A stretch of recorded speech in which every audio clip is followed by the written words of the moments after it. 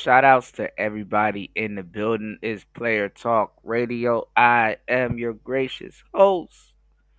Right back at the helm of today's show, man. Man, so much stuff been happening. You dig? So much stuff been happening. Coming off of some very, very, very sick days. But I'm doing well. I hope you guys are having a great holiday. Please hit the like button on the way in and please support the show. As you know, we have a goal to reach, and I want to thank you guys for rocking with me over the years. Shout outs to the appliance repairman 87 in the building. Shout outs to production expert over on the Rumble side of the game. What's going on? Big old player in the building. Good to see you guys. You said like the video on the way in, cooking with Kuda. That's what's up, man. I appreciate you definitely coming through. Y'all come on in, man. There's so much stuff we got to talk about. It's ridiculous, you know. It's so much stuff we got to talk about. You know, I've been sick, but I have not been out the loop for the most part. You know, well, I kind of been out the loop. You know, there's some stuff that you guys could get me up to date on, but yeah, man. You know, just a little under the weather, but you know, we together. You know, a little bit under the weather, but it's all together.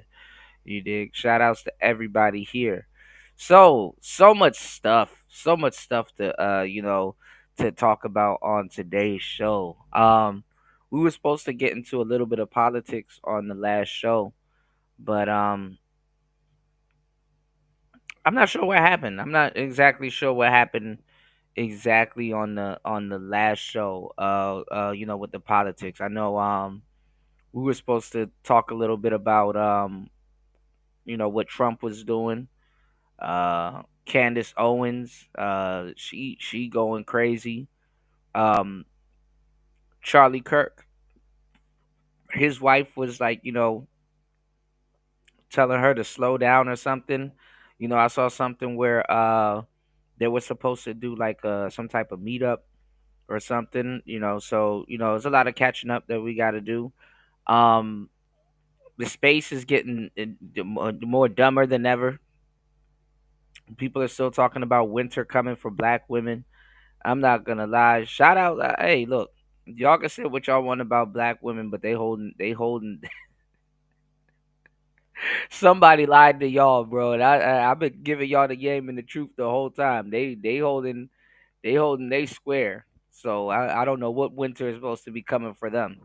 You know, they're the money class. You know, I don't know who lied to y'all, but I've been giving y'all game this whole time. You know what I'm saying? Just so much stuff we got to cover on today's show. Um, but so much stuff is going on. I heard your boy Vance. You know, people are kind of pulling back from him a little bit. When it comes to politics, they're saying that it might got to be somebody else. He might not get the votes people think he's gonna get. I don't know. We got to see. And we also got to see what the Don man is talking about. Going forward. But it's so much stuff. And then shout outs to Party. I was supposed to hopefully Party come through on today's show. I was supposed to chop it up with them and uh you know um run some stuff by him, but he on the last show didn't get a chance to talk about it, but he brought up Future's brother. If y'all don't know, Future's brother, he was picked up on some like big fentanyl charges. It's crazy in the West. Everything damn near laced with fentanyl. That's why I tell you guys to take your asses over to hempforfitness.com. Stop playing with their health out here in these streets. That fetty everywhere. So if you're gonna play like that, hey, hey, good luck. But uh, you know, his brother got picked up on some fetty charges. And what's going on, Dolomite? You said the secret mistress and the wife finally settled their differences. So they're saying. So they're saying. And then They're like, Candace might not be the only quote unquote mistress. You know, that's what they're saying. Candace might not be the only quote unquote mistress. You know.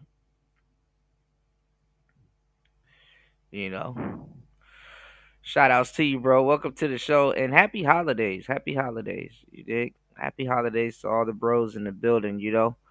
Much love to you guys, all right? Make sure you guys hit the like button on the way in. Look out for the cookout. Show some love to the Cash App. I got you guys, you dig? So, this is what I'm saying.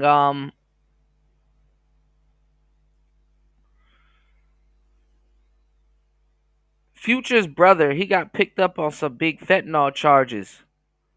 And Donald Trump just signed something, so I've heard, saying that fentanyl is a weapon of mass destruction. How can that be? How can fentanyl be a weapon of mass destruction? Well, number one, the government is distributing it all over the damn place. You know, you know. Look at all of the stuff that goes on in our home, where you could say, "Oh, there's a war on drugs," but is there? How is there a war on drugs when the government is importing the drugs? You know what I'm saying? Like, how do you catch? I just did some cover art for a little thing that I put together while I was sick for party, and it's like he had a song called he had a beat called Chinchilla, and I put together like a picture of Frank Lucas wearing his chinchilla. And Frank Lucas was famously said that, yo, when he wore that damn chinchilla, that's when his whole drug empire started collapsing. People didn't know who he was until he showed up with that $100,000 chinchilla coat on, with the hat and the scarf and everything to match and stuff like that. And it's like, okay, I get it. How do you catch a Frank Lucas and stuff like that? But you can't catch a Frank Lucas if the government ain't up there, you know? Why you see all these rappers and all these people trying to be us now? All of these rappers and entertainers, they're trying to be us now. Everybody want to fucking start a podcast now. I swear, I dread the day that this space went fucking mainstream, bro. Using our talking points, butchering everything, horrible. The originals don't even get taken care of. Ain't that crazy? These rappers never wanted to be the same people that was pointing microphones at them and asking questions.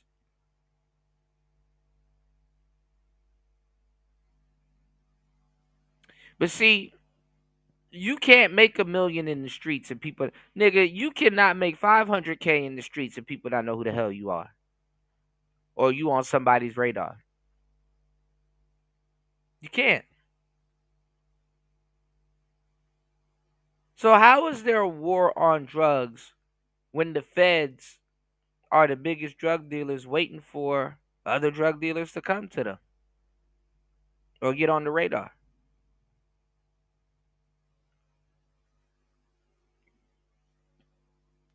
You know, how's there a war on anything? The biggest people that break the law are people in law enforcement. You know, while I was sick, you know what else happened? That beach shooting in Australia. A lot of people, some Aussies here that was talking about it. A lot of people talking about it now. And what's a big thing that's going on? I didn't, this whole little sick sabbatical that I was on, I'd fuck. I didn't even watch black content. Black content is goofy. Y'all niggas having this dumbass discussion again about FBA and all this other goofy shit. It's the dumbest shit ever. All these people biting and stealing from Tariq Nasheed. I don't even listen to the bitches. Fuck the bitches sitting up there repeating Tariq Nasheed. Them the fakest ones ever. If I was a real ADOS person, I'd be fucking upset. I'd be fucking upset. I'd be mad as hell listening to all these dumbass hoes repeating Tariq Nasheed rhetoric when they don't even agree with Flex. I know why Flex is saying what he's saying. These hoes coming out of the woodworks, it's like, bro, y'all some. They don't even like Tariq Nasheed. They're gonna turn on him. They've been turning on him. You want to know why? Because Tariq Nasheed is red pilled. The origins of him is red pilled. Oh, he was a pimp. Oh, he was this. Oh, he was that. Yo, black men need to wake the fuck up, man. In all sectors.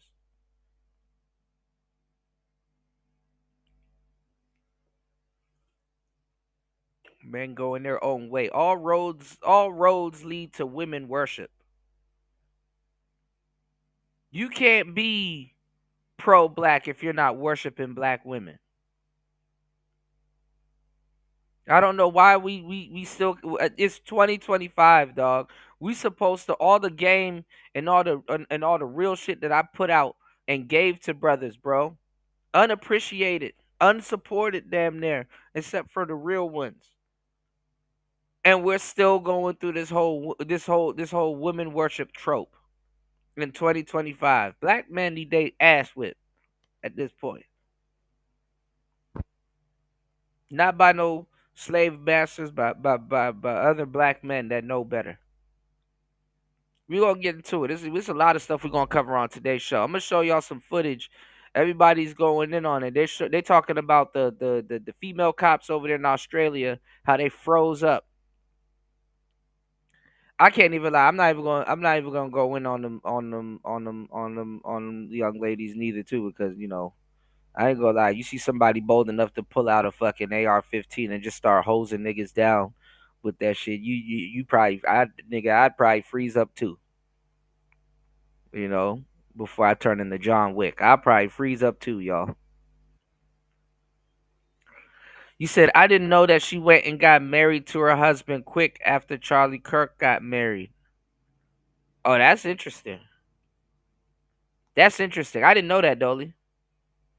Dolomite says fentanyl was supposed to be the final leg on the drug race. Fentanyl ain't sticking like that white girl and that white boy did, cause that shit is too strong. Yeah, yeah.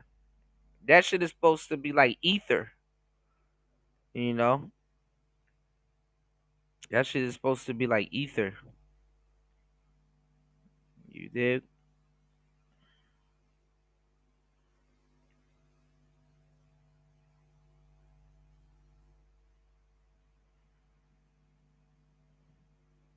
You said the podcast overload is gonna cause an implosion soon. It's because the people that started this shit and actually built YouTube is making everybody want a podcast. It's the manosphere making everybody want a podcast.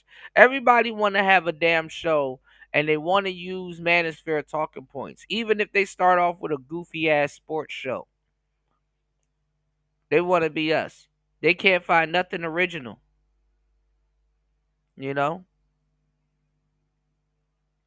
For sure, Dolomite.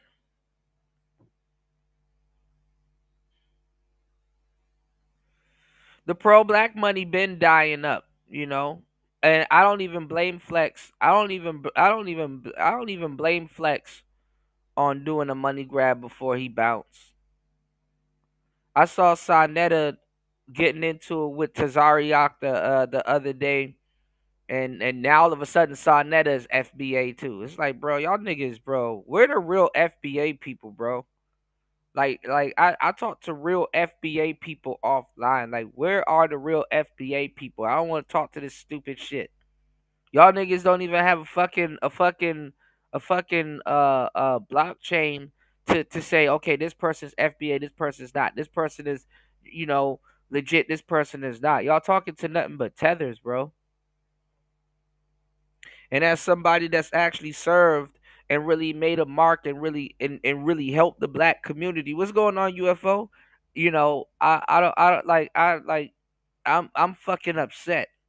All of this grifting. How you fucking lineage grift? Bro, that has to be the worst shit ever. How do you lineage grift?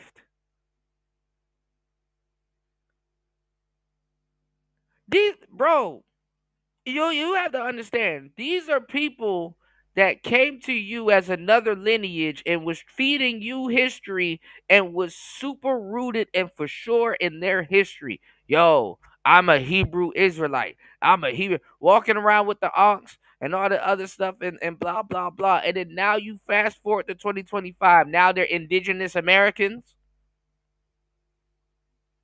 Get the fuck out of here with that bullshit. That is some bullshit.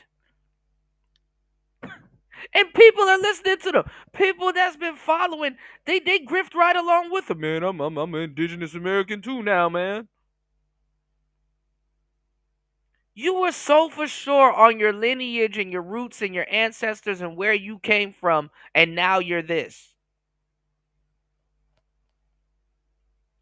Fucking uber ridiculous. Fucking crazy. Fucking uber ridiculous and fucking crazy.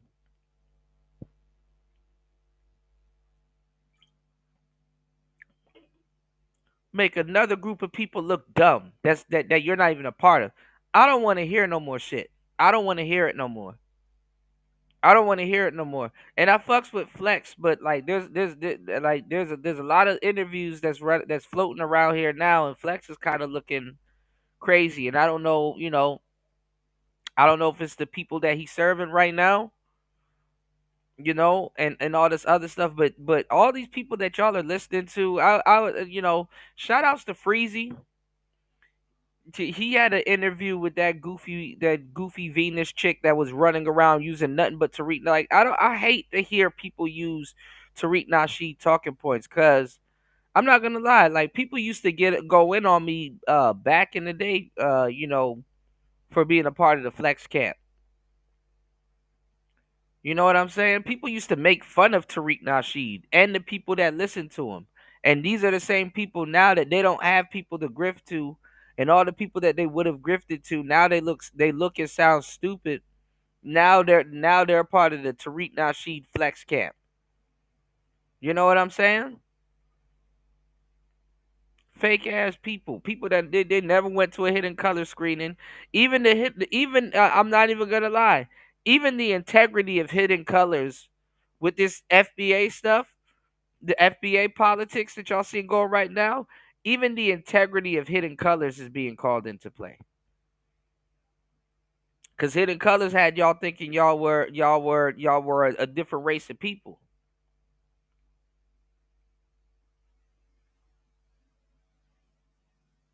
So somebody lying and a whole bunch of people ain't doing their history. This shit is exposing who done their history and who hasn't done their history. But we got to keep hearing about some bullshit ancestors that ain't yours. And y'all merchant shit on some ancestors that ain't yours.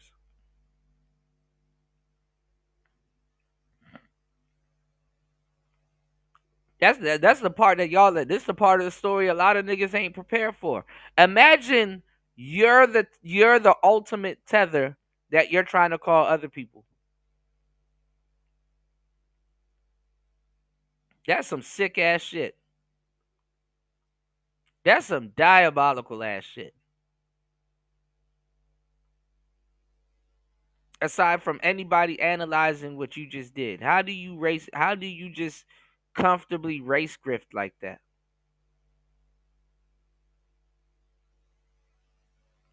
How do you lineage grift like that? That's some sick shit.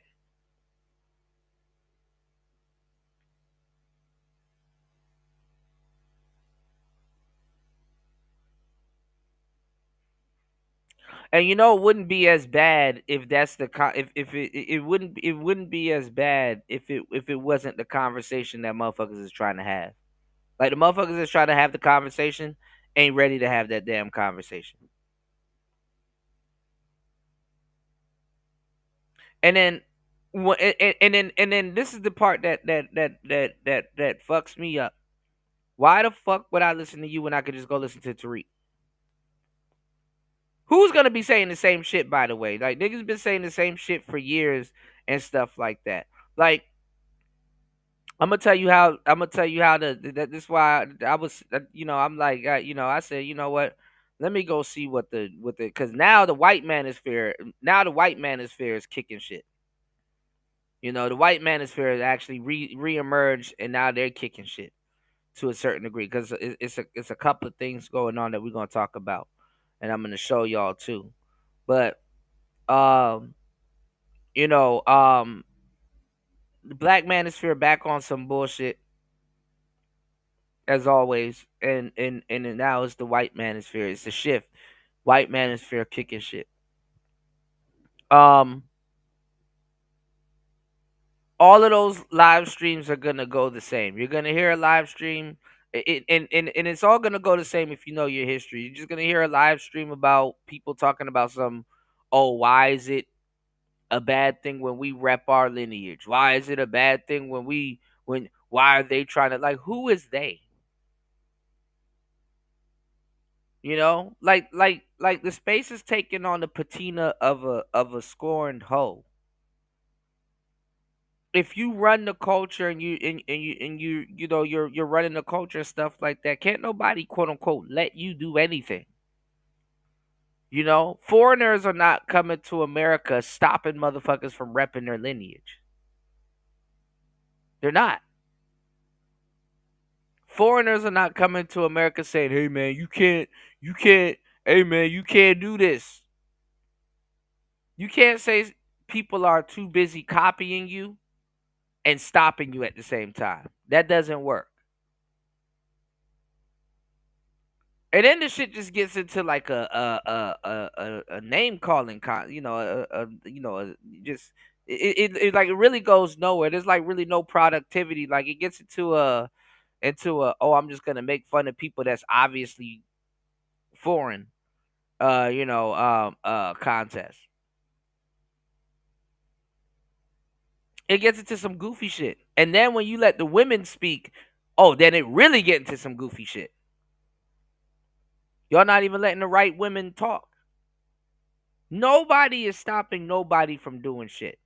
You understand what I'm saying? You have a cell phone in your hand. You can just go to a fucking certain websites and stuff that's actually on the internet right now and go get degrees from prestigious colleges and stuff like that and actually get the certificates. Nobody's stopping nobody from doing nothing. It is an open market now. All of the people that would gatekeep gone. Gone. Nobody is stopping nobody from doing shit now. Somebody blocked you out of an industry. Well, go ahead and build it. Build it. You can build the same industry that you got blocked out of now.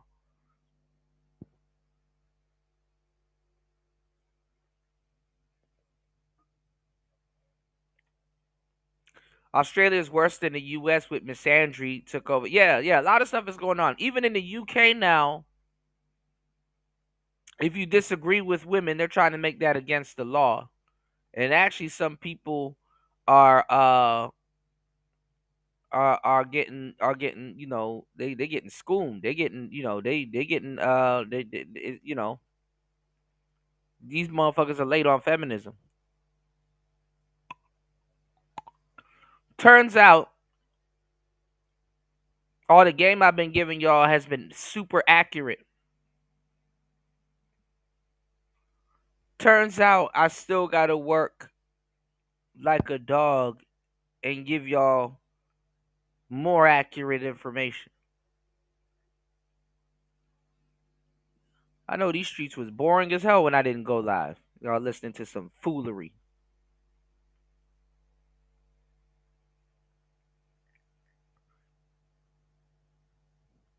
Y'all can support the show, y'all.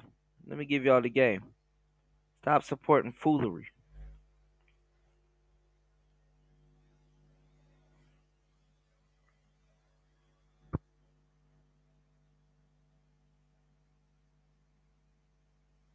So it turns out that if you go in other crevices of the world, the men in these other countries, because it works like a charm, actually feel shame when it comes to women and quote unquote treatment of their woman.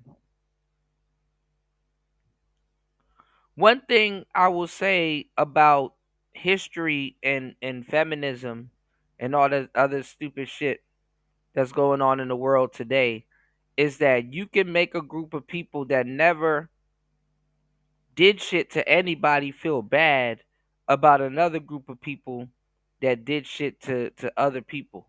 Feminism, when you think about it, it bites off of male guilt. It bites off of male guilt. And men, to a certain degree, if you look at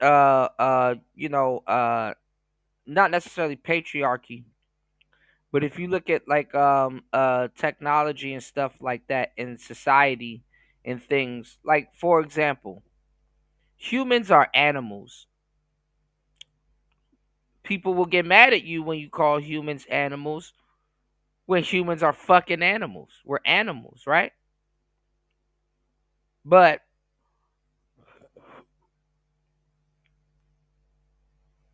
we try not to come off as quote unquote animals because socially we don't want to be say we don't want to say, oh, we're the equivalent to that goat over there, we're the equivalent to that deer over there, or that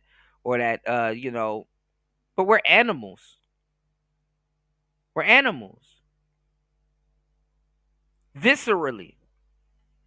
And there's so many things in your life to remind you that you are a fucking animal. So many things in your life to remind you that you're a damn animal. You want to know why? Because you eat. But guess what? We kind of whittled that down and socialized it because guess what? We eat and we talk over food. Thanksgiving. We turn what's really rituals in like chemistry and stuff. We turn that into, when you prepare certain dishes like spaghetti and stuff like that. You're a chemist to a certain degree. If you think about what you're doing, you know, you're a chef and a scientist is kind of similar. If you really think about it, you're putting certain things together and creating certain dishes, and that can go into spirituality and stuff like that because it's a ritual to even cook something like spaghetti. We built culture around food and all kinds of other things. But there's something in your life that happens and occurs every day that reminds you that you're a human, and we kind of haven't built a ritual around it. You want to know what that is? After you eat all of that food, it got to come out. It got to come out. A deer got to go somewhere and take a dump. Yeah, you drink all of that Don Julio or whatever the hell you drinking. You got to go somewhere and piss that shit out. So where can you tell me where you're not a fucking animal? You're an animal. You're an animal. What you consume, you know what I'm saying? You gotta get it gotta come out. And there's certain things that goes on in your life that reminds you, hey, nigga, you are a fucking animal. And it seems and it feels bad. You know what I'm saying? If you think about it societal wise, it seems and it feels bad. Like it's like, oh, this a horrible thing. No, it's not horrible. It shows you that you're an animal. When you can't control your lower self, you submit to your visceral self, your animal self. When you can't control your eating habits, you submit to your lower self. When you can't control sex, you submit to your lower self. If you smoke cigarettes every day and you're addicted to tobacco, you submit to your lower self. If you can't control your vices, you're usually submitting to your lower self because it's mind over matter. And you can trick your mind into things that you believe that matters. You can trick your mind into believing that they don't matter. So you're more of an animal than you think you are. And we participate in this thing called life, which is really man made. And where you come up is, where you come up in and stuff like that, it doesn't really matter with like, politics and all that other stuff. If you come up in the fucking patriarch, you've seen certain things that is embarrassing. You know what I'm saying? Would you believe me if I tell you, when you think a little bit deeper into the game that I'm giving you guys, that war and the concept of war can be embarrassing? Like, men will say, "Hey, you've seen us conquer this other nation." And yes, you have the luxury to revel in the victories of other men that have conquered another nation, but you don't know what actually went into that. You've never really had to point a gun at somebody and take out other people's families and do some barbaric shit that you will claim evil today. I was just telling a homeboy this the other day, like, uh, you know, most people can't even distinguish the difference between actual law in a city and law when it comes to war, because it's a different set of law when it comes to war. you know Police enforce a different type of law in regular civilization, and then there's a different type of law when it comes to war. You understand what I'm saying? Two separate things. War crime and crime in general, two separate things. Especially when it comes to the concept of human being. Patriarchy is not perfect. Never was and never will be. The patriarch is for sure not perfect. You know. So you have a lot of men out here in these other foreign countries that are not necessarily embarrassed by the patriarch, right? They're not necessarily embarrassed by the patriarch, but what they do is they feel that guilt. You know, they feel that guilt. So as men in the West, we're more advanced than we give ourselves credit for. And you'll never see this until you leave the West or you hear how juvenile and kindergarten the conversations that people that aren't from the West what they're having about basic feminism. We know the end of the story. It's like the Titanic. Nigga, at the end of the fucking, I don't give a damn how much you watch the Titanic. At this point, I'm rooting for the iceberg. Man, hit the shit out of that ship. At the end of the Titanic, you know that fucking ship is gonna be sitting at the bottom of the fucking ocean. These are the same people. These are new people coming in here, excited to watch the Titanic, and you like, hey, bro, that ship gonna be sitting at the bottom of the ocean, and they're sitting up there arguing with you. The bitch haven't left the dock yet, and you know where they are, and it's like, bro, they're arguing with you that this ship is unsinkable, and you're telling them, no, the fuck is not. It's going to be at the bottom of the fucking ocean. No, it's not.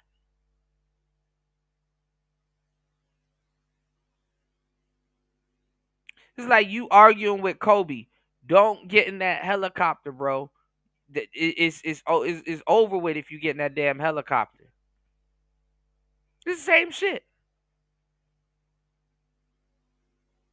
Feminism is in Nigeria. Feminism is in Australia. Feminism is in the UK. All of this other stuff. And the people that's advanced, the people that can actually tell you the most about it, are playing dumb about it. It's going to work like a charm with men from other societies, and they're going to be delighted because guess what? Guess what?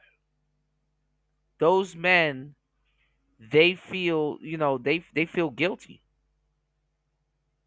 Yeah, they feel guilty. They feel guilty. You know, imagine somebody living in a real patriarch.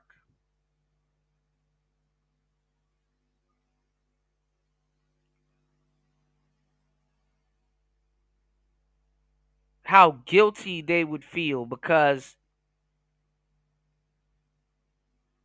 society and people, no matter how civil you are, they got to not necessarily experience, but they got to see war. They got to see quote unquote men at their quote unquote lowest. And you got all of these men that feel this type of not necessarily sympathy, but it is sympathy when you think about it. You got all these men that feel like, oh, I need to, and it's some borderline cuck shit. I'm not gonna lie, you think the strangest things happen in America? Nah, not really. Actually, they happen in other countries that you haven't been to. Japan has a crazy cuck culture. America has a crazy cuck culture. And I'm not gonna lie, you look all over the world, man. You got a lot of women doing it up. I can't even hold you. I was watching some women skaters and stuff like that. I'm like, damn, these broads know how to tray flip and everything. That's wild. I was watching a whole bunch of other stuff. You got a lot of women, quote unquote, doing it up. But all of this stuff is brought to you in part by an actual patriarchy. You know? What if I was to tell you that women will be their weakest in an actual matriarchy? Women will be fucking weak in a matriarch.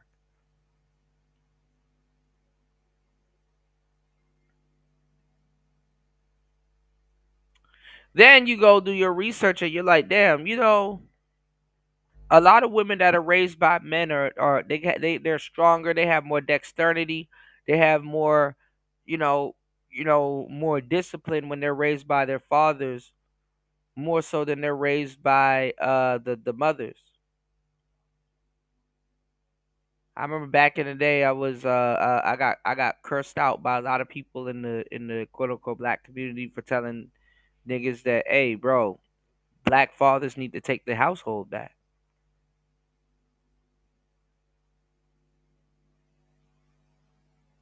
But that's neither here nor there, or the price of tea of where I am at right now in the world. Please hit the like button and support the show. Let's get into it. Let's see these uh female officers freezing up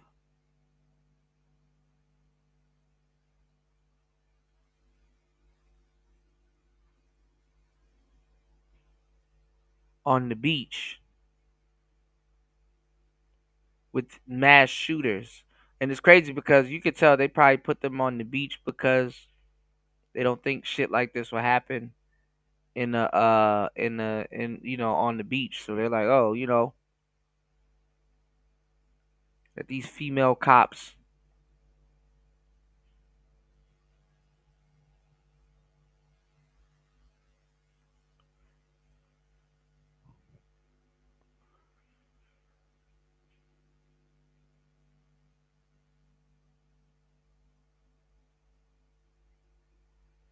take over. Give me 1 second, y'all. I got a lot of stuff going on in the background. Please support the show. Hit the Cash App. Let's go. Shout outs to Joker. Let's get it.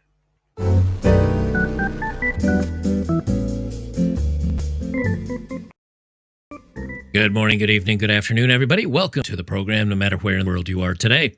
From Headline News, police drove past the Bondi incident, female officers accused of freezing. Of course, my thumbnail is worthless. DEI hires the female cops froze up.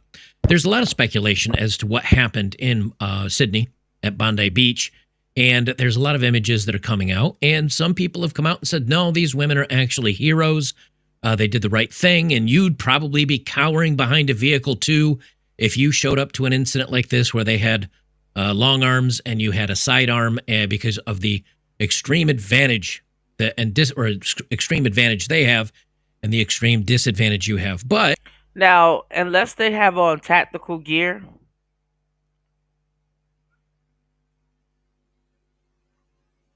you guys have about the same advantage.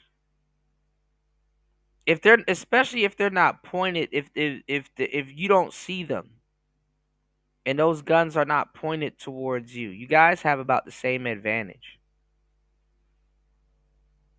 Now, if they had on vests and all this other stuff, but at the same time, you already took training. You should know how to use your service arm. You know what I'm saying? You should know about grouping. You should know how to at least aim at someone's head or in the vicinity at someone's head. And, so you know, freezing up can damn near only last but so long. turns out there was actually a guy there, an off-duty investigator with a sidearm, and he showed up late because he heard what was going on, and he showed up late and was able to take out one of the assailants. The police station was 4-minute walk away from this incident, and yet for 20 minutes, these guys were able to go on their rampage. Before we jump into all of that, I did go and ask Grok, and others have mentioned that What's going on, Young Wealth? Good to see you, broski. it is the case that Australian police officers routinely carry sidearms. This applies to both state, territory, police forces, and the Australian Federal Police, generally off-duty or general off-duty officers, including uniform patrol officers, detectives, and highway patrol, are issued and carry personally assigned sidearms while on duty.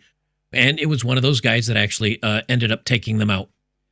Before I forget, make sure to, if you're not a subscriber, make sure to subscribe to my channel. And you should see the amount of guys that say, "Hey, what if we were to switch roles?" And what would women do and all this other stuff, and how much women that'll confidently say, "Oh, you know, um, we don't need men and blah blah blah to protect us and all this other shit." And it's like, yes, you do. Shut that shit up. Your mind is not even functioning because you're so used to the luxury of having men protect you and the stupid shit that you say. Like, we can't even get into actually teaching you because you're so protected. You're better off teaching a fucking kid than a grown ass woman that really thinks, you know what I'm saying? You know what happens to female police officers? They get their gun took. They get their guns taken all the fucking time. You put them in certain neighborhoods and stuff like that, they get disarmed all the time. A lot of female police officer service weapons are a good percentage of the guns that's floating around in these neighborhoods and stuff like that. They read serial numbers and everything like that. They get their gun took all the fucking time.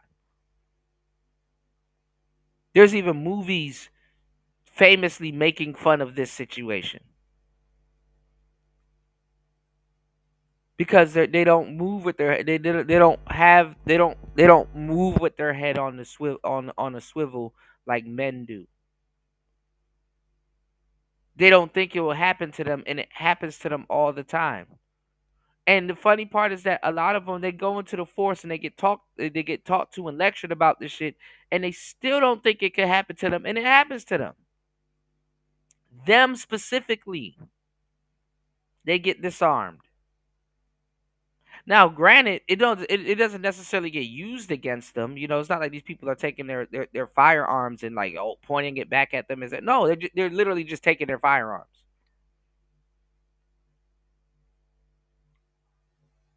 Aside from them misusing it and all kinds of other stuff. You think men act crazy with power? Shit. YouTube has locked me at 475, give or take, thousand subscribers. It's been that way a year. I would like to see if it's something that's artificial that YouTube has locked down on me, because it's statistically impossible that my channel stays exactly the same amount of. And he lucky. He lucky they shadow banned him at that. YouTube has shadow banned me at 2,000 subs, 2,500 subs. YouTube has shadow banned me at, and I still have to ask for support. I still have to ask for support. I still have to ask people to like the show. Please support the show by hitting the Cash App that's scrolling at the bottom and below. That's dollar symbol PTV 888. That's dollar symbol PTV 888. Or you can hit the PayPal. There's 2 links in the chat that you can support the show at. All right, we've been gone for the last couple of days.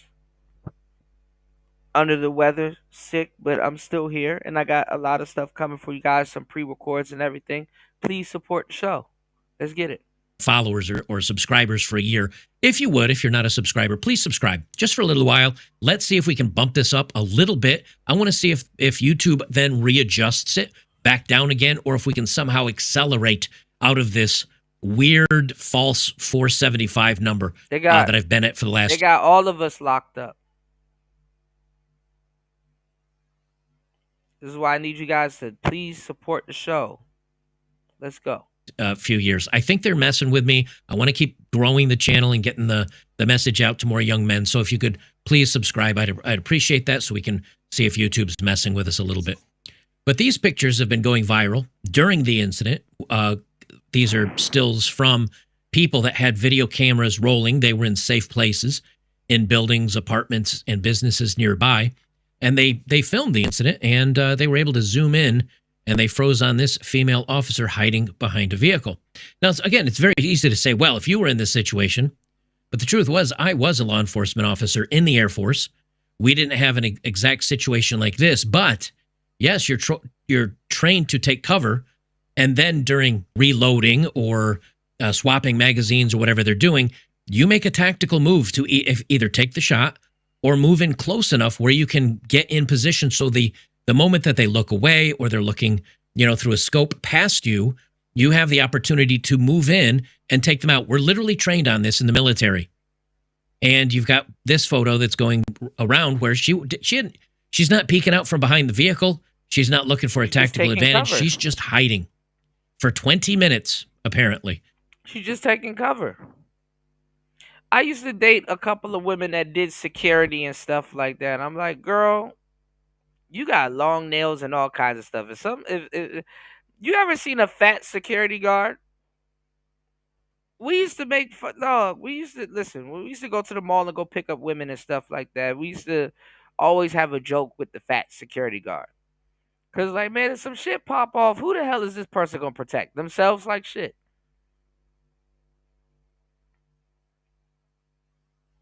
You will sit there and have somebody in the mall, and they got the vest on, all this tactical shit. When some shit pop off, the only person damn near they finna protect is they damn self.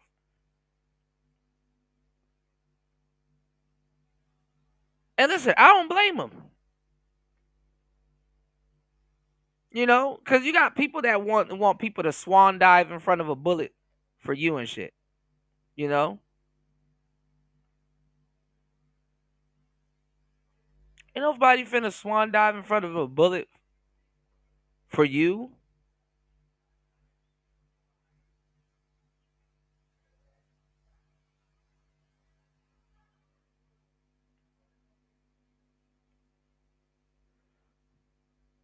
They gonna protect themselves.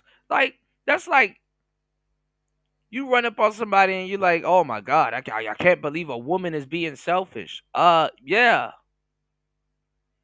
And it's not just women that are selfish. Men are selfish too. It's like you like what?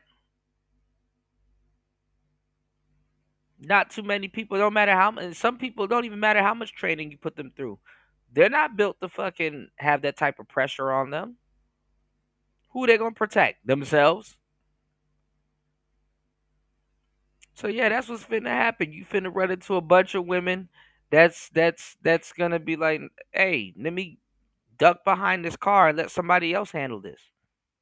Whole gun on them and everything.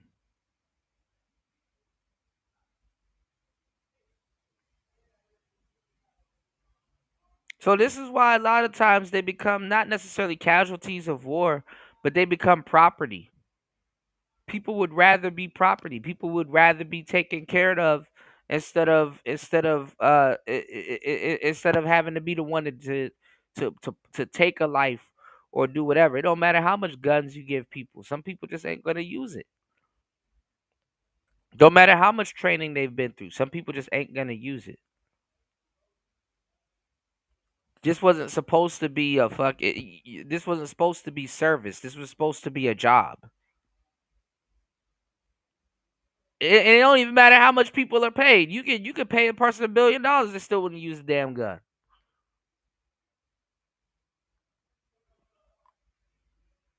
This shit is a job, not necessarily service. See how that works? There were 4 police officers around the area that did nothing. Now, whether even if they were male or female, it doesn't matter. It just shows you that these cops are not properly trained to deal with. They're there for aesthetics. Some people is like, listen, I'm a deterrent.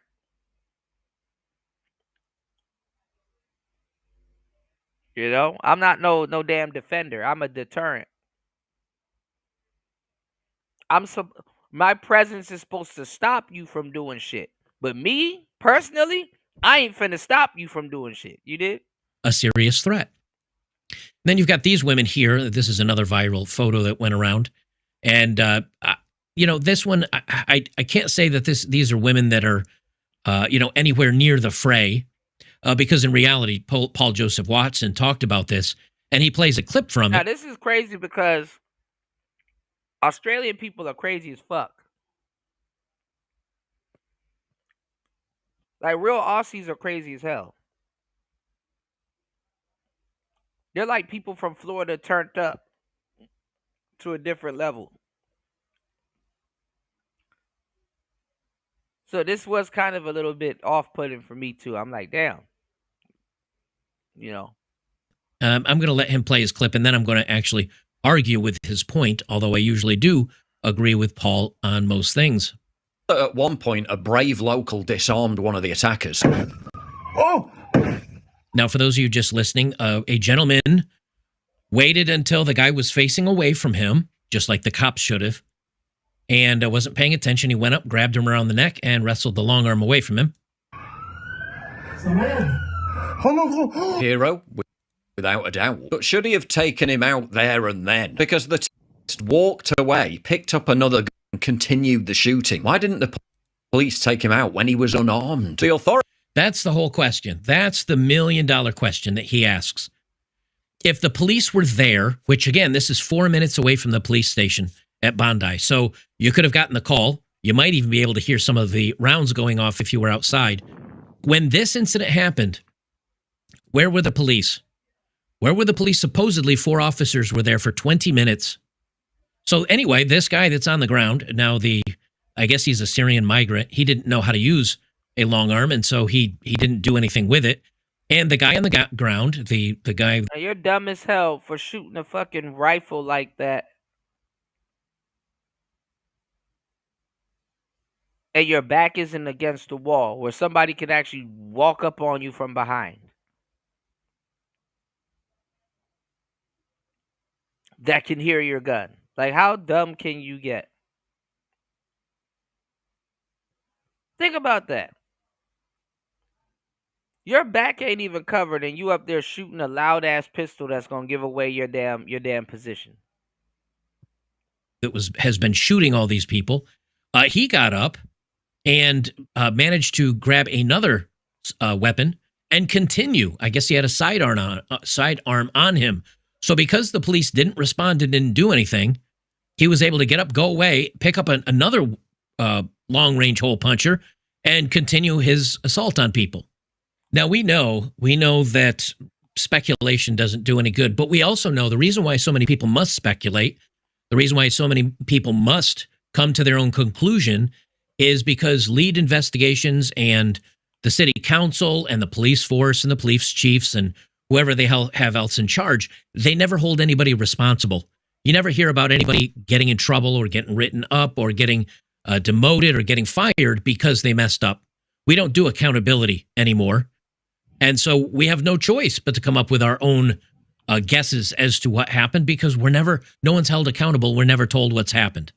Now, this is the part that I disagree with Paul on, as he says this next part. And I'd be very careful about claiming these female police officers froze. Looks to me like they're just directing panicked onlookers. Others say these women literally saved lives. A coward hiding. Yeah, not really sure about that. I mean, it's a shootout with literal terrorists. She's not just going to be blasé walking around out in the open, is she? I mean, am I being too forgiving? Let me know in the comments. Yes, you're being too forgiving. So, number one, he says, well, maybe they're just directing traffic from panicked onlookers. Does the guy with the beach towel casually slung over his shoulders who's just walking by, does he look panicked? I mean, you guys know the difference between a run position in a photo. Just go look up sprinters in a photo. They got the arms pumping, right? Arm frozen up in the air, leaning forward, freaking out. That's not happening in this photo. These are just people walking by. The woman's got her hands all up in the air like panic. In this one, she's back up on the stairs. Now, okay, let's take this for an example. This woman's hiding. I got you, JR. Y'all, please hit the like button. Y'all support the show. It's Player Talk Radio. Hit the Cash App, hit the PayPal. I got y'all. Behind the vehicle. She's not looking for advantage, because if she was, when the gentleman, I guess he's a fruit stand owner or a grocery shop owner, the Syrian gentleman, when he disarmed one of the bad guys, she could have stepped in. And she could have stopped it. She could have taken care of the situation. So that doesn't make any sense. As I explained before, you should be making tactical moves towards the guy so you could actually take them out. I do have news articles I'm going to be reading from, by the way. Footage shows a plainclothes Sydney detective creeping up on the Bondi Beach guys as they fired from a pedestrian bridge. No tactical gear, no long range, no long arm. I have to call it that for YouTube. No long arm. Only a sidearm and 15 years on the force. The detective hid behind a tree approximately 40 meters, which is 120 foot shot. And I'm going to tell you the truth. Depending on what you're doing, a machine gun, like an AR-15, and all of that stuff, like a Draco, an AK-47, and all of that other stuff. That's a rookie weapon. That's a rookie weapon. Of course, you can be able to handle recoil and all that other shit, but honestly, those weapons are rookie weapons.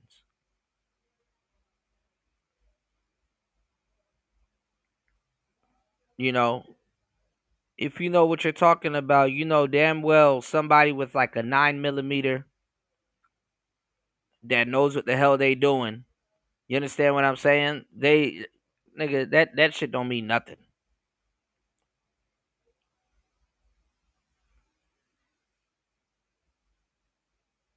Those are rookie weapons.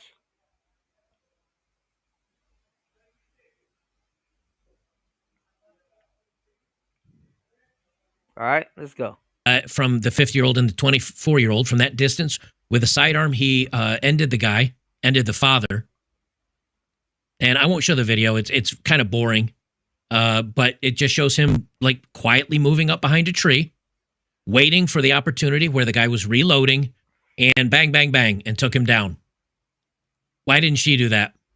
Why wasn't she there? Where were these two police officers if they showed up? And then after a good Samaritan came in and finally got down one of the guys, not the gentleman we saw wrestling with a long arm earlier, but one of the other gentlemen, after he came in, he kicks the rifle away from the guy on the ground, and the police managed to actually, that's the one that they shot. They say the Australian cops will, and this is from Not the Bee, so this is from Babylon Bee, but from their true archives, not their fun stories. They say a man who rushed in to help disarm one of the bad guys who took rounds at the crowd celebrating Hanukkah in Australia's famous Bondi Beach. I'm probably saying Bondi Beach every other word. I don't mean to Bondi. I'm just used to saying that as Bondi. Was mistakenly taken out by police. He caught a round, and then he was tackled by bystanders. Now, I understand that, accidentally being taken out by bystanders, but if the police were there, if the police were around and paying attention, don't you think you'd have the right guy? The man quietly sneaks up on the down guy. Okay, so I guess the detective hit this guy with some rounds. He goes down, and then this man quickly sneaks up on the downed guy and begins kicking the rifle out of his reach. He, a quick-thinking civilian, then begins to raise his hands and back away from the scene. But then the cops take him out, and as he's saying, don't fire. And they did anyway. So not only did they get that wrong, they failed to do anything. Eyewitnesses say the local cops failed to do anything for 20 minutes. Videos show police cars driving by, a female cop hiding behind a car, and two other female officers yelling at passerbys. So you had all this time, and it was a private detective or an off-duty cop that ended up doing something. And then you managed to take out the wrong guy. Bondi Beach hero helped disarm the bad guy before police mistakenly shot him. Great brilliance. Now, here's why so many people think that it's... Damn, so they said the guy that took out the assailant, by the time the police or people started responding, the guy that actually took out their damn assailant got shot also. That's crazy. That's crazy. That's how you know people are dumb as hell. Shoot the hero. Good job. Good job. I mean, obviously you're close to where the shots were fired. But if people was actually paying attention, that wouldn't have happened. Great fucking job. Good police work. The female cop that actually shot the good guy, because the detective in this picture, so when she decides to actually shoot her damn gun, she shoots the wrong person. Good job. Detective is off to the left, down these stairs on the left, and off behind a tree. That's where the detective was. And he took out the guy up here. Now, a passerby ran over to kick it away, and this female officer comes up and then takes a round at him. So probably it was a female officer that took out the wrong guy. And they go on to even further show this video, which shows let me get this full screen here, which shows, you'll see this little red circle on the left. Well, I zoomed up and see the shit tooling around. Look at good job, man. My video editor, and you'll see a female officer after civilians. You can see there's civilians running by and running up to see what happened, and one of the guys ended up kicking the bad guy in the head. And you'll see the female officer. I'm going to mute this because it's just police sirens. You'll see her just freaking out. She's trying to get back into the police vehicle. That's her on the end of the vehicle. They're trying to get back in, and there's a male police officer holding her at bay, saying, no, turn around, go do your job. Get back up there. We need to do our job, while she's freaking out and trying to run away. Look, I don't want to use this. Adding to the confusion instead of stopping it. Great job, Great job, ladies. As an opportunity just to crap on the women that were here. But there is video evidence of female police officers being on scene the whole time this incident happened. And you have one local shopkeeper that managed... They're waiting for a man to come up and respond. That's really what it is. Like, let's like...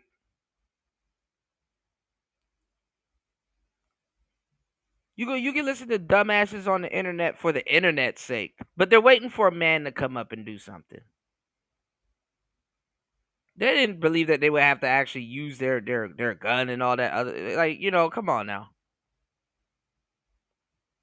And then when they do is some fuck shit. Let's go. To wrestle away one of the long arms?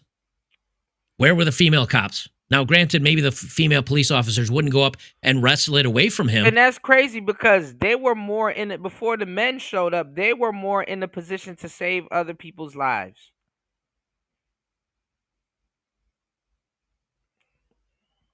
Is your life in good hands? Let's go. But if a civilian can run up and surprise the guy enough to wrestle away one of the long arms that was used. A damn civilian had to jump in. That's crazy.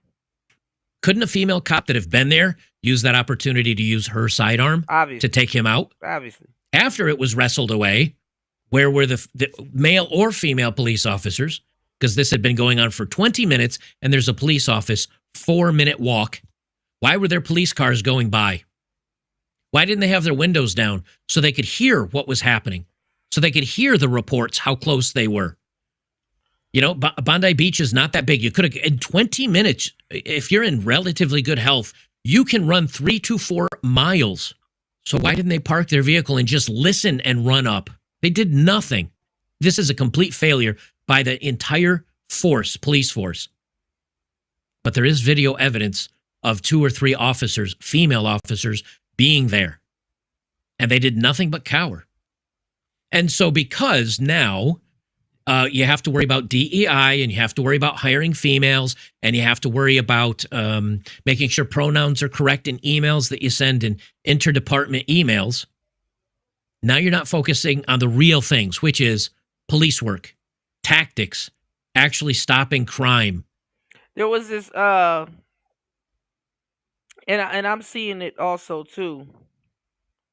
This black guy, we're gonna talk about it because he was talking about the FBA and all of that other stuff too. I think he got into an argument on the wrap up crew with some like weird African dude that was up there also. We might go over that, if if the show is supported and time presents it, right? He was on a show and he was talking to a woman, and literally the type of woman that he was talking about was literally on that show, somewhat championing him because I guess she didn't want to get embarrassed or whatever. I keep forgetting his name, and I forgot his name on the last show, and he actually came across my timeline again. I keep forgetting his name, black dude, but he calls himself the quote unquote the quote unquote business bully, right? And he said something which was really true.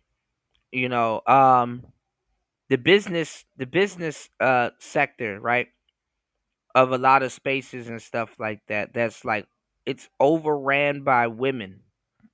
And it's like cool, there's a lot of women out here doing business. You know what I'm saying? True enough.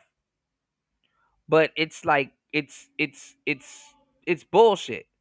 It's like glitter and glam, and it's and women with handbags and Boss Bay and all this other stuff, right? And just baddie business owner and all this other goofball shit. And it's like it also contributes to why a lot of business are failing, because it's like, yeah, we get it, there's a lot of women out here doing their thing, and it's like, we get it, right? But it's like it's just the aesthetic. Like no real business is being handled. Nobody's like really being serious. You know, it's just glitter and handbags and goofball shit going on. And honestly, on top of it, bad business, because it's just more of the look than the actual, you know what I'm saying, than the actual business being done. And that's kind of where we get to. We get to like a bunch of foolishness. When a lot of the like people in the public perception of what people think things are and all of this other stuff introduced to an equation that's supposed to really be helping. You know what I'm saying? Like, why are you thinking about being a boss baddie when you should be worried about, is your pistol clean enough to even save someone's life when you need it? Why are you worried about pronouns and all this other stupid shit? Where it's like, listen, if somebody really starts spraying AK on this damn beach and mowing people down, what the hell are you finna do? You know, people are more worried about the uniform than the actual training. People are worried about the wrong things.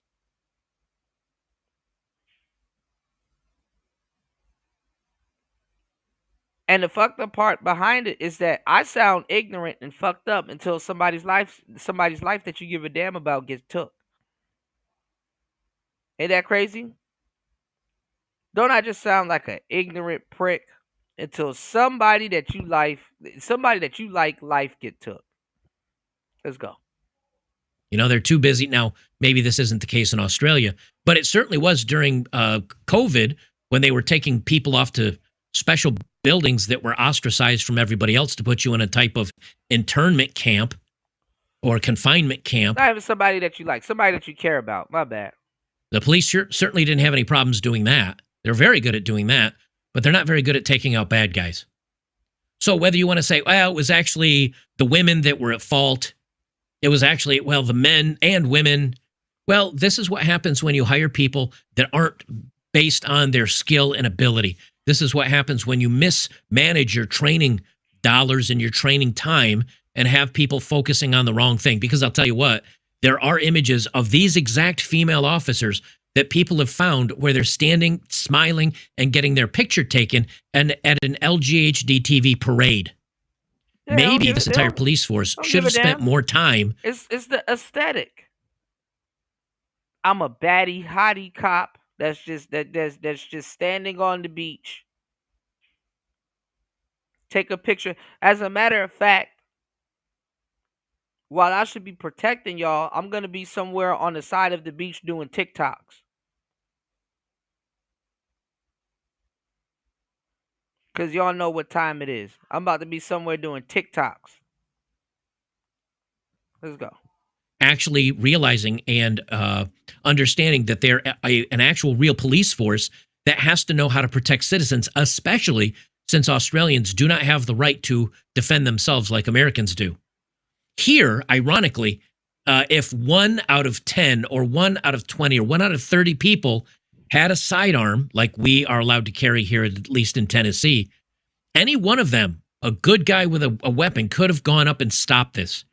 Instead of being one of these civilians that has to run up and grab the guy and wrestle it away from him, we could have just posted up behind a tree and bang, bang, bang, it's all over. How many? I think the total count now is 16 people that were ended and 20 or 30 that are in the hospital. You might have saved half the people there. I'm not so much focusing on the women in this case. I mean, I am a little bit. I'm more focused on DEI and wasting your tax. Not even just that. I mean, how much bullets are in those women's service pistols?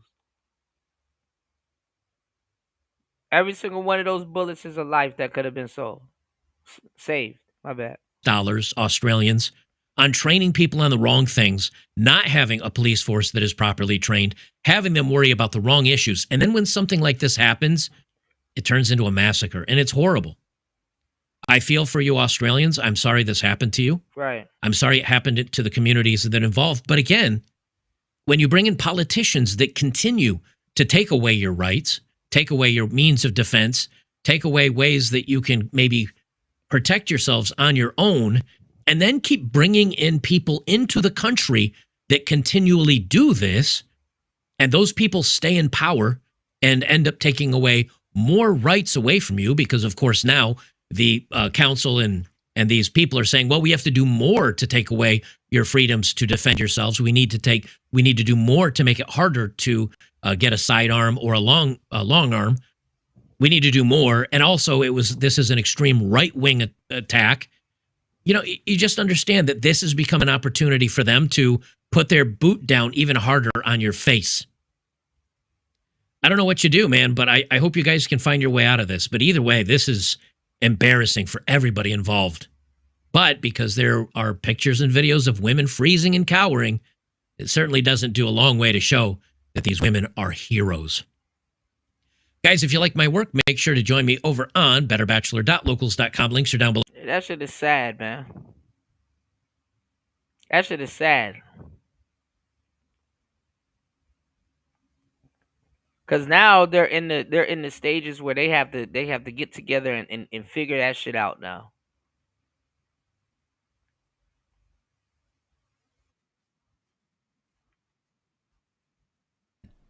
Hold on.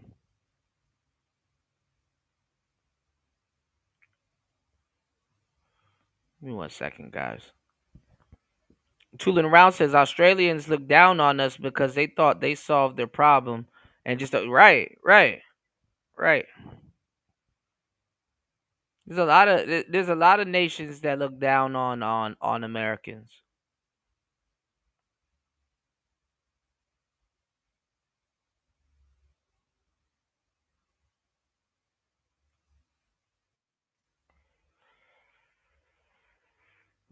Let's go back to see what Joker's talking about. And this was I was supposed to play this on the last show, but let's 1 second, guys. Guys, welcome to the program. Glad to have you here. You know what amazes me? You just can't fix stupid. That is my thumbnail for this one.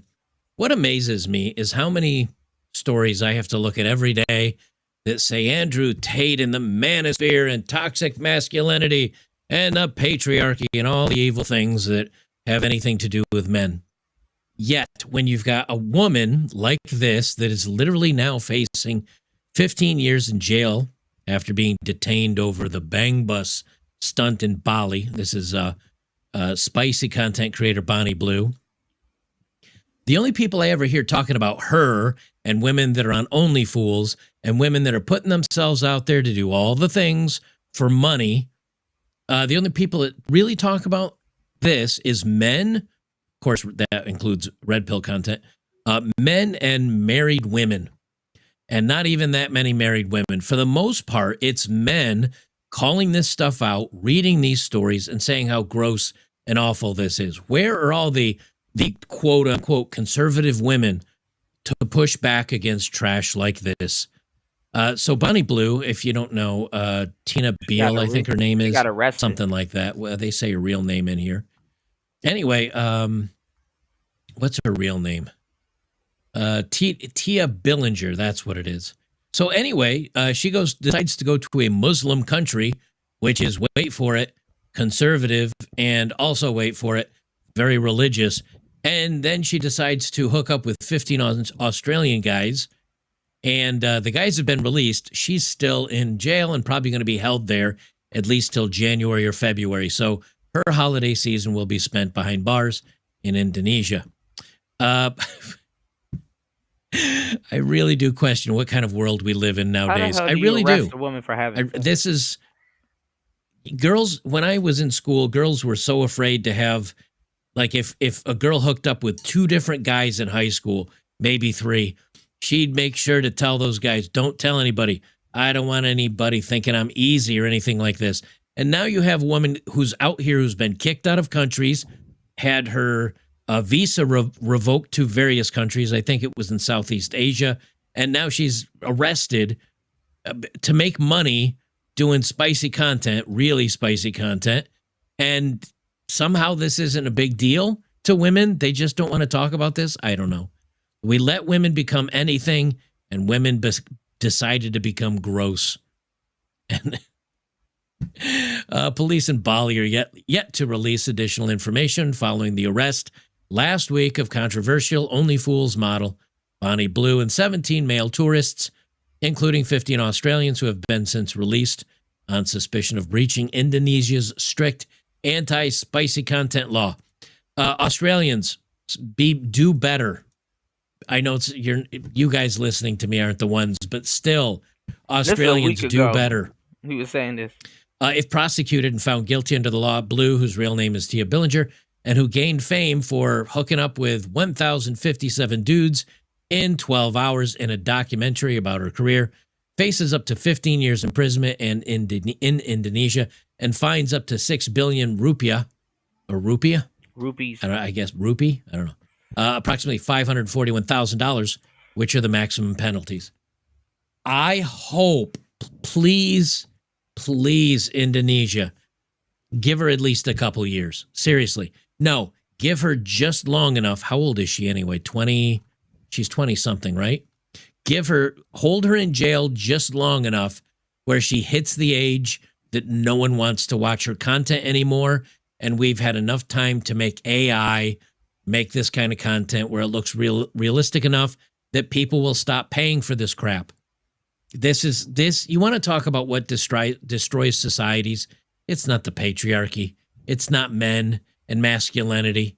It's this stuff. It is legitimately this stuff that ruins societies. And hit her for all 541,000. That'll at least be, I don't know, 3 to 6 months of her income, which is a penalty bad enough since it seems she has no morals on anything. Maybe taking her money away and jailing her for a little while would actually stop the craziness. We need to do that here in the United States as well. A large cache of items, including professional cameras, mountains of birth control, ED, a small blue ute with the words Bonnie Blues Bang Bus painted across the front and side, in addition to content creators' own Instagram account in which she can be seen soliciting schoolies, which are guys just at the age of 18 in school for spicy content, were seized by police in Bali, followed a tip-off by a concerned citizen. Thank you, concerned citizen. I wish there were more concerned citizens that would stop this. I don't know how old she is, but we need to stop. You know what's weird? I gotta say, it's sad. It's sad that Diddy can go anywhere. Not even Diddy. Diddy gets locked up for having a freak off, and women can go anywhere. She could jump from. She could have an international freak off.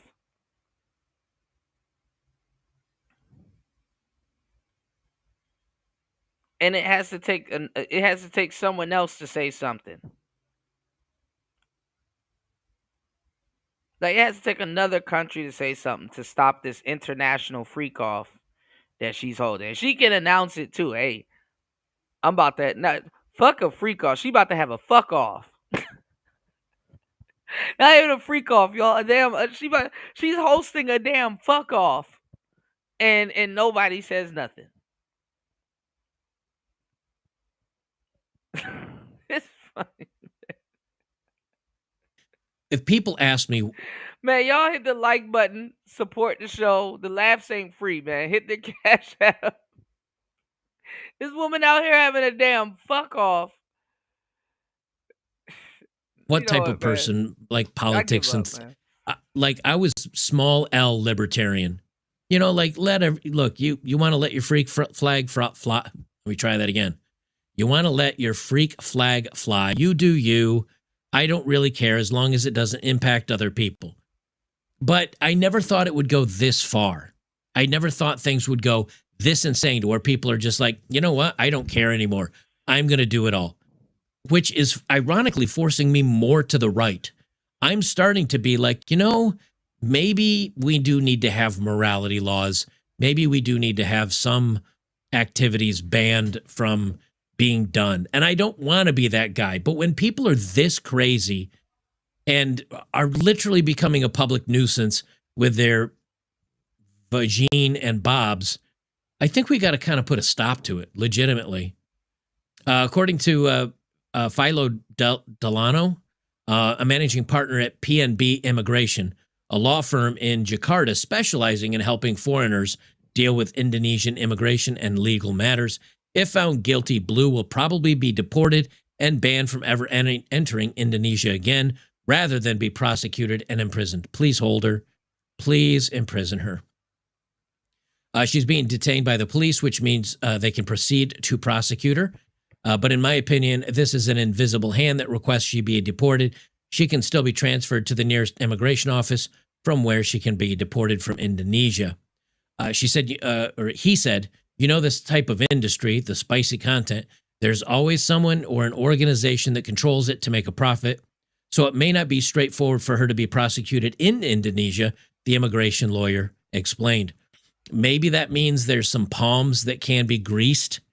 I don't know how Indonesia works, but in some countries you can, even here in the United States, there are some people that if you pay enough money, Jeffrey, excuse me, Epstein, if you pay enough money, you can get away with a lot of really heinous things. So maybe it's that way in Indonesia as well. Yeah, here she is with her schoolies in Bali in this photo. So gross. Gentlemen, do better. And it's funny that, you know, they do mention in here that they do have ED medication, which is kind of crazy. I mean, but shit, you can't tell men to do better.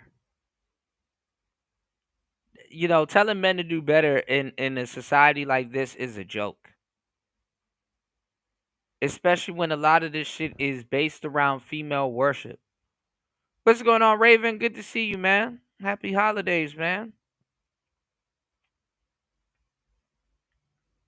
Yeah, she having international fuck offs.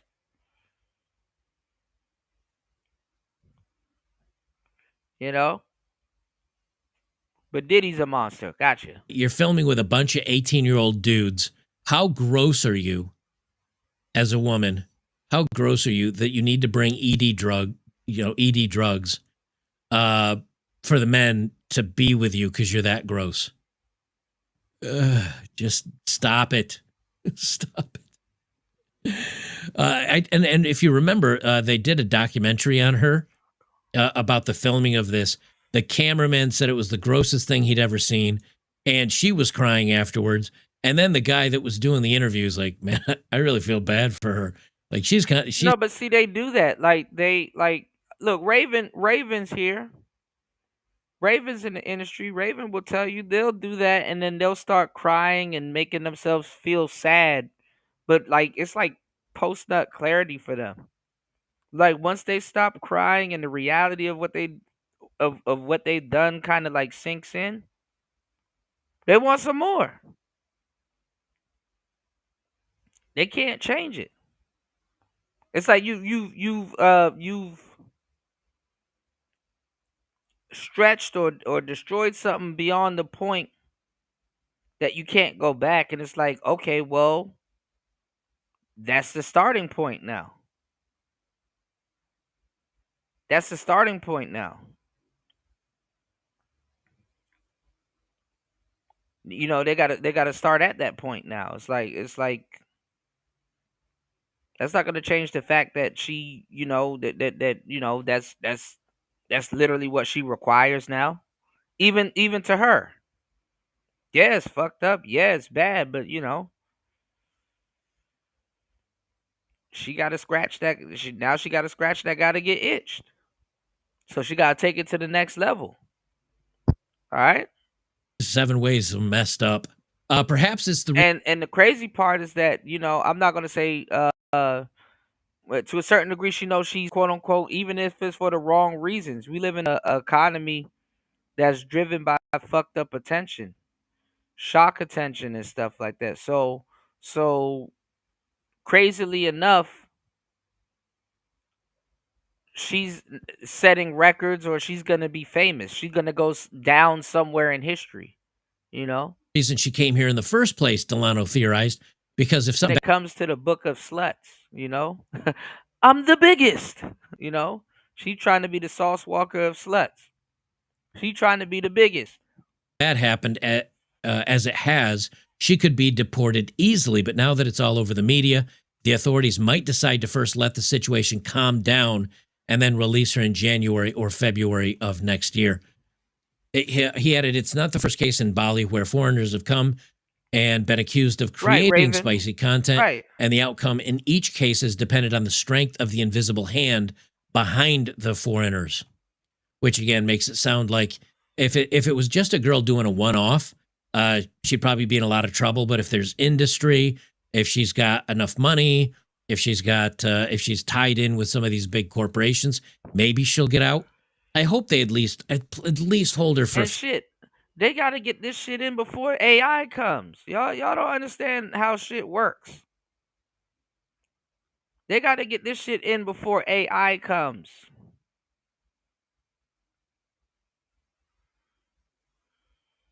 Get it in before AI comes. AI can do anything. Human beings can't. So this is a big feat for a quote unquote human being. Few months, like this is why everything's falling apart. And this is why I keep talking about it. When you let criminals just do crime and they're not held accountable, politicians skim and they insider trade, and they do a bunch of bad things, and they aren't held responsible. And then you got illegal immigrants coming across the border. They get to stay, and then on top of that, they're stealing our Medicare, our Medicaid, our money, our food stamps that are meant for the poor, and the illegal immigrants are getting it. When all this keeps happening, people at a certain point feel like, well, the system's broken. There's no trust in the system. They're not going to hold anybody accountable to anything. I might as well just be like everybody else and just be lawless and just cheat, lie, and steal because everybody else is. What good is it for the honest man to be honest when the world is full of thieves? It's really starting to feel like that. And like if they just let her go, once again, it's going to be another instance of somebody that can do something horrible and not pay any price for it. They say in September, a 44-year-old American woman identified by the initials JRG was deported from Indonesia after being arrested and detained in Bali for hosting an intimacy master retreat at a luxury villa in the tourist precinct. The paid class, attended by participants from several countries, included, And quote, see, men go into places like this, they're going to run their mouths. And then not even just the men, you got to watch out. You got to watch out for hating hoes. Oh, yeah, hating hoes will run their fucking mouth, man. lessons on bedroom activity and was deemed to be a misuse of JRG's visa on arrival, which prohibits commercial activities and violates Indonesia's norms and laws. Last September, a Ukrainian woman identified by the initials VR and her toddler were deported after VR, who was residing in Bali on a limited stay permit as an investor, was arrested at a villa in Ubud where she was allegedly filming spicy content. Man, isn't that just the rub? Ukrainian men right now are literally being blown away by drones to where the last men on the battlefield are going to be the drunks and toothless elderly.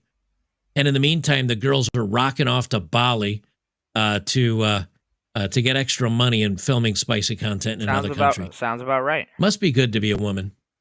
The list of similar cases goes on and on. In December 24 and March 2023, several Russian nationals involved in spicy content were arrested in Bali and deported for violating their residence permits.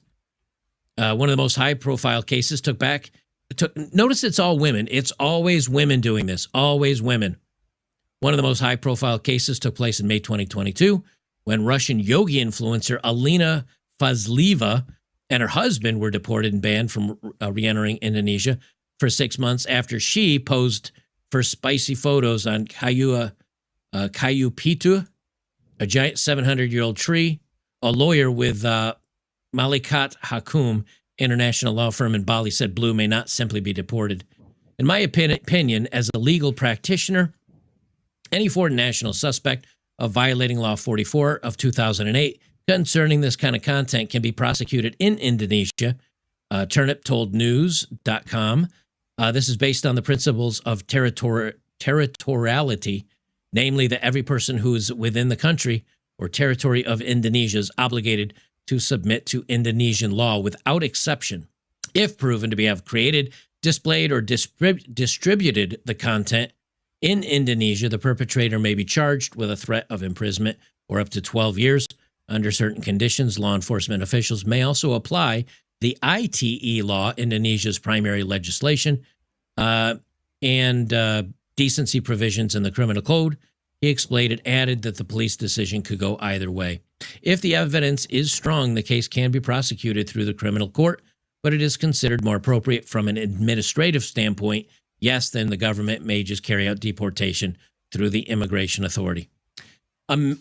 This gal is going to go down in the record books for multiple reasons. The main one is going to be stupidity and greed and grossness. I don't think about that, but I don't think that's actually the way you want to go down in history as perhaps the grossest woman that ever lived.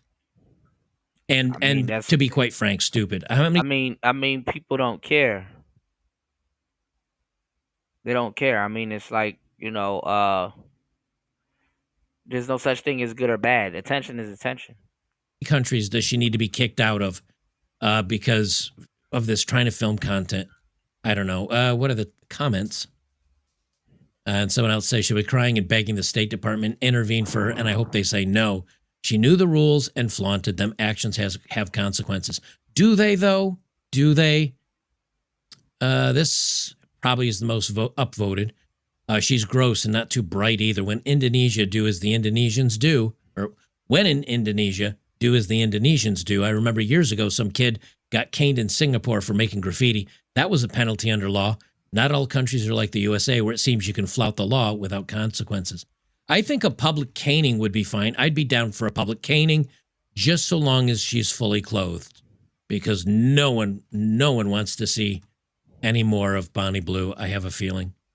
Guys, if you like my work, don't forget to join us on betterbachelor.locals.com. We do movie night. We do football games. We watch UFC. Speaking of which, we're All right. That's interesting.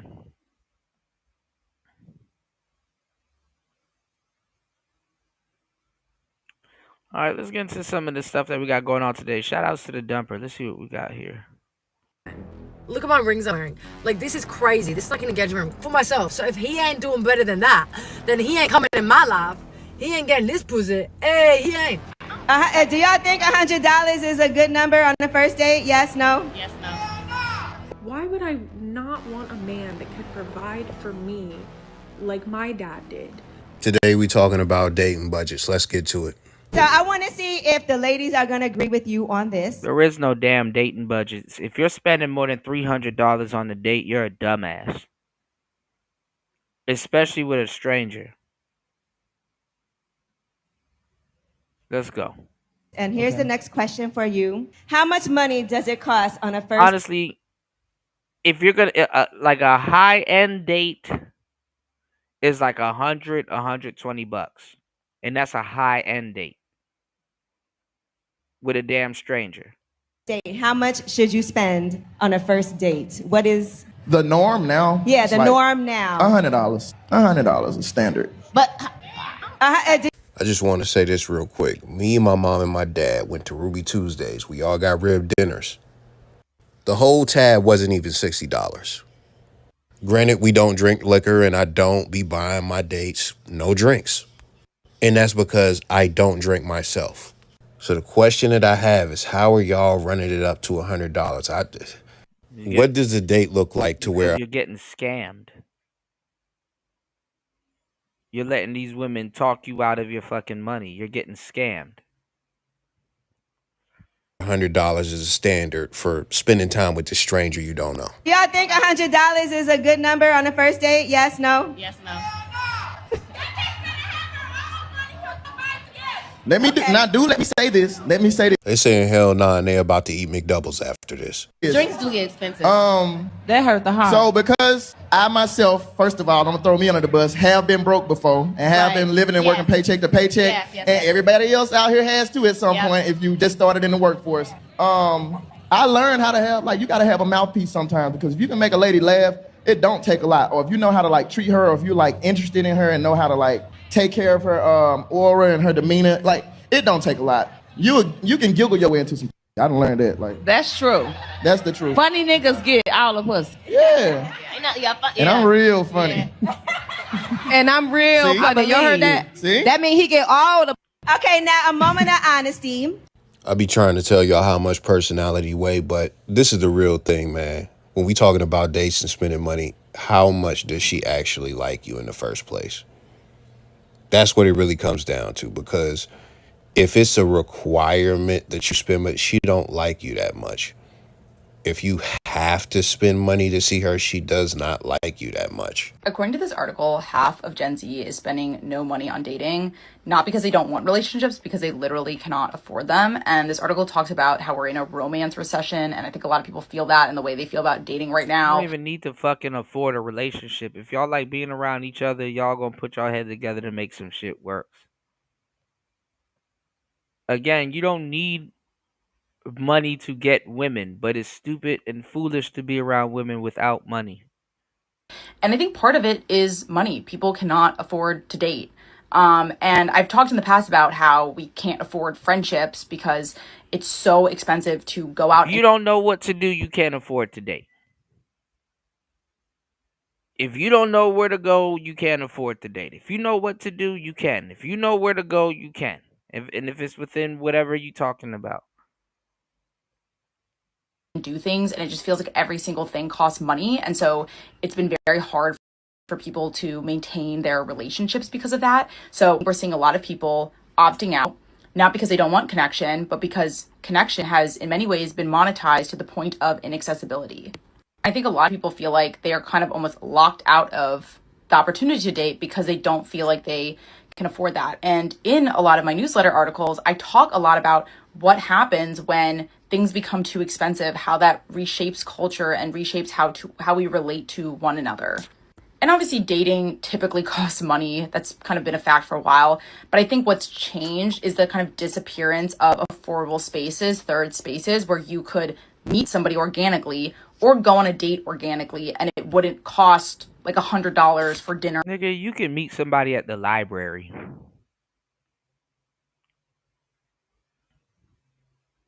And go sit down and have free coffee. Or something like that.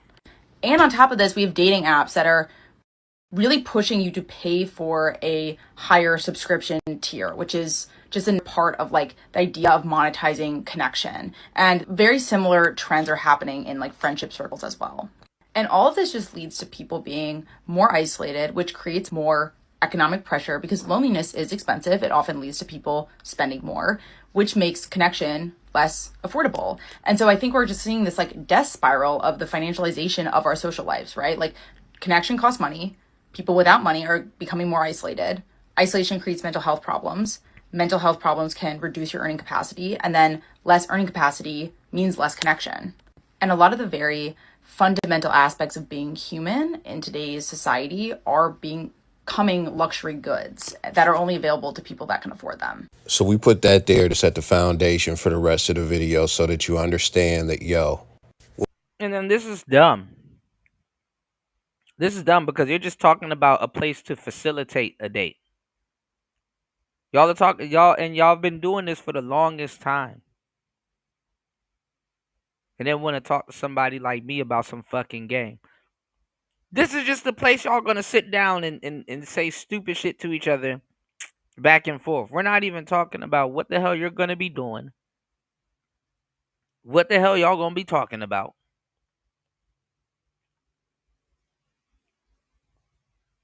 This is just a dumbass place you're gonna sit down and say the stupid shit you plan on saying. That's not gonna make a damn difference.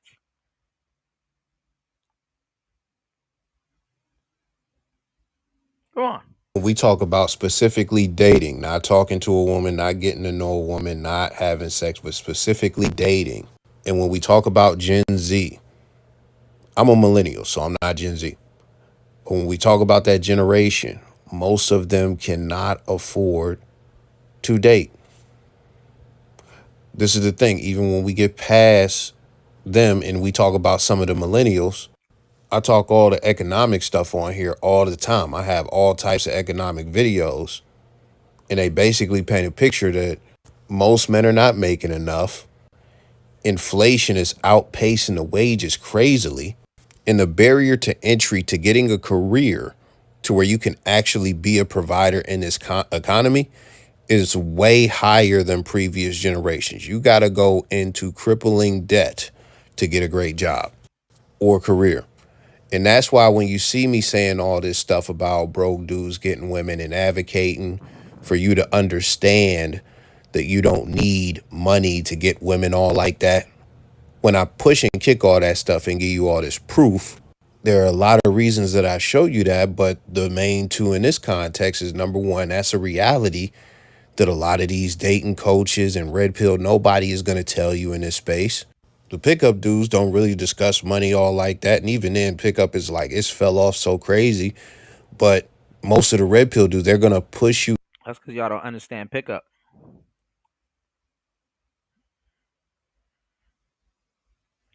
If you damn near was never a pickup artist, you don't understand pickup. In the direction of you need money to deal with women, and you are nothing if you don't have money. No woman will love you if you don't have money. That's what they push on you. That's what they push you towards. But the second thing, as far as, the relevance to me telling you that, they need to open you up to the idea and the concept of tricking. That's why. And that goes back to women worship, because women need to open you up to the idea and concept of tricking. See how that works? And showing you that reality or telling you that reality, giving you different examples, is so you can de-shackle yourself. Because the truth is, a lot of these women are lying. They're telling you that you need to make six figures. They not gonna go 50-50, et cetera, when they are actively fucking broke dudes that they think are sexy, and they got a broke ass baby dad or three. They track record shows that the standards that they project online are not what they actually get and not what they actually give their coochie up for. But on top of that, I have to show you this because these women are not in tune with reality as far as what's going on with the economy and everybody's finances. They are speaking idealistically because the truth is a lot of them are broke. They are feeling the effects and they want to be saved.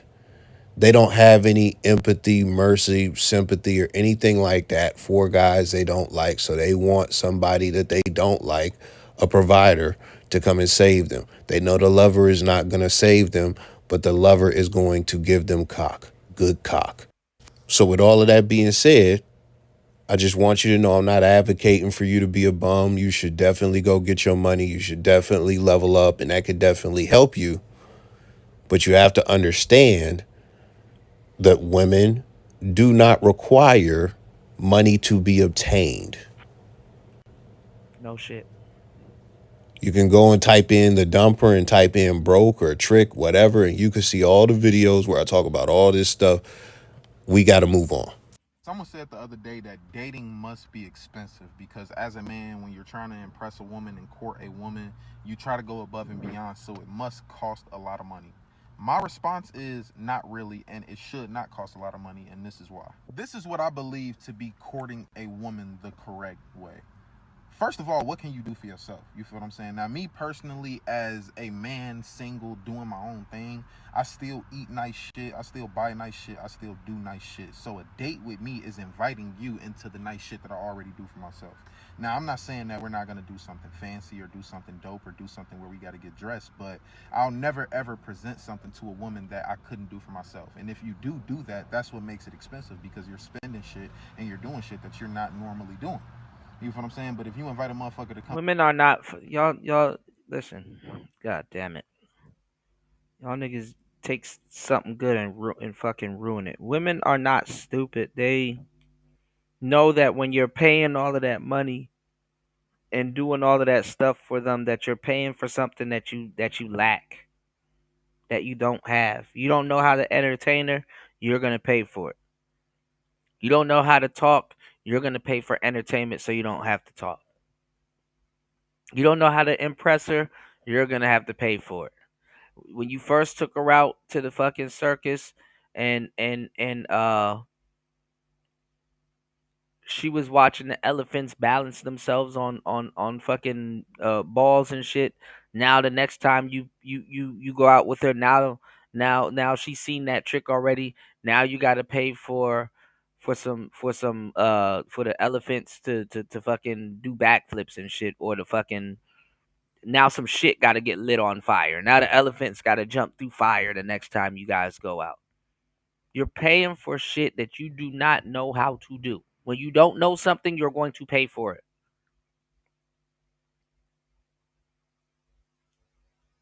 All right? Y'all hit the Cash App, hit the PayPal, and support the show.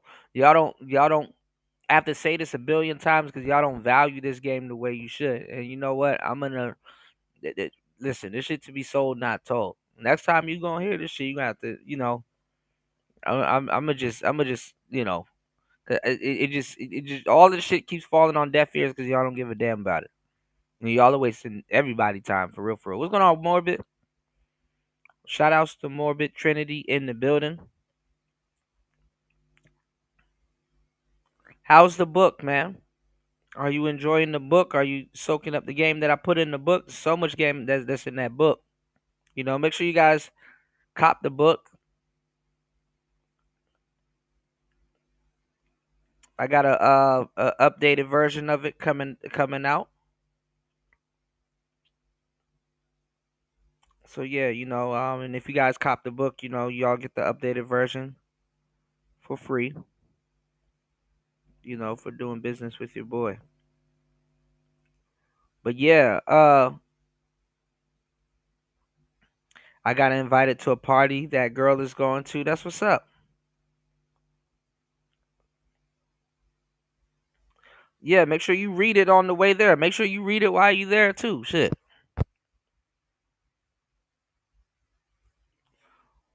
And you'll get to look around at that party and see how people are having a weird time socializing,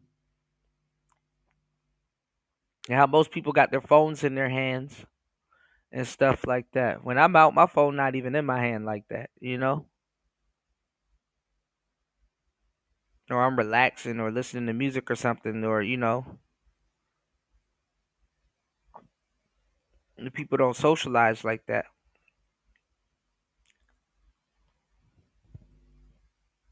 All right, so y'all make sure y'all hit the Cash App right there on the screen. Make sure y'all hit the PayPal.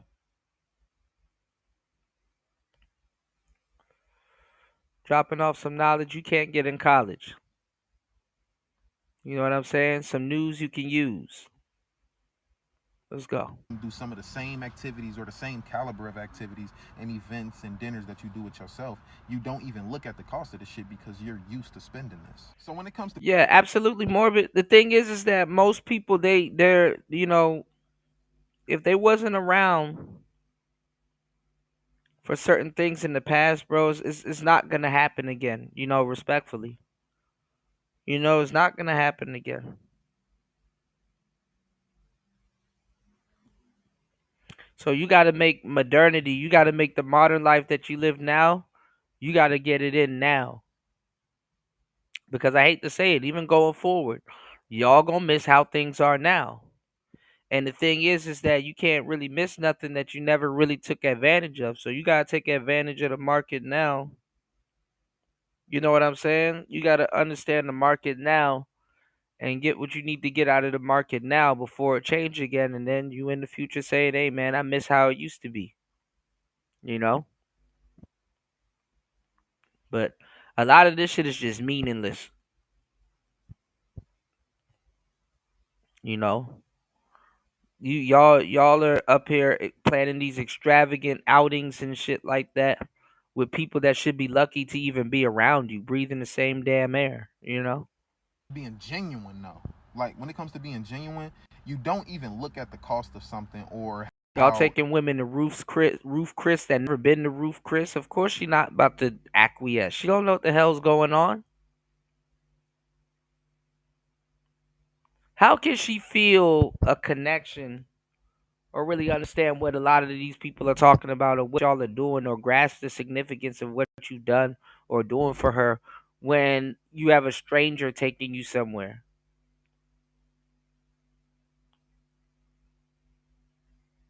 Don't mean nothing. And y'all are not understanding. And I put it in the book. Y'all go cop the book. Half the stuff and things that women want for you to do for them that you're doing for them on the first date usually takes place after you become their man. A stranger taking her to Roof Chris is different from her man taking her to fucking Roof Chris. Everything is backwards. It's not like you're auditioning to be her boyfriend. No. Sometimes you end up being her boyfriend or you do certain things and y'all end up being together. Then you roll out the red carpet if she's what you really want. You're doing the most for a representative. The masks aren't off. And you want her to treat you as if the masks are off. No. If y'all haven't slept together or done nothing significant together and the masks are still on, you can't get mad.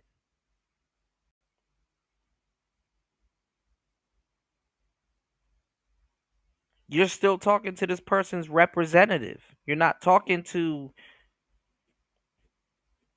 the real her.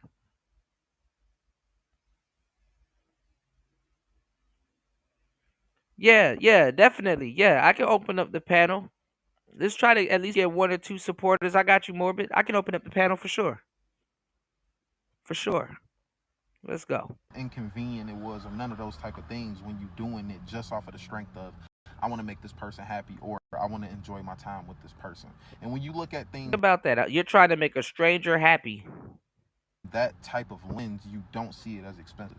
But if you see a motherfucker and you be like, okay, cool, the first date, we finna go spend $1,000, $2,000, $3,000, and then they'll never see this caliber of date again, that's crazy as hell. Of course it's gonna be expensive because you're introducing the vibe that you can't sustain. And that's unfair to the girl. This is bullshit. He's got you, bro. basically telling you to brainwash yourself and take a certain frame when you think about these dates mentally. And this is what it is. This is what it really boils down to. Can you afford what the fuck you're doing? Are you willing to spend this money? And can you afford what you're doing? I don't believe in trying to impress a woman on the first date. I believe in getting to know a woman. Who the fuck is she for me to impress? I can't even lie to you, gang. There's a reason why men, even women, aren't dating anymore, right? The boomers love to say, oh, we're not having enough kids. This economy's fucked. It's expensive to go on a date, right? My meal goes from $30 to $100 when I'm with a woman, right? So I've been avoiding it the past few years. I haven't really been on the streets, except for this one Latina woman who happens to be my coworker, 5'9" with the body of a goddess but the soul of a demon. Don't tell HR. I doubt this is gonna blow up, but she invited me out to go get drinks after. That's because you got one-itis. Nigga said $30. Nigga, maybe $15 to $20. But hey, if you treat yourself well, hey.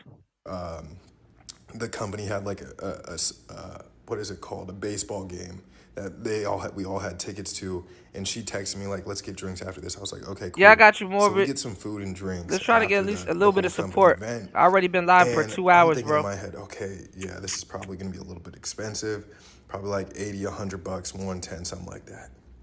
Gang, the bill comes out to like $120, and I'm used to being 100-0 type of guy. I don't go 50-50 with women. It's just like something that registers in my mind. Like, I'll pay for it. I got us.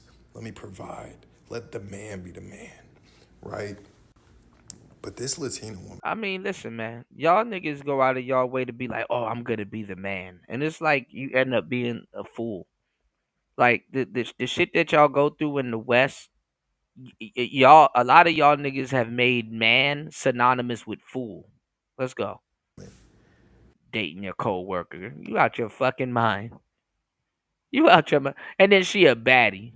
That's one of the biggest traps. Imagine dating the baddie coworker at work, thinking that it's not gonna follow you to where you make your money. I pull out my card. She starts speaking Spanish. She's like, no, Poppy, I got this. She's had a few drinks. She called me Poppy. I said, oh, right? And at that moment, I was like, okay, word. I don't mind a free meal, but I had to show resistance to be like, oh, I'm not gonna let you. So I'd be like, I got this. She said no. They call everybody Poppy, but let's go. I got it. And I was like, okay, word. Gang, that bill was expensive.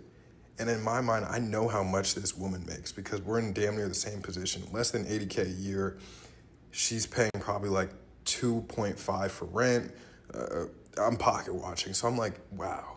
And I asked her the question of do you go on dates a lot? And she was like, I try to pay for the date every time on the first date. And I was like, damn, you got it like that? And she was like, no, but I make extra money using this app called PayMe. I was like, what the fuck is PayMe? Oh, he got me. Oh, not an ad. Oh, this whole story probably fakes. Nigga like, don't tell HR. You probably don't got no job. Like, you fucking sponsored this video. They paid you well. They paid you at least enough for the date that you fabricated. They paid you at least 110, 120 to do this fucking ad. At least. The one thing I will address that he said, like, you go out and the bill is $20, $30 for when you eat. You would expect when you go with a chick, all right, it might be another $30, that's $60. You might even throw an extra 20 on that, 10 for whatever else. You might get some appetizers or something like that, whatever the case may be. But y'all be getting took up top. Y'all be doing the $200, $150, $175. I done did the data. I done asked people how much they spend. Y'all be spending a lot. A lot of men are probably going to hate what I'm about to say, but I don't care. I refuse to date broke men. I used to, and I used to think it was okay. And I have no idea why I ever thought that that was a good idea. Because if you come from a certain background, if you have a certain lifestyle, like within your family, then I think it is only natural to want and expect that out of your partner for your future as well. Like, why would I? And then y'all are dumb as hell. Y'all are really going out on dates thinking about, I'm about to find my person. I'm about to find the one. Like, y'all are looking for what's called a chance encounter. You can go out and you happen to find your quote unquote person. You can go out and you happen to find the one or someone that end up being the one. But y'all are even fucking up chance encounters. The people that you didn't expect to like as much for the slow people, all right? Y'all are even fucking up chance encounters. Let's go. Want to live below what I have experienced as a human being, right? And this isn't like a totally biased perspective, because although I had a certain upbringing, I have also experienced both ends of the spectrum. Like, when I was younger, my dad used to be in mortgage lending, and when the economy crashed, that was really bad for our family. So like, I have also experienced like, listen, man, you go to a bar and you can get this same woman telling you all this stupid shit pre-drunk.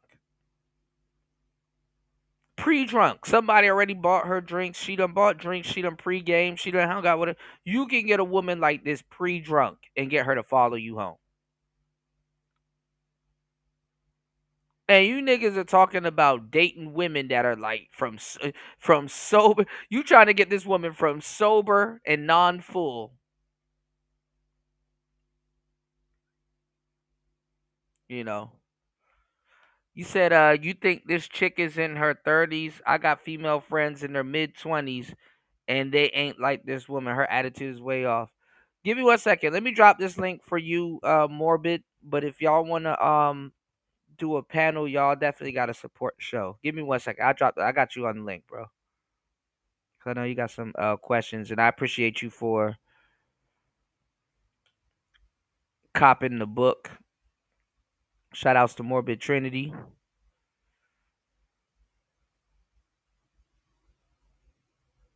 For copping the book. All right, that link's for you, bro. But yeah, y'all niggas up here trying to plan this fucking data palooza, fucking data mania. Y'all niggas be trying to plan this damn date extravaganza and shit like that, man. You will get one of these broads right here. This same girl, you'll get her goofy ass stumbling out of a bar or a pub. You don't have to buy all them damn drinks. None of that shit. Or shit, just get 2 shots and y'all bounce. I think you be doing too much, man. Go outside. That's dating ain't your fucking problem. You don't go outside. That's your damn problem. But let's go. food stamps, having nothing, foreclosure. Like she talking to you right now with a clear mind. Then that's another thing y'all don't even fucking factor in. You're meeting drunk people. You're not even meeting sober people. You're meeting drunk people. Bro, I'm done with this shit, man. I've gone through that. So like I also do know what that's like, and I've learned a lot of lessons from Talking that. about her dad's lending business. Who cares about that shit? You know who don't hear about her dad's lending business? The nigga who she about to fuck. But that's not how like my childhood started, and that's also like not what my family is like now. So, all's to be said, I used to think it was okay, and I was like, you know what, like it doesn't matter, like I'll support them and whatever. And I've even been the one to pay for more stuff, and I'm like, you know what, I know that if me and my partner like wanted to start a business or whatever, my dad would help us. Why would I want that? Why would I not want a man that could provide for me like my dad did? Like my dad provided for my mom. My mom was a stay-at-home mom when my parents were married. I want that too. I want to raise my own kids. I want to stay home. I don't want to stress about money. I want to stop. What's going on, Hood Hobbies? Get to Yeah, have nice- intellectual barfly, man. They don't even be giving a damn about half this shit until they get some drinks up in them. Get some drinks up in this woman. She is not the same woman.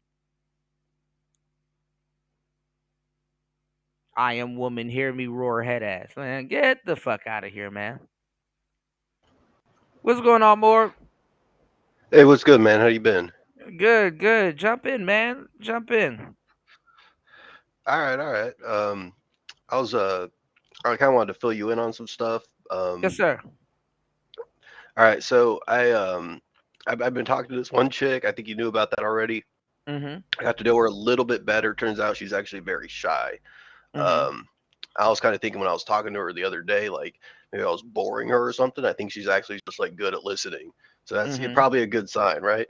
Mhm. But so a mutual friend of ours is inviting me to her New Year's party, Mhm. and I'm hype about it. Like, and not just because of the girl. I'm hyped to actually like get out and do something. I haven't done anything fun in a while. For sure. And so what I did was I talked to that mutual friend about her Mhm. out straight on, like, because the friend seemed to think I was a pretty cool dude. Mhm. That that I liked the girl, and she Mhm. actually wing woman for me there, and it's not bad, I'd say, but basically like now's not the right time is kind of the vibe I'm getting, but there's no hard Mhm. feelings, and Mhm. and I even asked some follow-up questions, right? And I was like, is there a specific reason for this or like anything like that? And it turns out she had a kind of a bad boyfriend in the past. That's all it is. Yeah. And she's But still she's still talking with them. That boyfriend, she probably still dealing with them or another guy in between. You know, when you deal with women, you have to always assume that they have a man somewhere lurking around. It might not be the immediate ex or whatever. Like just to save you from some BS, just always assume that a woman has some guy somewhere. You understand what I'm saying? Lingering around. You I know? do get you on Yeah. that. Um, Yeah. as far as like handling competition goes, I think I'll probably be good.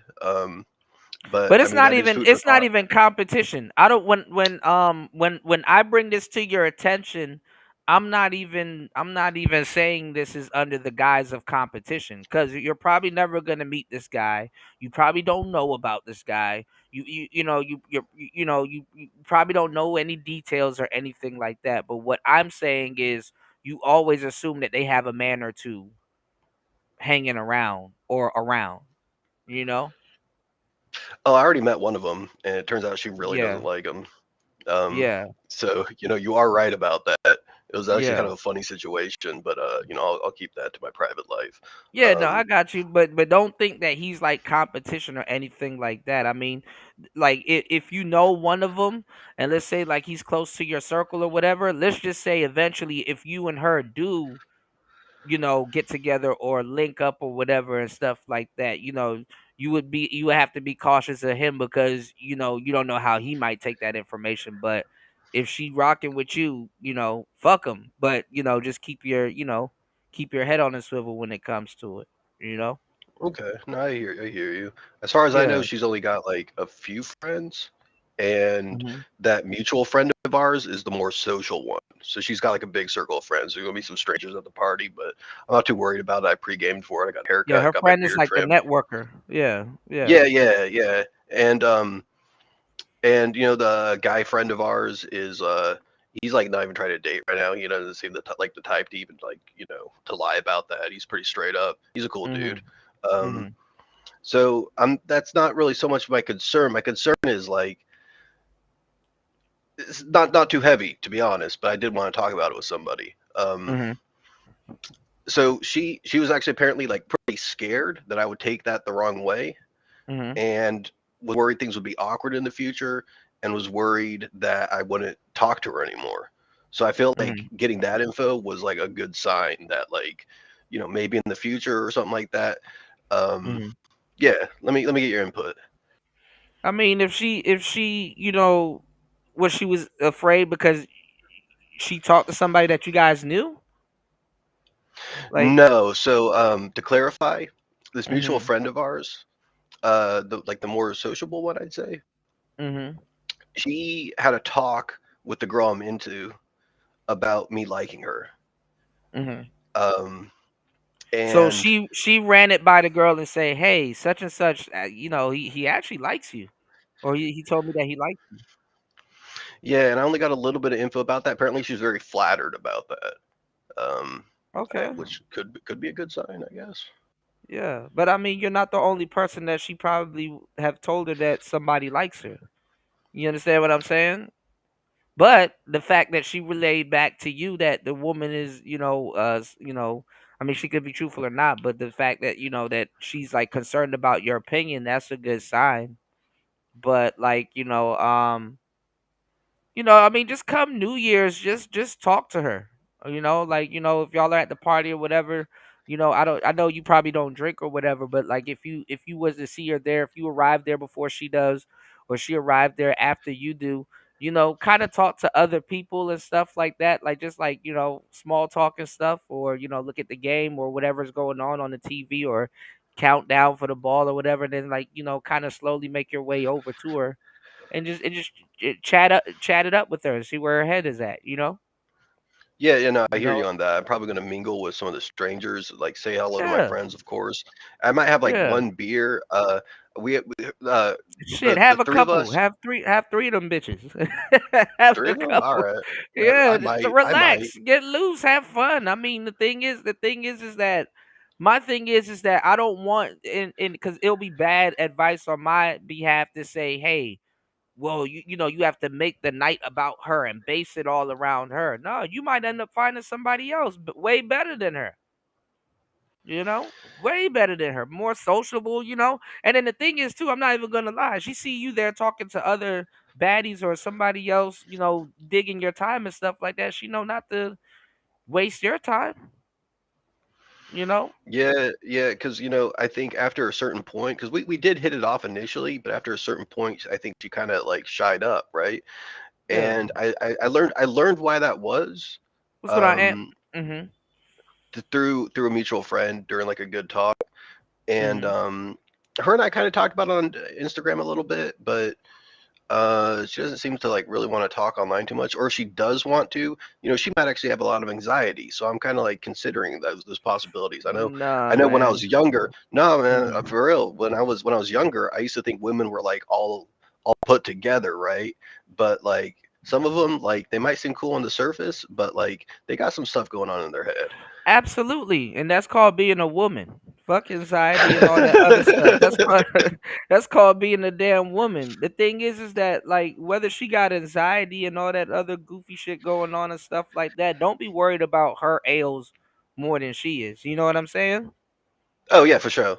Yeah, don't find yourself more cuz that's the thing when you really like somebody, you worried about the shit they got going on in their life more than they are. And then they Right, pick up right. on that. They pick up on that, and then they kind of use that as a shield or some type of little extra, shit test. So Yeah. just So just go there and just be like, yeah, I just plan on if she there, cool. I plan on seeing her, but you plan on having a great time, and God got you. God's gonna take care of you. So yeah, no, and definitely. God's yeah, taking and care of me in a lot of ways these days. absolutely. Same here. And if you want to meet somebody nice, you know what I'm saying? They're gonna be there for you. You're gonna have a blast. You'll see where the night takes you. Make sure you take a condom with you. And put it in your wallet and just see where the night takes you, man. just in All right, case. yeah. Yeah, that's all it really is. You have two people that show up to a party. You got people that's like, oh, well, here I am, and then you have people that show up that's like, ah, here you are. Yeah, I'm here to have a great time, here to drink some beer, here to see the ball drop, and have a great evening. Here to take in the new year, having a blast. You don't want to take in the new year chasing some woman that probably is not going to reciprocate. If she shows up and you guys have a good time, even better, you know, even better, you know. But Yeah, yeah, yeah. No, I hear you. yeah. It's 2026. You're alive. You're the youngest and the oldest you've ever been. You know, man, have it up. That's really what it is. You know, It should be good, man. I guess I got like a couple more bits of good news, and then we could if you want absolutely, if you want me to stay, we could commentate on some of these videos. for sure, for But sure. For but sure. man, How's I've your been on art? How's your art and everything going, man? What's going on, Jay? Shout outs to Hood Hobbies, Chris G in the building, Anthony Southeast. Y'all hit the like button on the way in. Good to see you guys. Yes, sir. Jump in. How's your art and everything going? art's going pretty well. I've been drawing anime robots from reference lately, and it turns out I got kind of a knack Oh for wow. them. Depending on the hmm angle of them, if it's like a Gundam style thing or maybe like a more obscure Yeah, robot, it yeah, can be like a a little mech. difficult. Yeah, Yeah. yeah, yeah. So I drew two of my favorites so far. I did a copy of the cover of Gundam Wing, and that one came out all right. I don't That's really like good. drawing anime looking humans though, Yeah. so that part I was kind of like, it's all right.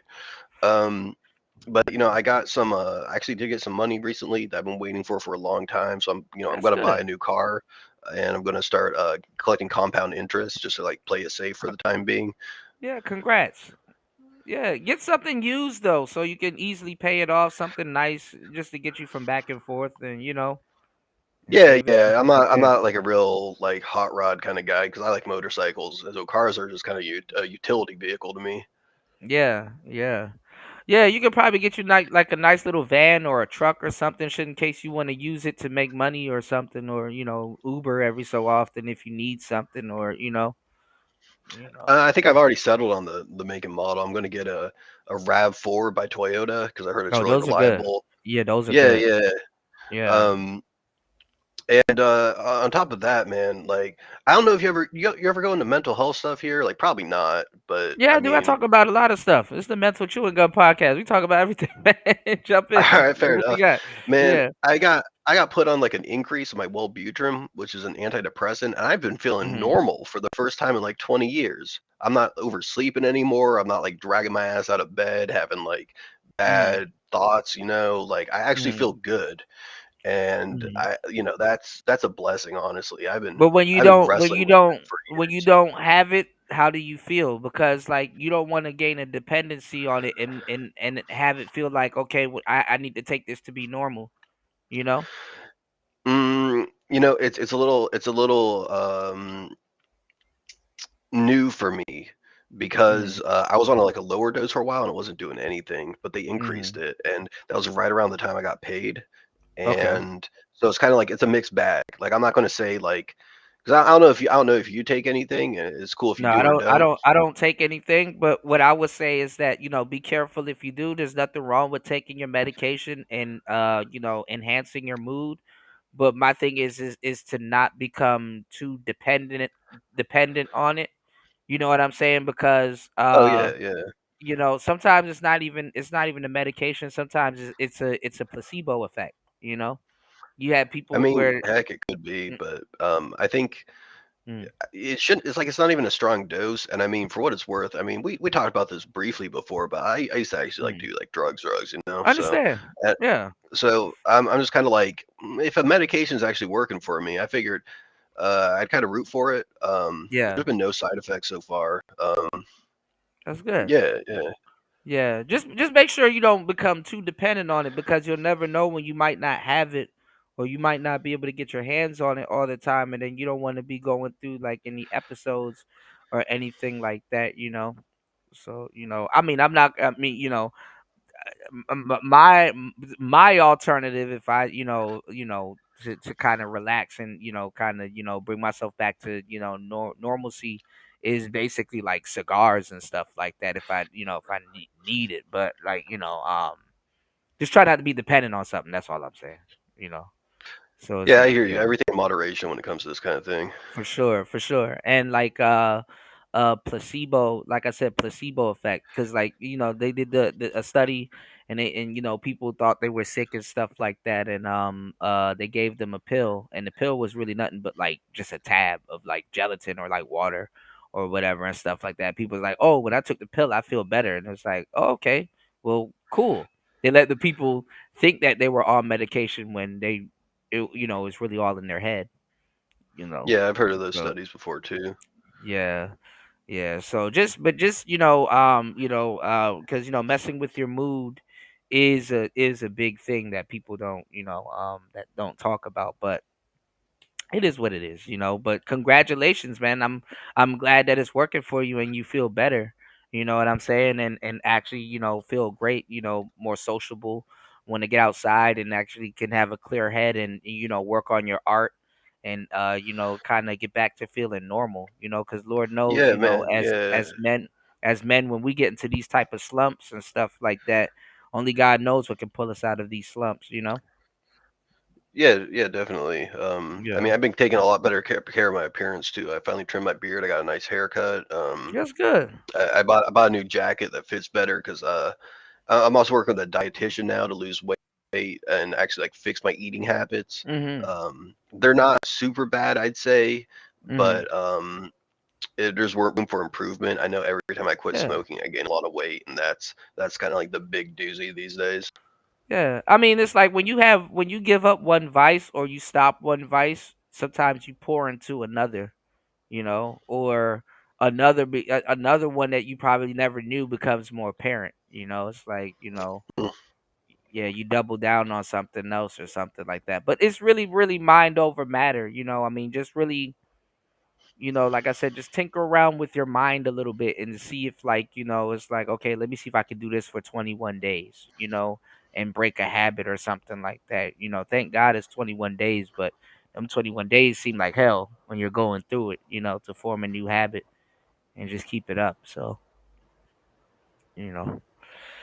But yeah, I mean, you're doing good. I mean, you're putting yourself in position to win. That's what's up, man. I'm super proud of you. If anybody's ever told you, I know as men, we don't really have that much people in our lives to be like, hey, hey, there's a change, or hey, I noticed a change, or somebody that we could tell, you know. Right, right. Yeah. I appreciate that. I do. Yeah, no problem, man. I mean, you're putting yourself in position to win. That's great news, man. In fact, I talked with an older friend of mine who's a reverend, Mhm. and other guy who's like he's a little older than us Mhm. about how there's definitely going to be some weed at the party. And man, I tell Mhm. you, because I'm sober from it now, I was super concerned because these folks are like mid 20s and they've lived with like more legal weed for a while, and they've got a lot less of a stigma than what you and I grew up with For around sure. it. I Yeah. was worried they were going to be like hot boxing dabs or like doing crazy edibles or something like that. It turns out they just like Mhm. smoke what they call a cone now, which is basically like a pre-rolled blunt Yeah, raws. outside, and then they Yeah, raw just like papers. come back Yeah. indoors and chill for a minute. And I'm like, that's so casual. I was so worried for no reason. Yeah. Yeah, I mean, it's a little bit of anxiety behind it, but I mean, if that's what they're doing, cool. I mean, and if you don't smoke, because I'm around it all the time, but I don't smoke. Um, you know, I wouldn't say try not to catch a contact or anything, but like just if you're gonna be there, just have a couple of beers and just enjoy your night. Yeah, yeah. Get Because I yeah. mean, basically, like it turns out I would have been invited sooner, but the way I Mhm. kind of reacted when talking to one friend kind of had me Mhm. uninvited there. But Mhm. I mean, I got a crazy like a brief story, but it's a crazy one. I took like way too much of an edible once, and I had like a total blackout. Oh, Um, edibles are fun. I like edibles if I do anything these days, but I haven't done one in a long ass time.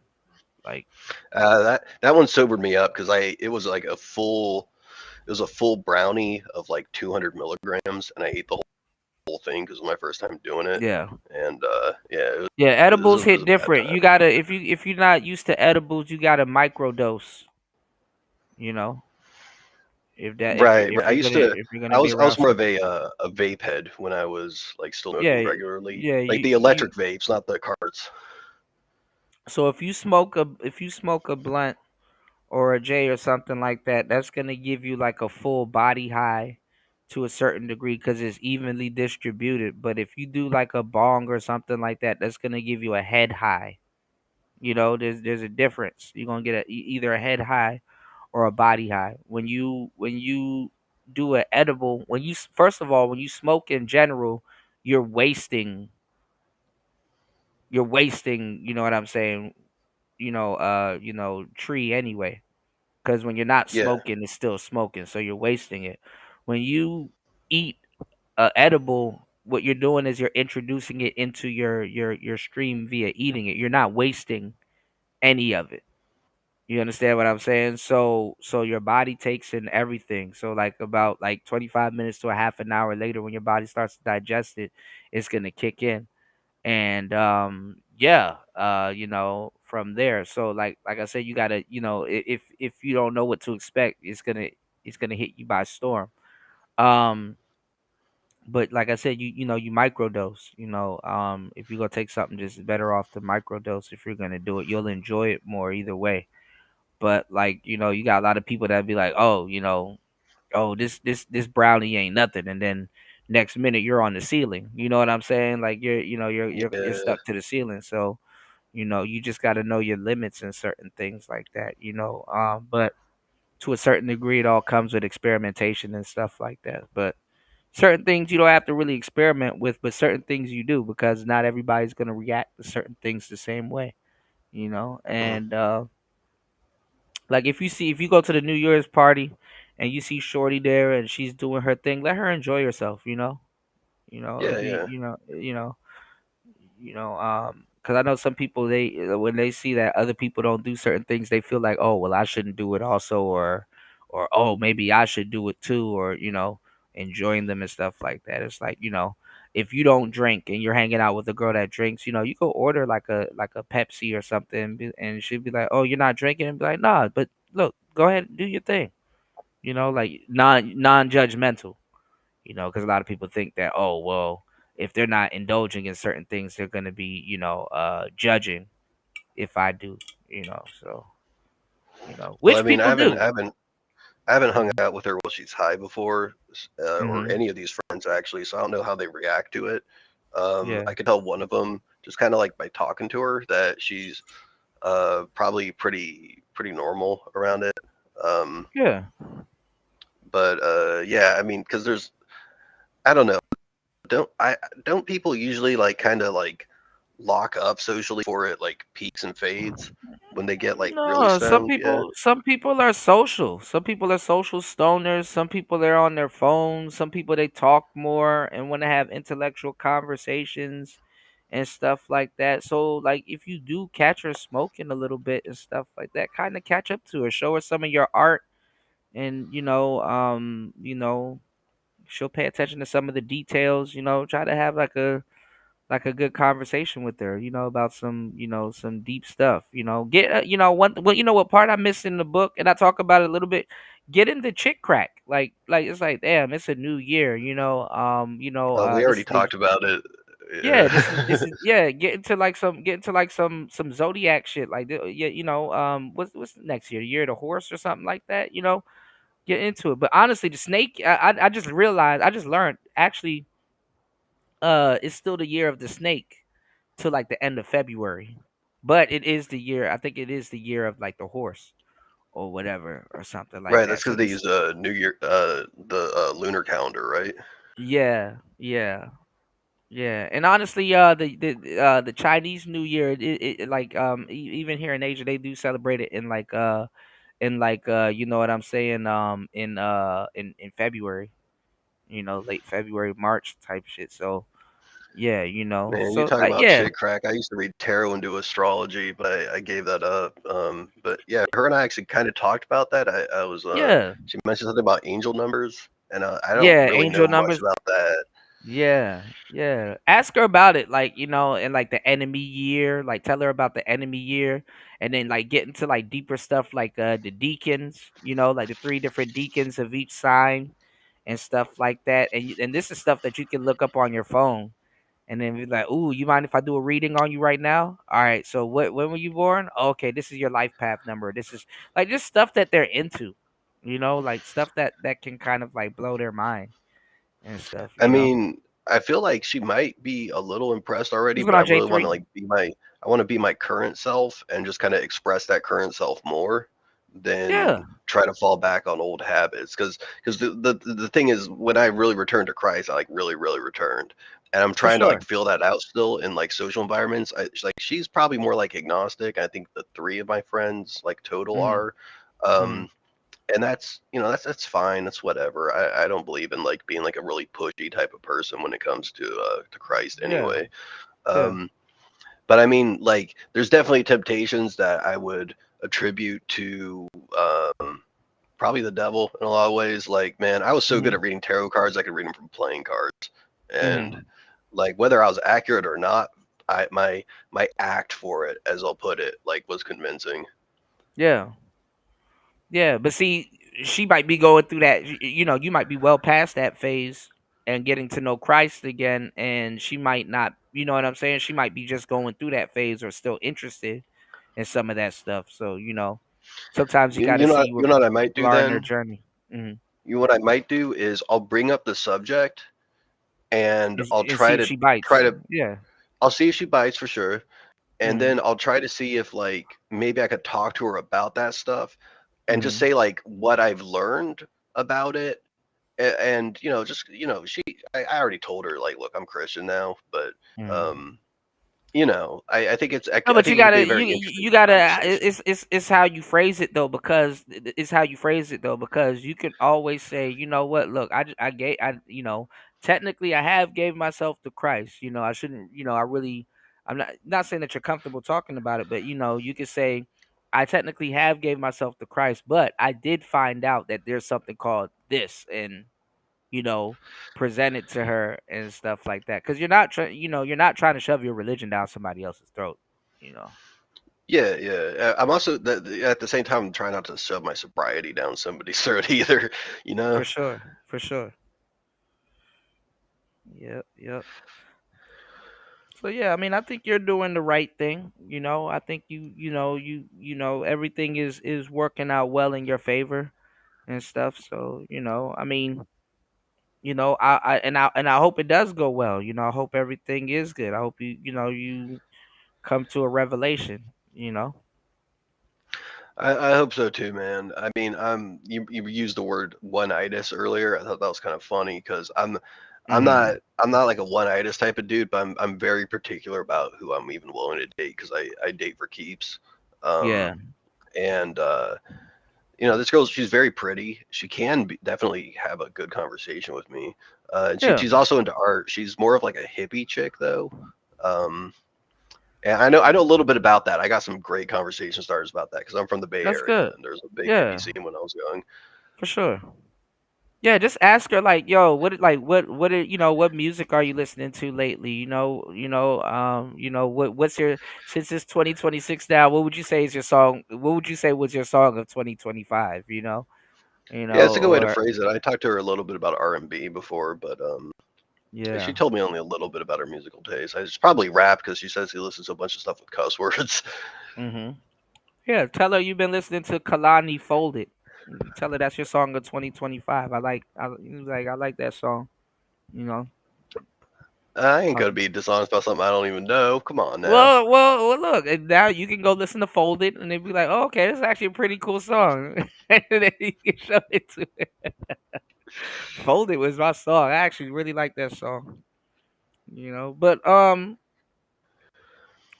these people are and give me like 2 seconds, y'all. Later on, I might have to like step away for like 3 minutes, but these people are still going through it about dating, meeting up with people and going to certain stuff. So the reason why I mentioned one itis earlier was this guy. He was talking about his coworker.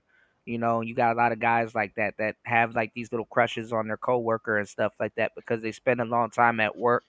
and they're meeting these people and seeing these people on a day-to-day basis, which does create enough tension to have people do want to get into like relationships and stuff like that. So, that's why I brought up the term one-itis, because that's what a lot of guys have. They have like one-itis, I get you. It's that like obsessive kind of thing where they can't like play it cool.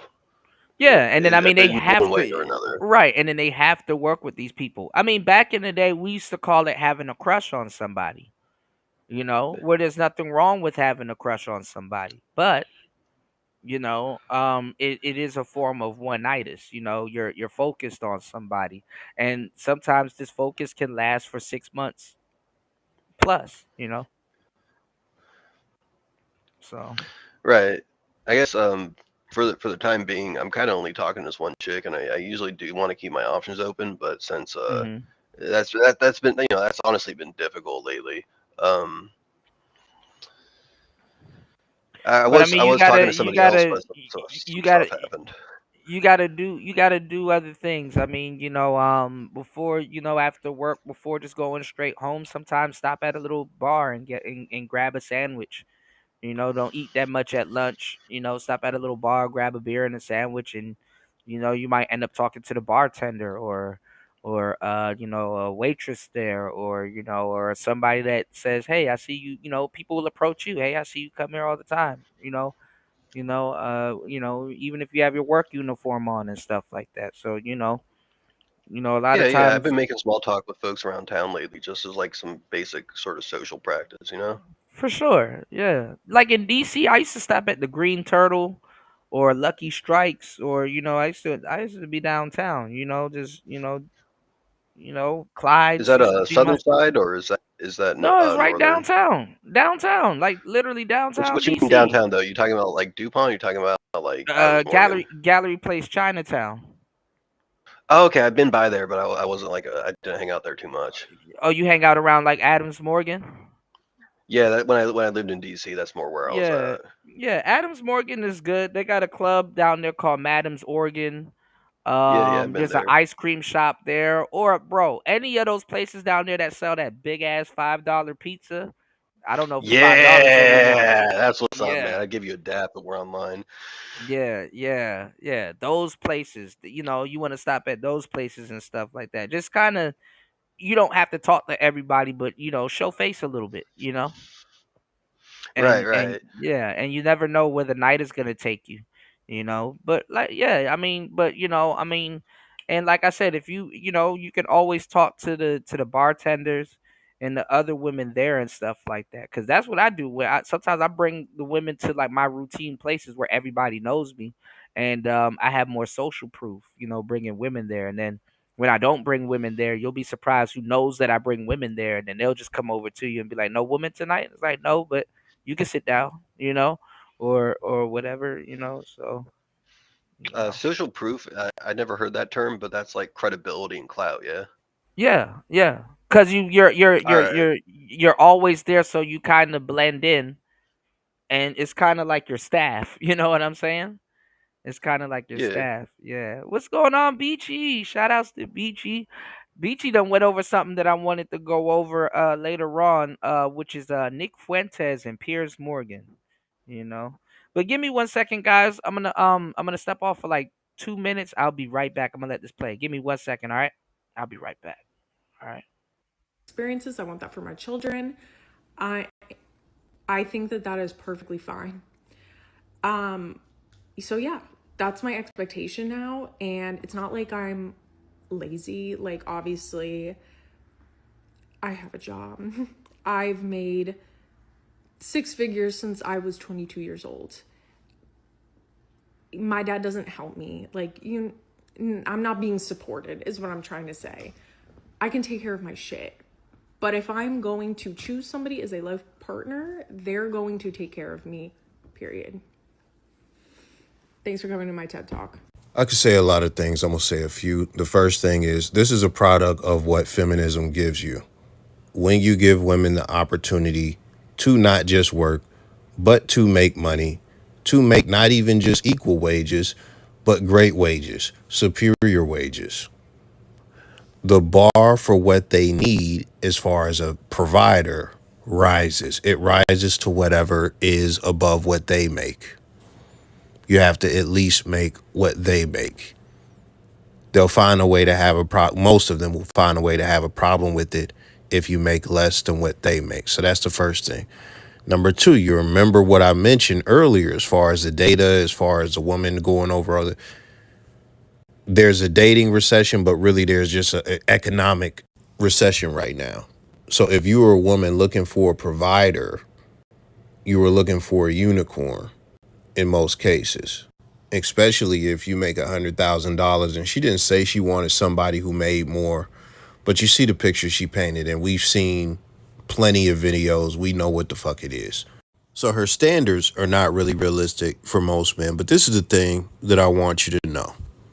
I don't know her. I do not know her. Let's start off with that. But I know a lot of women, and I know a lot of women like her. These are the things that you don't see on the internet when you see these women saying stuff like this. You don't know that she fucked 2 men in high school in one day in less than 8 hours. You don't know that. You don't know that she did so much hoeing in her hometown that her reputation is run the fuck down. You don't know that Let me this know if you want to woman chime went in to on college, went away for anything being said, college, Morbid. and was getting fucked ridiculously. Fuckfest 9000. What's going on, Evie? I get so painfully nostalgic for college. I was popping my pussy and living my best life in these white boy frat houses. Now, this girl right here, I think she's a comedian now. She's with that Indian guy, Akash. And they done got married. She done lied to him and said she was a virgin and all of this other stuff. And yeah, this came out a little bit later, but hey, What is up with mhm. these like female comedians making these like really raunchy statements as if it's supposed to be funny? I think it just makes a them lot look of bad, to be a lot honest. of women are not funny. You know what I've learned personally is when women are funny, they're subtle. And It's it can be yeah, hilarious. It's not always and like immediately laugh out loud funny, but it's like it right. can be like a really good story for the future kind of funny. And it's usually not on command, and some of them are just naturally funny. Can I tell you a funny one? Go ahead. All right, so I had this friend in high school. She was this Mm-hmm. goth girl, but she was Iranian. Her dad was actually from Iran. Mm-hmm. So she was Muslim, right? And we were talking about like metal music and stuff. She got me a Christmas present, and she got me an Anthrax CD. And what was Okay. funny about that is that that was like around the time of like Bush era war on terror stuff. Mm-hmm. And so basically, my Muslim friend gave me Anthrax for Christmas. That's the joke. That was like her implication there. That's funny as hell. Because I know, anthrax was a right? big thing around that time. Yeah. Right. Yeah. He said, laugh So, out loud. You got to get the joke, Cuda. No, I mean, a lot of female comedians, if they're not making like feminist jokes or some type of joke about sex or coochie, it's just really not funny, you know?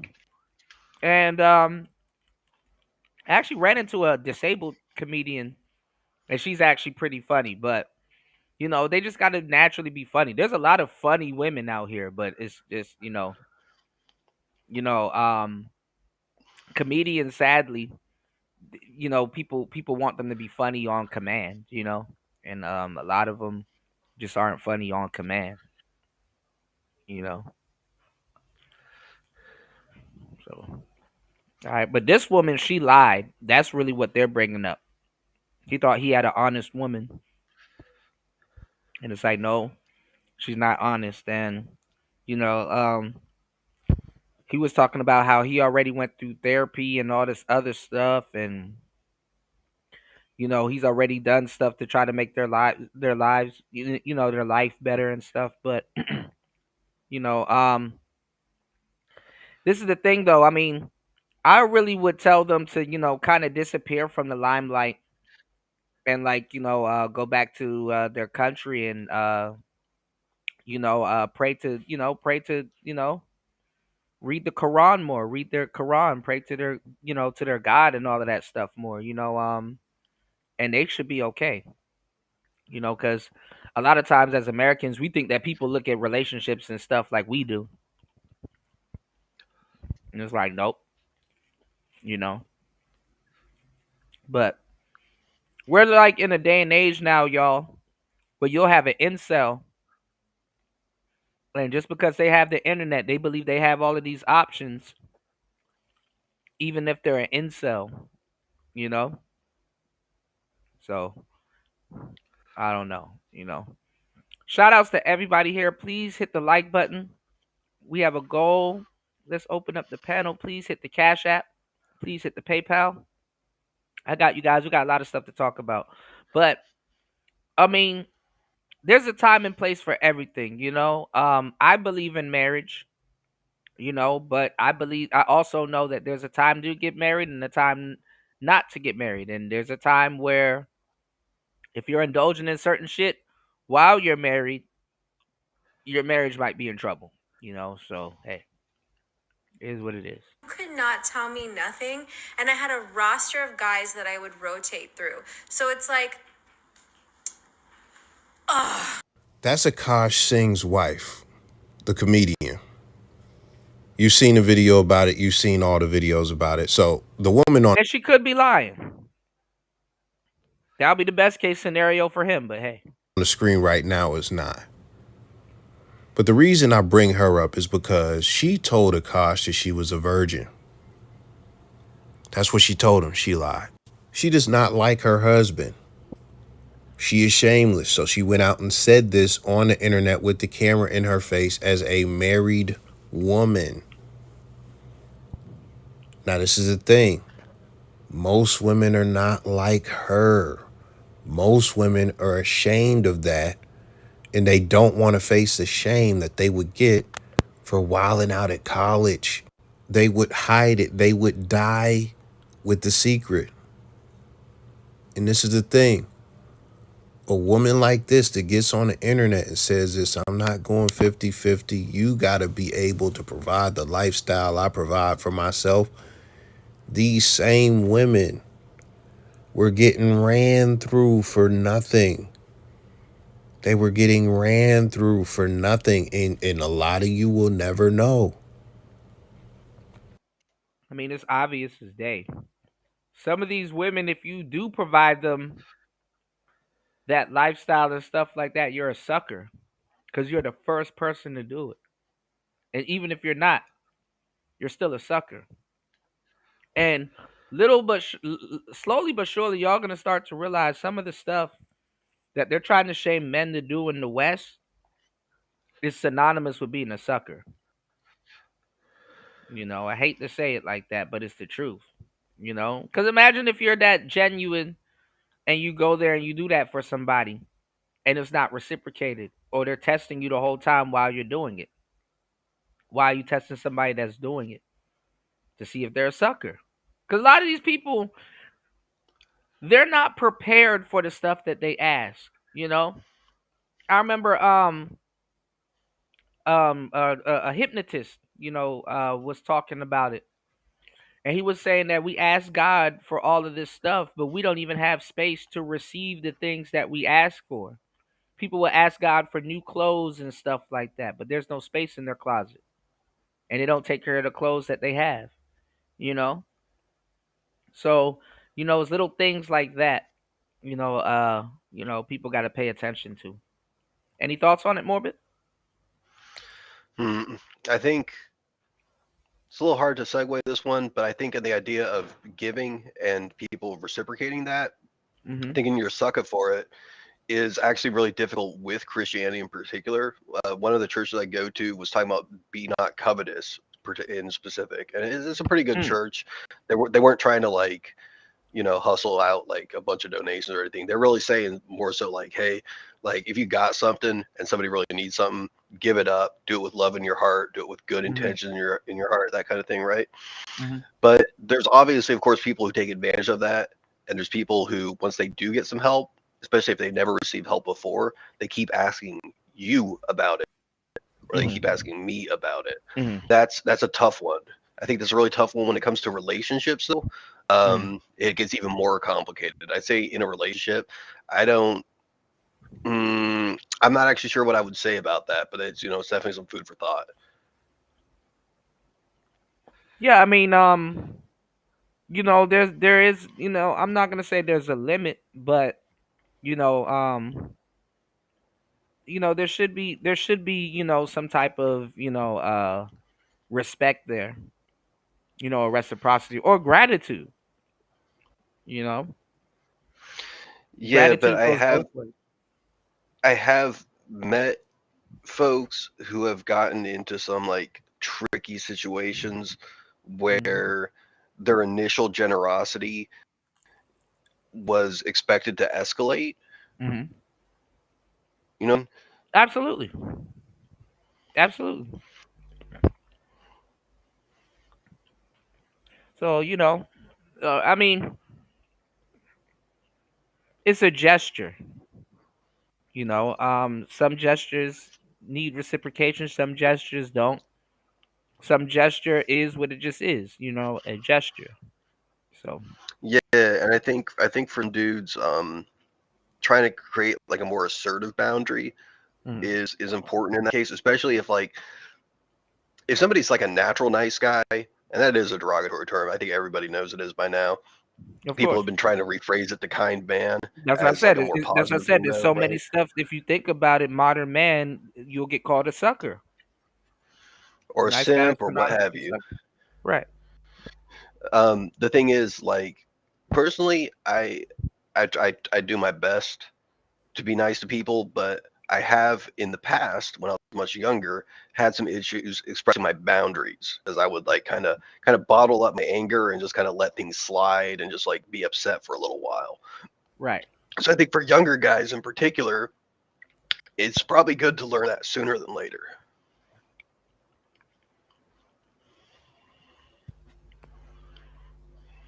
Absolutely. All right. So let's see where her husband got for thinking she's a virgin, aka a sucker. This is sad. A I got a lot of quick you question won't about that. see. Mm-hmm. I don't know this comedian, but is this his style of humor?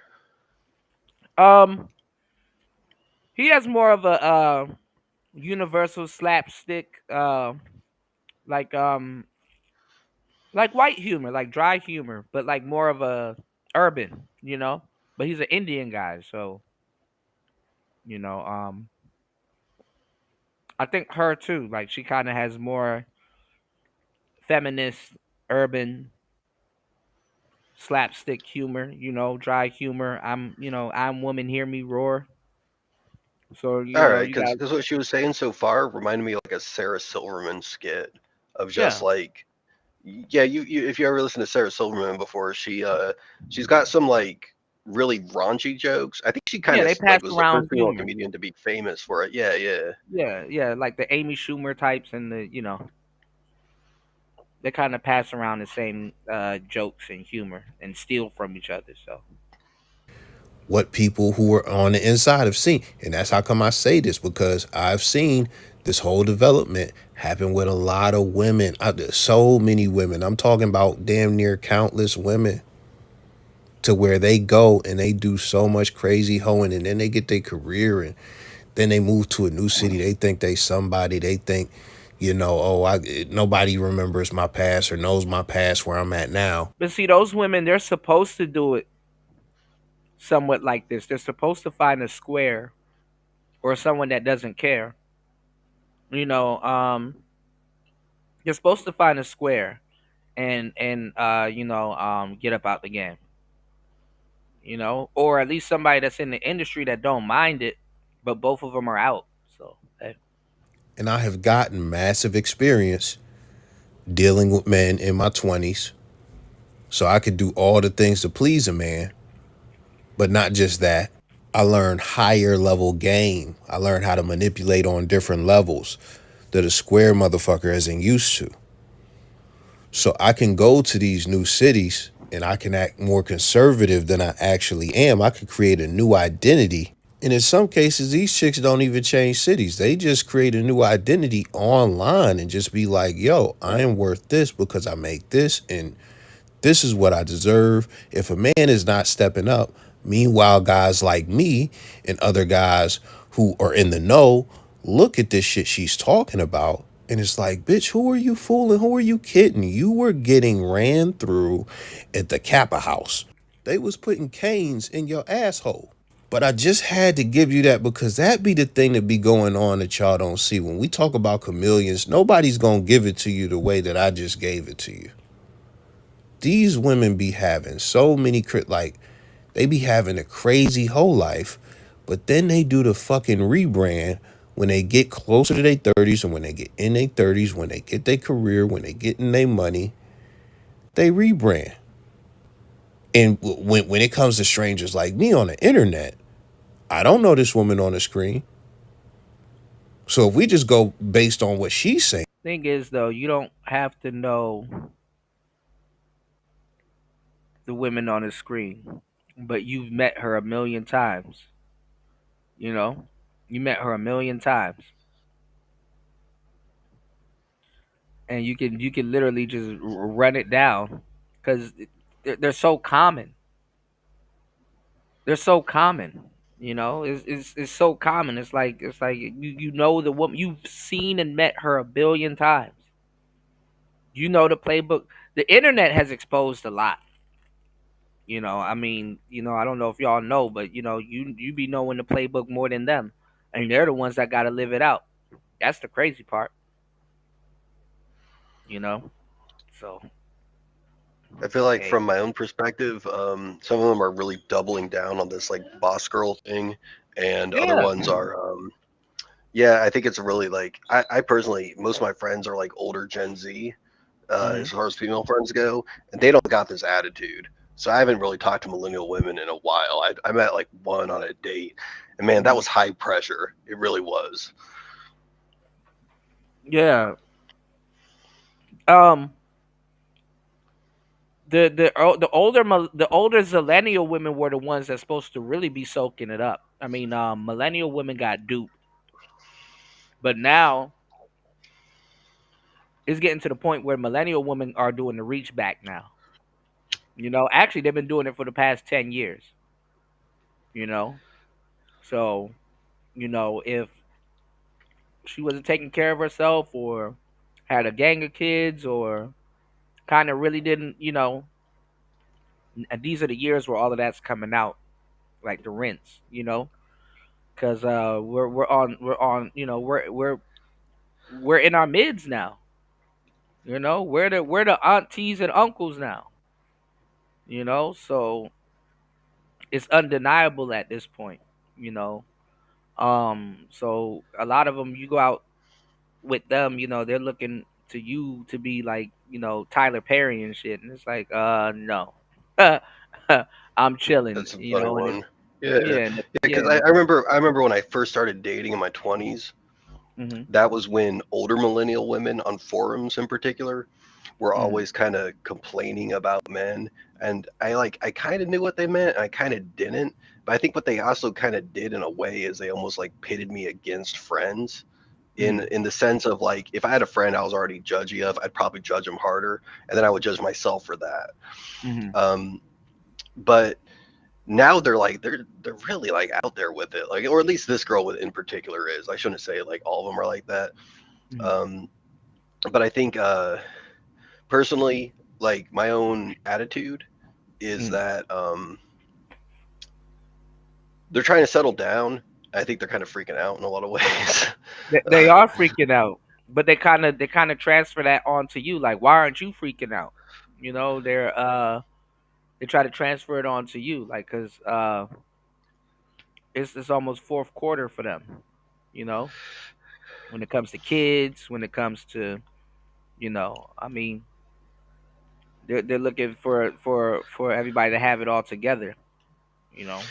Yeah, and I've been in the dating pool long enough to say that um, there's there's more women who I don't quite get along with that are in this sort of middle age range that you and I are in, Hmm. compared to ones I do get along with. There's actually there you know I met one that I really did get along with. I met two actually since we first met, but for just kind of personal reasons, it just didn't really work out. Well, I mean, yeah, we're older now, and I mean, there's nothing wrong if you haven't figured it out, but if you're still figuring it out to a certain degree, certain things, yeah, you're older to know better for certain things, but you can still be figuring it out, you know? Um, when you're older as a woman, it's a lot different than a man, you know? Women they peak like like grown wise around 33 is like a woman's peak, whereas a man is 43, you know? So like 45, 43, you know. So when they're around our age, they're going through a different metamorphosis compared to what we're going through, you know. So, they're still, they're like they're in a scramble, and I get it. There's nothing wrong with that, but as a guy, sometimes you can still be figuring it out and you'll be okay. You know what I You know. actually wonder about the woman who's like the topic of this video, if she actually has some like self-esteem or self-loathing issues or something like that. I mean, I ain't ever gonna figure it out because I ain't never gonna talk to her. But like, I wonder if she's like Of really course. overcompensating by saying her job's so great and talking down Yes. about hypothetical dudes and that kind of thing. Women, listen, when women don't have something, they try to become the thing they don't have. So a lot of women are trying to come to men that they want. That is accurate, I'd actually say, at least in this context. I had a friend when I used to read tarot. She was a much older woman, and she taught me a lot about how to read the cards. And so we kind of stopped talking. I don't use her services anymore. But she was like a second wave feminist, right? And we were chatting one day, and she said something along the lines of, "Women these days are talking about smashing the patriarchy, but they're actually trying to be the patriarchy." And Yeah, that they're always in stuck line with to be the yeah, they're in line to be the patriarchy. like the pants, like even like the fashion amongst like these business women is kind of like it's there. Yeah, they're telling women. Actually, there's this feminist. I forgot her name that they don't mention, but they were saying she was really trying to make it illegal for women to be housewives. She was saying women need to be working, and if they're not working, they need to be punished for it and stuff like that. I'm like, well, hey, this is what y'all fought for, you know, Nah, you see, know, I was 'cause- raised with both parents working, and my mom's actually pretty traditional in a lot of ways. So right. I've always had like an issue with folks who are kind of like without knowing how their own parenting, the way they sort of like read feminist theory and literature and that kind of thing, and they're like really brazen about it. I always feel like there's something kind of missing to what they're talking about. Because I got nothing wrong with in the future having a wife who works. If she has a good paying job, that's even better for our family, right?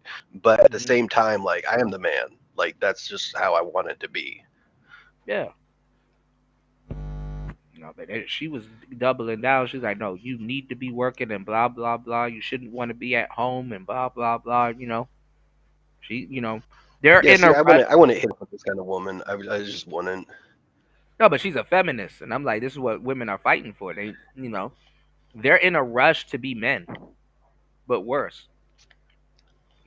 Horrible versions of men in a lot of cases, and it's not even towards men; it's towards other women. At the end of the day, but men are in the way, so it makes it look like, oh, it's men.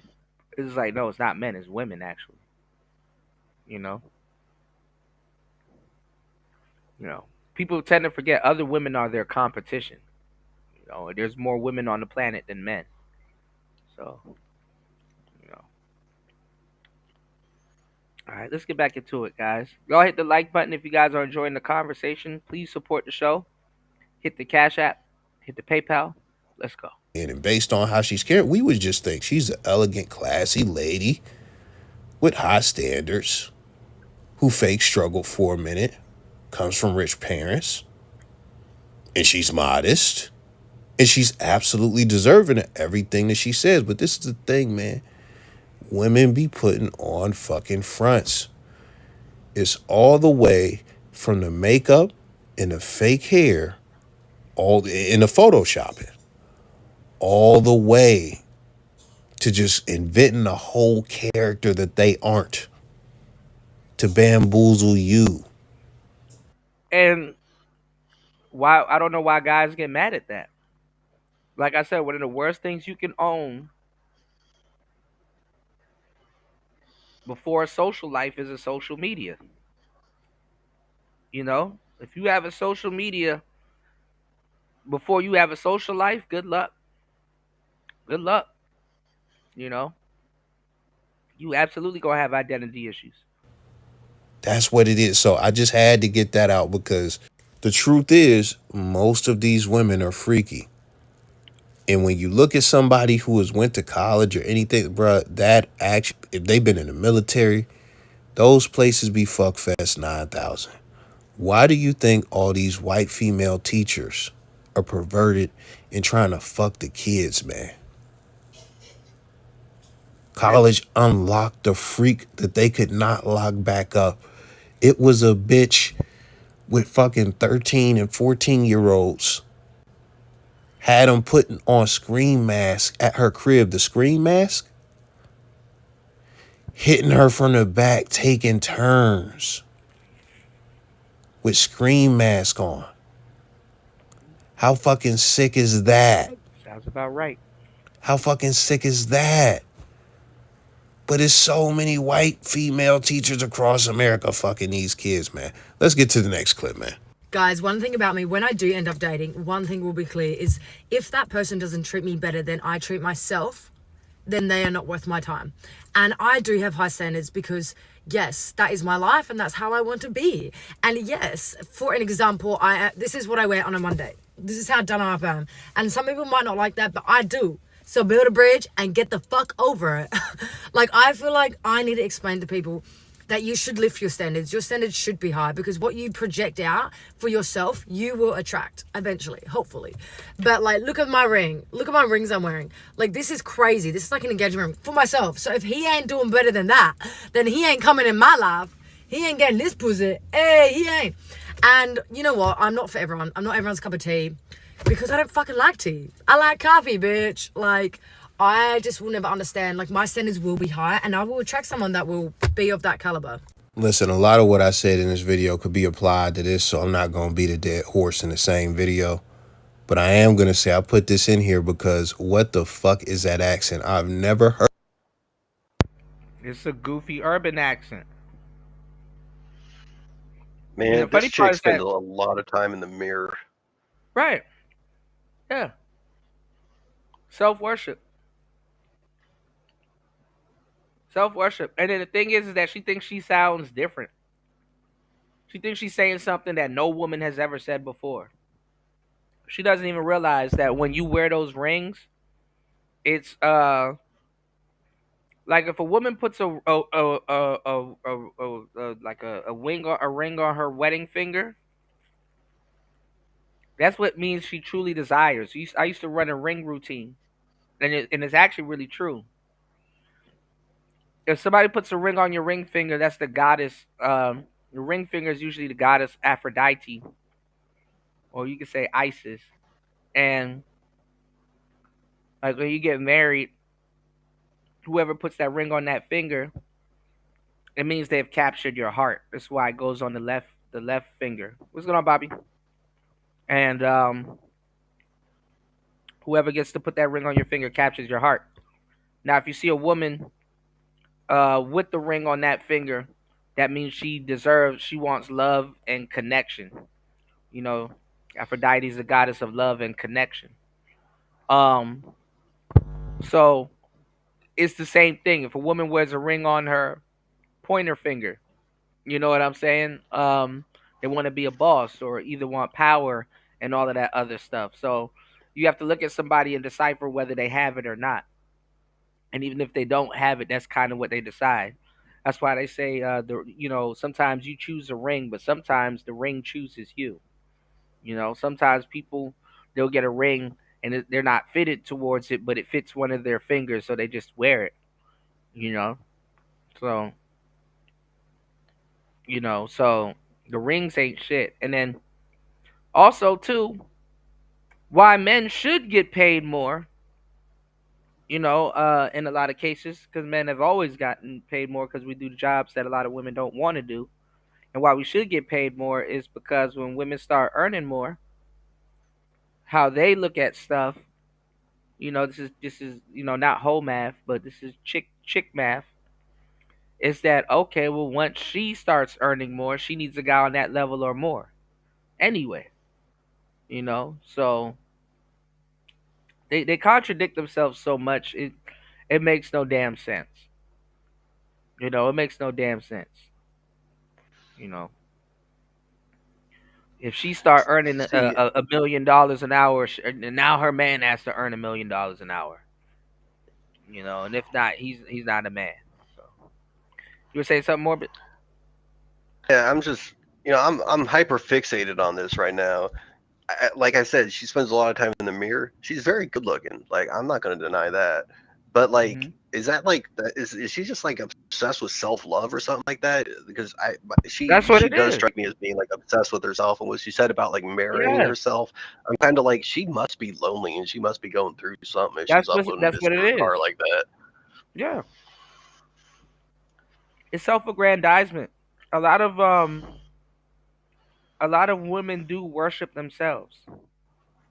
If you go look at the background of my phone, it's probably a car, like a Porsche or something. If you go look at the background of a woman's phone, it's usually her. You know, um, even selfies. They take 1 billion selfies a year. You know, of themselves. You go in their rooms. Obviously, it is their room, but it's pictures of them on the wall. So a lot of them they do worship themselves overly. There's nothing wrong with self love, mind you, but self worship is crazy. You know, uh, you know, Yeah, um, yeah. No, I think I hate to say it, but I think this woman's got some serious issues with vanity. That is yeah, like, yeah, that's what it is. I I mean, mean, Eve. like you know what I actually wonder? You know what I genuinely wonder? Mm, If in her social circle or her workplace, probably not her workplace because it's considered inappropriate to say something like, but is it like, is it like nobody told this chick she looks good? Because I mean, I personally think she's very attractive, but like, I mean, to but do your women will hair like never. that and dress up and all that, like maybe there's like just a compliment she needs to hear or something to calm her No, there's down. no. She actually needs to be humble. That's what it Mm. is. She needs to be humble. Even in the Bible, Eve spent hours looking at her reflection through a pond in the pond. True, true. You got me on that one. Yeah. So they worship themselves. It's self-aggrandizement. They worship themselves, and it's funny. As much as they worship themselves, they be the most insecure about their own damn selves. Um, but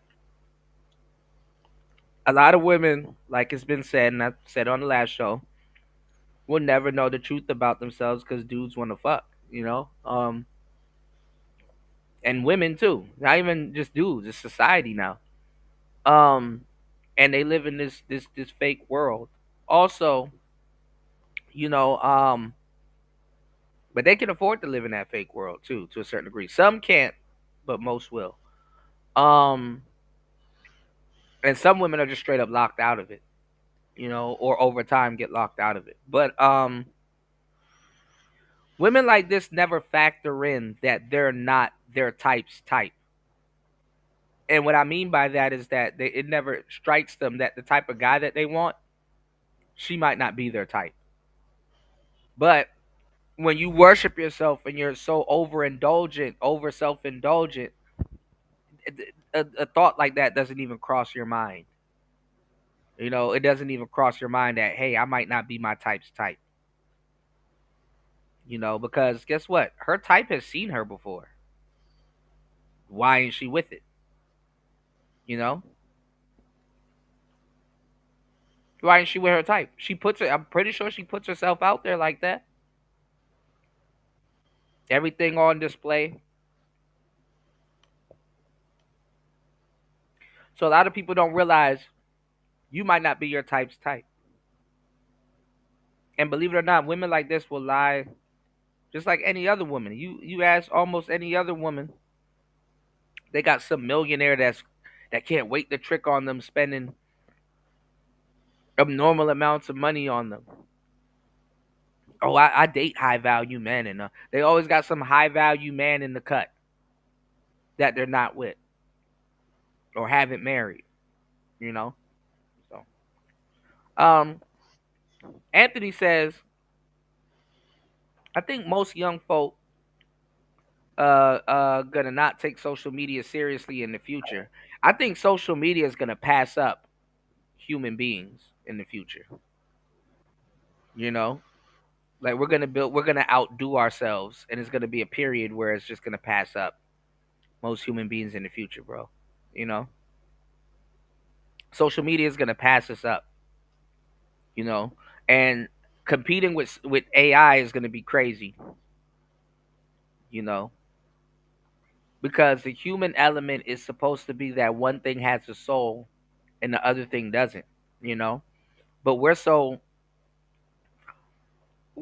listen, if humans believe in AI more than human beings, AI is going to be programmed to believe in AI more than human beings. So it's going to get to a point where having a soul is going to make you is going to be a fault. It's going to be looked at as a negative more than a positive. You know, it's going to be obsolete. And this is the human error of trying to be God and worshiping things. Humans, we worship things, and we like to And think that's that we worship. idolatry. Yeah, idolatry. Yeah, we like to think that we worship people, but we worship things. Even us trying to conceptualize worshiping people makes us worship things. For example, we will try to worship a statue of Jesus because Jesus is imprinted on that statue. But the thing is that we're not actually worshiping Jesus. We're worshiping the statue. If that makes sense, you know, like we're worshiping, especially if it's a particular statue. This particular statue here, you know, we try to make it seem like, oh, well, we're worshiping this statue because it has the likeliness of Jesus on it. But in reality, Jesus is not even gonna. I'm not gonna say, you know, no corny shit like it's within us or it's in our mind state and stuff like that. But Jesus is more closer to being within you or in your mind state than that damn statue. You know. So, hey, humans trying to be God all over again. AI, humans trying to be God all over again. All of this stuff, no matter where you go, is humans trying to be God all over again. You know, and if man feels that he's not, like I said, when I was talking about the patriarchy earlier, to a certain degree, if man feels that he's not playing God, he feels he's not progressing. You know, so Heard anything that fucked in my life. She is fucking Australian. She has an Australian accent, and it's mixed with this black scent, and she's got like this hood rat gesture thing. It's the weirdest shit. Oh man, do you know they really don't got no niggas over in Australia, man? They black population is less than 1%, or it's like 1 point some percent. I met an Australian black dude the other night, So yeah, you get weird shit like this, or and like 4 nights ago. then they book people like Kevin Hart to come over and entertain the fuck out on. So like this is weird. This is just flat out weird. This has to be the most fucked clash of accents I've ever heard in my life. Just wanted to share that with y'all, man. Let me know your thoughts. How I'm going. All right. Hold on, Who guys. else said? What's your thoughts on that, Morbid? That was a wild accent, and he broke it down pretty well. Right. Yeah, it's kind of unnatural, I suppose, if she's Australian like that. What do you got next? I got a cue here. We got Dee. Men are done. Women want to know why. We got a lot of women that are saying All that right. men aren't approaching them and all this other stuff. But it's what I told you guys before. There is no male loneliness epidemic. It's a woman's loneliness epidemic. But what they say is that they'll tell you that it's a male loneliness epidemic when it's not. And what they've been trying to do is that they've been trying to get men to um, they've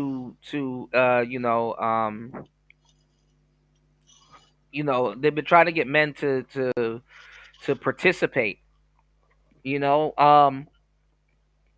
lot of men, they'd rather stay in the house and play video games, than go out. They rather, you can get food sent to you. So you're not about to be on the street looking for food like that too much, meeting women at the grocery store or being at the grocery store and stuff like that. You can just order it on your phone, you know. Men aren't taking up these big ass, factory jobs and all this other stuff because it's like, why do that? I don't got, some of these guys are like, I'm not looking for no big family to support, you know. Um, Birth rates are dropping. They can't keep up with, the rate that a lot of women are getting rid of their offsprings, if you know what I mean. You know, so it's fucked. What's going on? Hold on. Good to see you, bro. Yes, y'all. Please support the show, like and subscribe. Good morning. You know. So, what's your thoughts on that? Men not really participating, and then also too. I mean, women told men to back off. You got the Me Too movement. Like they overly worship themselves. Like nobody's in a rush to pay your bills. You know, like men aren't in a rush to pay your bills and. But hey, what's your So I thoughts do on got a that? couple of thoughts on that. I do have a couple Hmm. thoughts on that. One is I've seen some probably more Gen Z style guys on YouTube talk about what they call the male loneliness epidemic, and it's usually to Hmm. them playing Call of Duty. So you are right; they're just playing video games and they're just chilling with their friends on like Discord or what have you. Yeah. I've seen this type of video pop up before, and I haven't watched one yet, but I've been very curious about it. So I asked a Hmm. female friend of mine about this, and she said, "Yeah, it's actually true. Like men have kind of walled up in the past few years, like particularly like around COVID, like around the time it Hmm. started." Um, Hmm. and there's genuinely been a dating drought, according to her, and I take her word for it because I've been hearing a lot about it through the internet. When I go out in person, everything seems pretty normal, of course. Yeah, but I mean, men aren't. I mean, other than like companionship and maybe like a little relationship seem. I mean, you can summon sex to your door just like you can with food, and they'll leave. I mean, obviously all this stuff costs money, but I mean, to a certain degree, a lot of guys come off cheaper than an actual relationship. And all this other stuff. Like, this is what I mean. This is the listen. Like, this is the world that feminists and women wanted. To tell you the truth, And to that's what I negotiate. wanted to touch on actually in Yeah, particular. yeah. Have you heard of the performative male epidemic? I think I have. It sounds familiar, but enlighten me. All right, so it's dudes really, really soft, like overly soft. I think the Hmm. main criticism they're getting is that they're doing it to pick up chicks, but they're basically acting Yeah, it's a like performative effort. I'll conjure up an image, right? Hmm. Um, I'll say that it's kind of like, imagine a man bun and kind of like goofy glasses and maybe like a pastel colored sweater with some like khakis, and like he carries a tote bag instead of just keeping his shit in his wallet, Right. and keeps it like, and that's where he's got his like feminist ed literature, and he like would like maybe read it in public in the park waiting for somebody to drop by, and maybe expect some Agree chick to with be walking her dog or jogging by and being like, oh, you're reading I don't know, what's her face's novel, so that way like someone will start a conversation with him. Right. Yeah. And like, Yeah. I know what you mean. yeah, I know that's what you're kind talking of about. like that's kind of what I'm Yeah. talking about. Yeah. It is performative too. I mean, and I mean honestly, I'm gonna tell you where it came from, because that's their what's going on, D Chicago? That's their version of saying that, oh, okay, basically that's their version of saying that guys are going out of their way to like simp to still get like a result. Does that make sense? Like oh, okay, like you're pretending to be a simp to get this type of to get this type of outcome from women. Does that make sense? Like Yeah, it's like absolutely. 'Cause, like, yeah, I it's get where they're coming from too. There's certain things I don't get, and I know they get ripped on for drinking a lot of matcha tea, which I don't like. I yeah, it's haven't like even it's an tried the stuff. aesthetic. I don't know if I even would like it, but yeah, it's an aesthetic, like you said. But then there's also, what are those things called? Labubus, the little dolls. Like they're Okay, like I don't got know like about those. keychains of that and that kind of stuff. You don't know what that Yeah. is? It's like some bear thing that like is really popular amongst like younger women or like girls, like straight up like kid girls. Mhm. It's kind of like a Hello Kitty thing. It's like a new age Hello Kitty. Yeah. Um, Yeah, it's but like yeah, there's they're trying to there's fit even an like, aesthetic, like because they said millennials like avocado toast. Like I like toast and avocado, but I never really had it together like that, you know. But I do know what they're talking yeah, I get about. you. Yeah. So what they're saying is what they're saying is that the simping and what those guys are doing isn't genuine. You know. Exactly. And I mean, for what Yeah. it's worth, I got a sister who's a year younger than me, so like I kind of get the idea of like, yeah, women are like interested in some stuff that guys don't usually like, really want to get into, Yeah. but at the same time, it's kind of like these dudes are like, they could be like like an only child and they're still doing this. Yeah. I mean, it's like it's a panda bear. It's basically their version of the panda bear. It's like, oh, you guys aren't righteously simping. Like it's not you're women have to go in on simps. Like simps are like they're soldiers, so you have to keep your ranks in line. So whether they agree with them or not, they have to go in on them. That's what simps have designated themselves for women, as doormats. You know, so aside from the genuine nice guy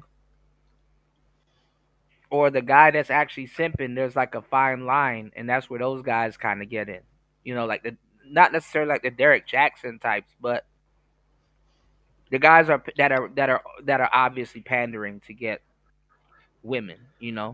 Um, a lot of groups are now realizing, and this is what's going to happen with this is what's been happening with feminist women and gay men and gay women, is that they get infiltrated by another subgroup of men and women, and it doesn't go the way they think they want. You know. So Okay. this is a math I problem. I The personally average think guy it's doesn't have money to date. It's not about having money to date, D Chicago. Yo, what you saying? Well, I personally think the idea of a male role model changed a lot, because a hyper masculine male, when you and I were younger, like let's say in wrestling, right? Like we got Mhm. Stone Cold, we got Booker T, we got The Undertaker, The Rock, Triple H, whatever. Mhm. Like, yeah, those guys had some personal issues, and I can kind of understand the idea of that being like, and I hate this word, so I'm not going Mhm. to use it. I want to say something a little different. I want to say they're detrimental vices, right? Like maybe those guys like were like smoking a lot of cigarettes in their free time, or they're eating badly, or of course steroid thing wasn't good, right? But Mhm. at the same time, like their persona was of somebody that you can actually kind of like look up to in a sense, usually. Yeah. But that kind of stuff isn't really going on these days as much. Like wrestling, sure, still, but it's not as popular as it used to be.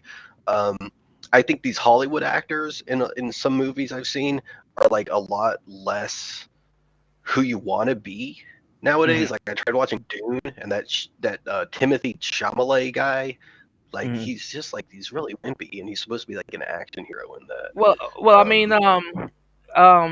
like I said, you know, remember I was telling you guys that they're actually like bringing guys to court and arresting dudes like to a certain degree if they disagree with women in the UK now. And there was this one girl that was talking about it, and the guy that they keep bringing up that has like those qualities, like how we used to look at wrestlers back in the day, because they're basically forcing men. They're basically radicalizing men, you know, in but so many words. You know, men are getting radicalized because the group of men that aren't doing these things to women, that aren't subjecting women to these things, they're the ones getting blamed. And uh, you know, they're radicalizing these young men, and they had like this weird study because they keep trying to lump him into the red pill when he's not. They had this weird study that a lot of these young kids, they don't look at Andrew Tate as a negative figure. They actually look at him as a positive figure. Andrew Tate will be the closest to what you were saying with those wrestlers from back in the day. Yeah, You I know, think he's a little overboard. Personally, I haven't watched a whole yeah, lot of his stuff, but yeah, I think he's but overboard. I think just the he is fact that he's overboard. even going in the opposite direction is kind of like what they're clinging to, though. No, but I mean, a lot of people will still look at him as a positive influence and stuff like that. Even though Andrew Tate's he a crazy dude, but he's real. He got some real things to him. But like how we looked at wrestlers back in the day, that's how people are looking at him in current day. The women are running wrestling. We don't. Now it's Jade Cargill.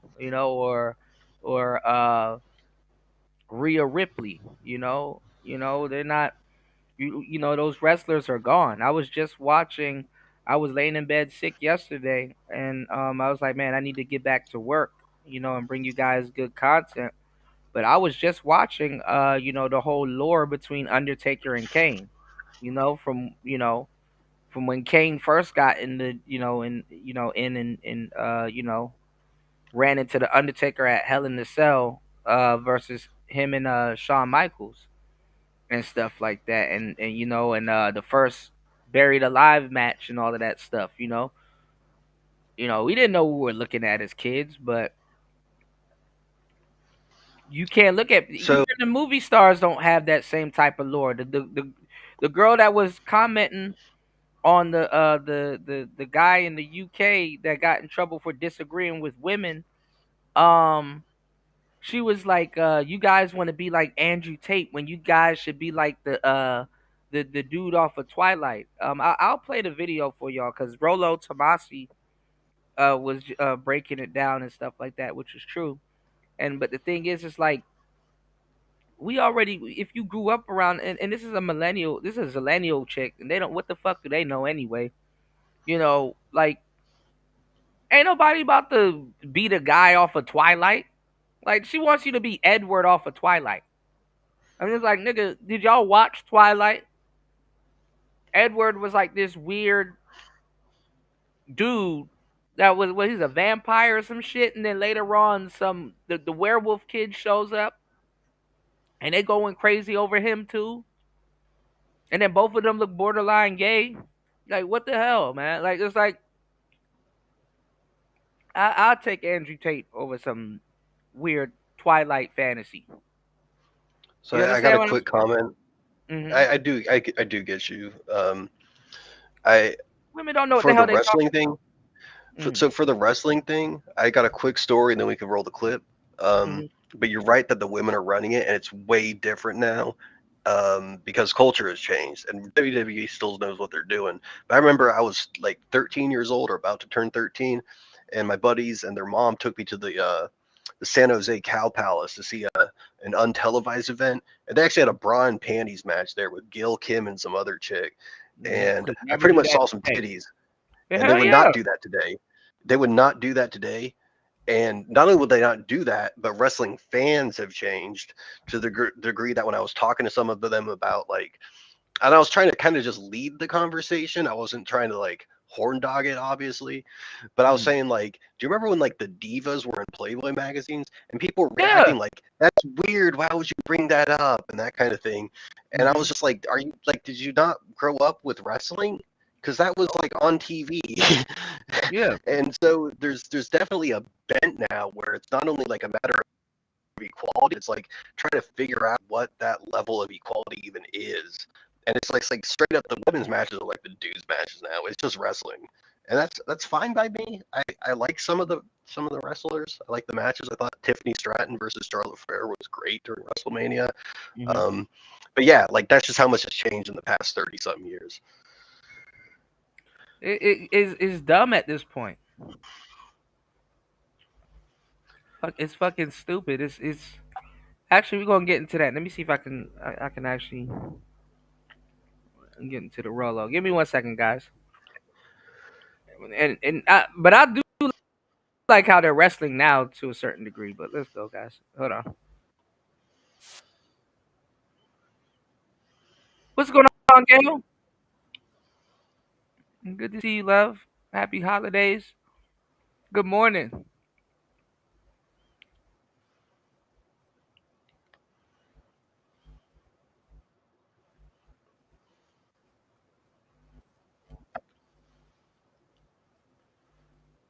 Kuda, I think the audio on this is muted.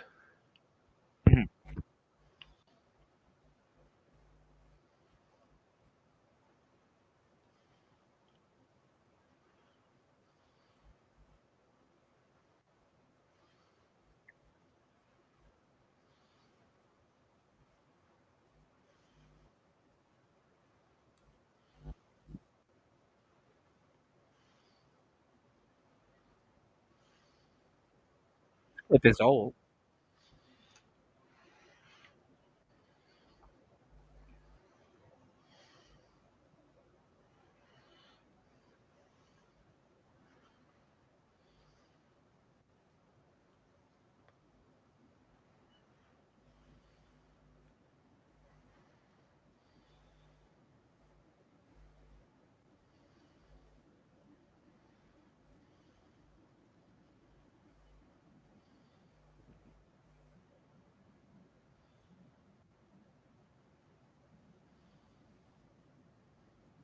Oh, it's muted. Hold on, guys. Yeah, that's what I was saying, man. Okay, you couldn't hear it. Okay, hold on. Give me 1 second. I'm gonna go out and come back. Give me 1 second.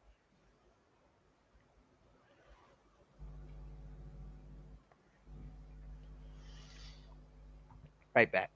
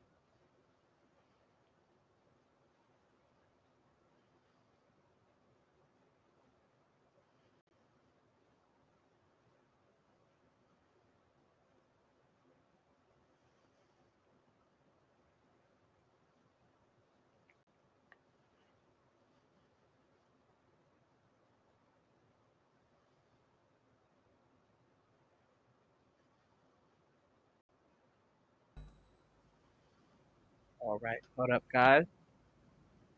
All right. Oh,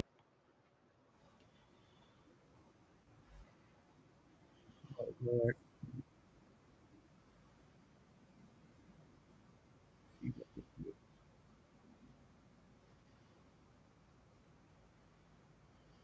1 second. Un momento.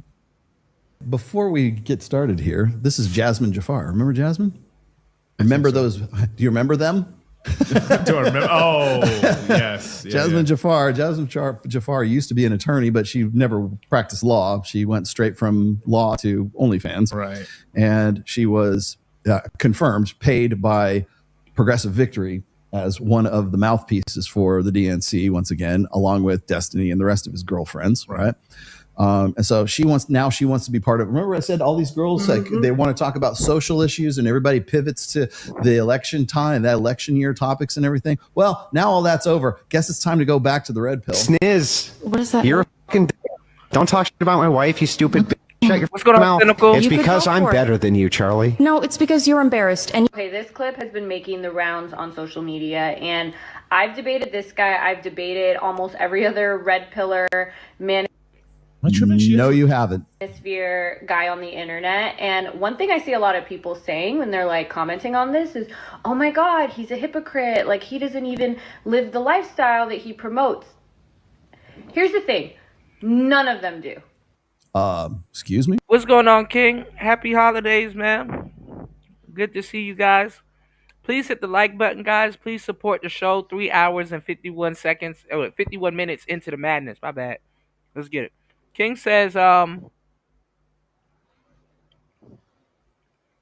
Shiesty broke the hip hop singles charting drought in December, beat Mariah Carey. Oh man. I heard a little bit of First Day Out. I think it was I gotta listen to it again. NBA Youngboy, he already starting. Him and Pooh Shiesty about to get into it, so I don't know. Shout outs to Cynical One in the building. Good to see you, love. Happy holidays to everybody here. You guys, please hit the like button and please support the show. But yeah, you know, it's gonna be a surgical winter, y'all. Yeah, Pooh Shiesty, he's out. He dropped First Day Out. Max B and French Montana dropped Make America Wavy Again. I'm not gonna lie. I was saying this the other day to one of my DJ buddies out here. I'm like, man, look, Max B just need to go ahead and hook up with Larry June and Currency and the Alchemist and just drop just some underground classics. Don't even try to go mainstream. Just drop some smoke tapes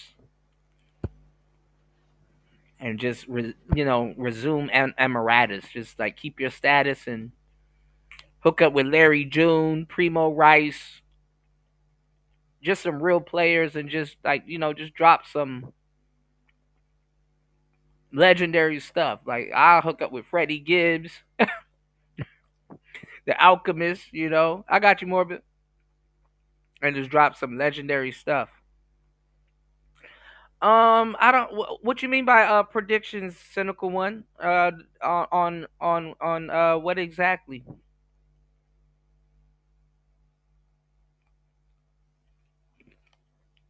Something tell me 2026 is gonna be a fucked up year. I'm gonna stay out the way.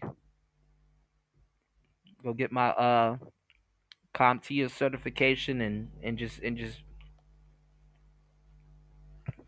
entertain you guys, be a source of light.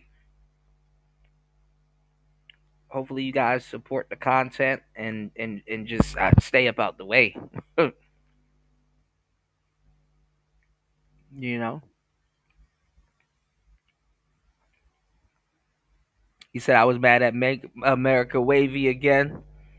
French Montana had a better Max B than that. Yeah, Max B. I don't like Max B's flow scheme and Make America Wavy Again. It was like he's trying to adapt the YN flow scheme. He didn't sound like Max B. His flow scheme is like this is bad.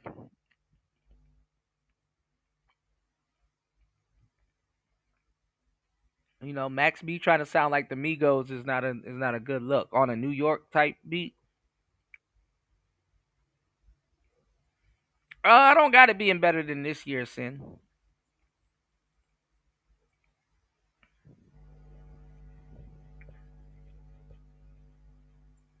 Yeah, protect your health for sure. Hold on. Shout out to Gail at night in the building. Good to see you.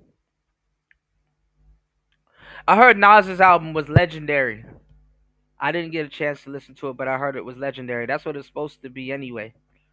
Nothing, was it him and Premier? I'd expect nothing less, you know? Yeah, but yeah, the Max B, I don't know. Pooh Shiesty, he has a different flow also. I mean, you gotta, you know, you locked away. I mean, you gotta grow at some point. But a lot of people are taking note that he not repping 1017 like that.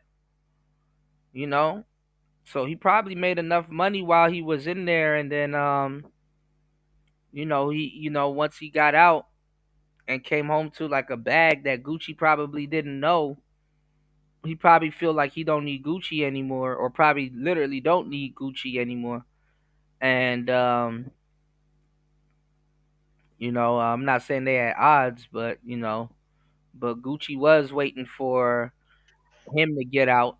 He's waiting for him and Fujiano to kind of get out and do something. But like a lot of people are coming home right now. But hey, it is what it is, man. I've been watching a lot of wrestling lately, Morbid, man. I mean, I You don't see know. Saturday night's main event by any chance? No, what happened? Do you really want to know? John Cena retired on a loss.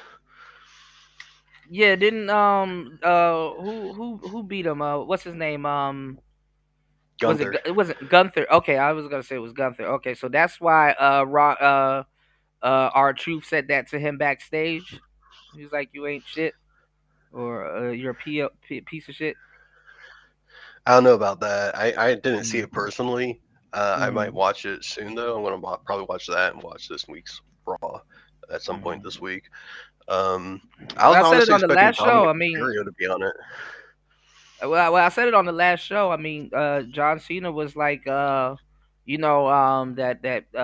people are gonna forget about him, and it's like, yeah, it's kind of true. People are gonna forget about him, even though he's one of the greats. But people are gonna forget about him. You know. I remember when John Cena was an up and comer. I saw him at that exact same I show remember that too. I mentioned earlier.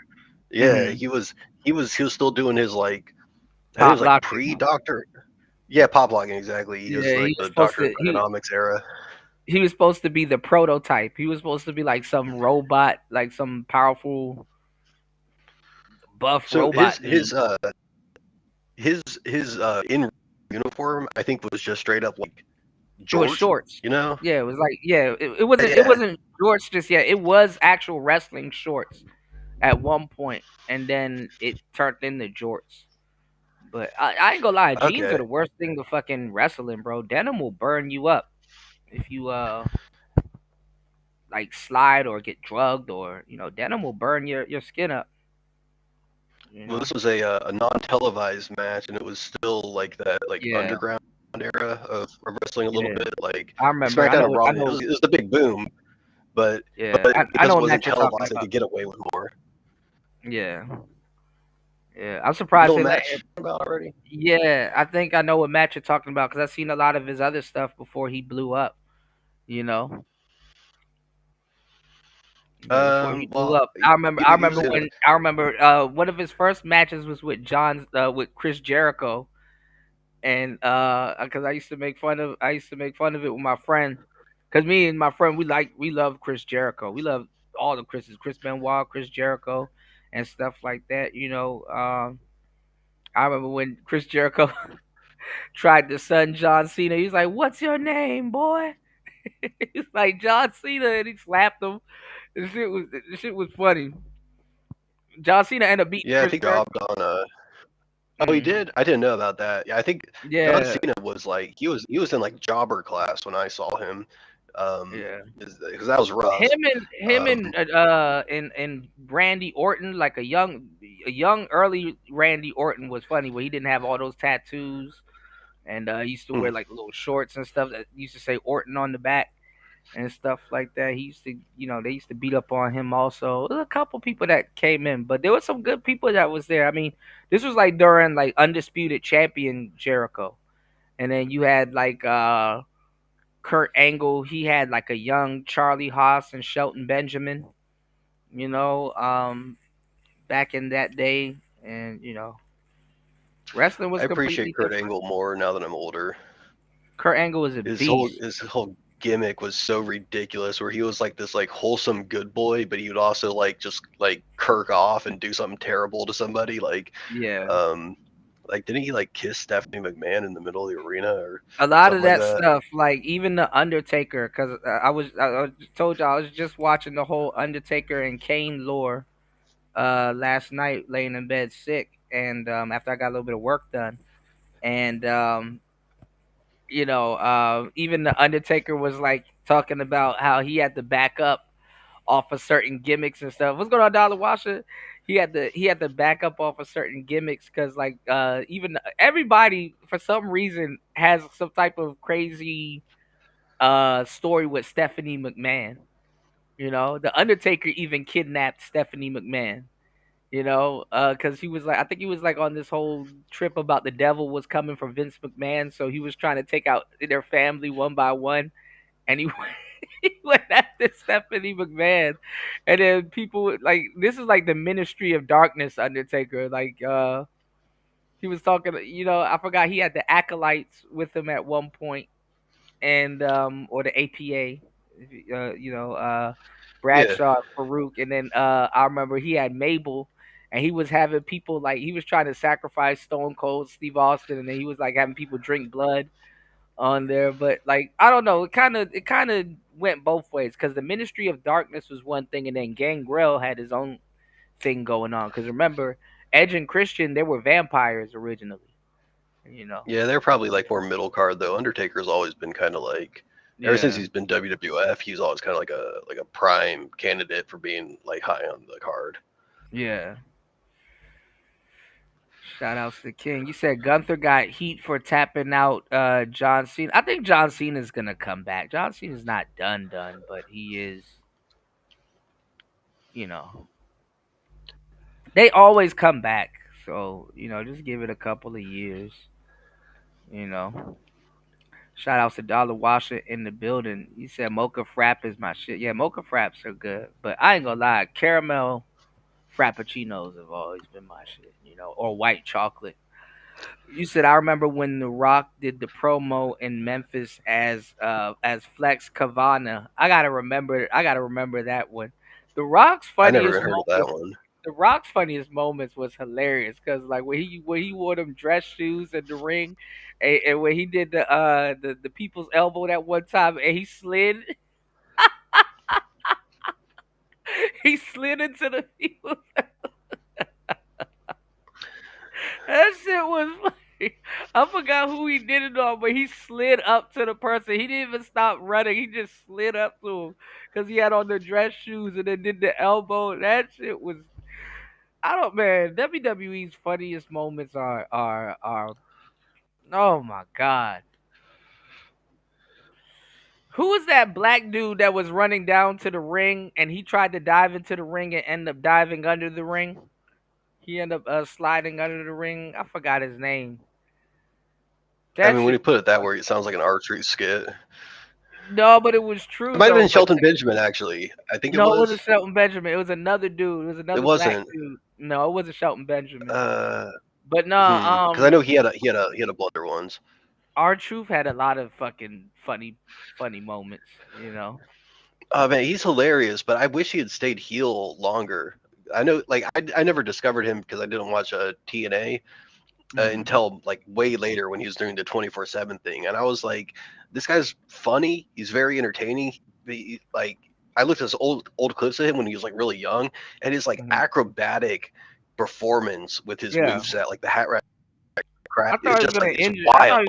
I thought he was gonna injure himself though, because I mean, I got it, but like I didn't think he was gonna be as big or stay around as long as he did, because like the K Quick character was kind of like, you know, because that was his Okay, younger I mean, name, K Quick. yeah. K Quick and Road Dogg, right?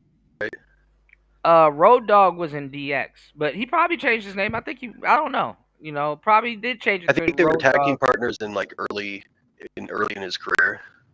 Yeah, I mean, he probably did change it to Road Dogg, and that's where he get the name R-Truth from. But I remember him as K Quick. Okay. Yeah, like he's my current favorite actually. I know he's semi-retired, but looking at his old clips, like because he was doing like a scissor kick, but he would like twist and torque his body Yeah, he'll and twist. go down Yeah, with yeah, it, and that's just crazy. yeah.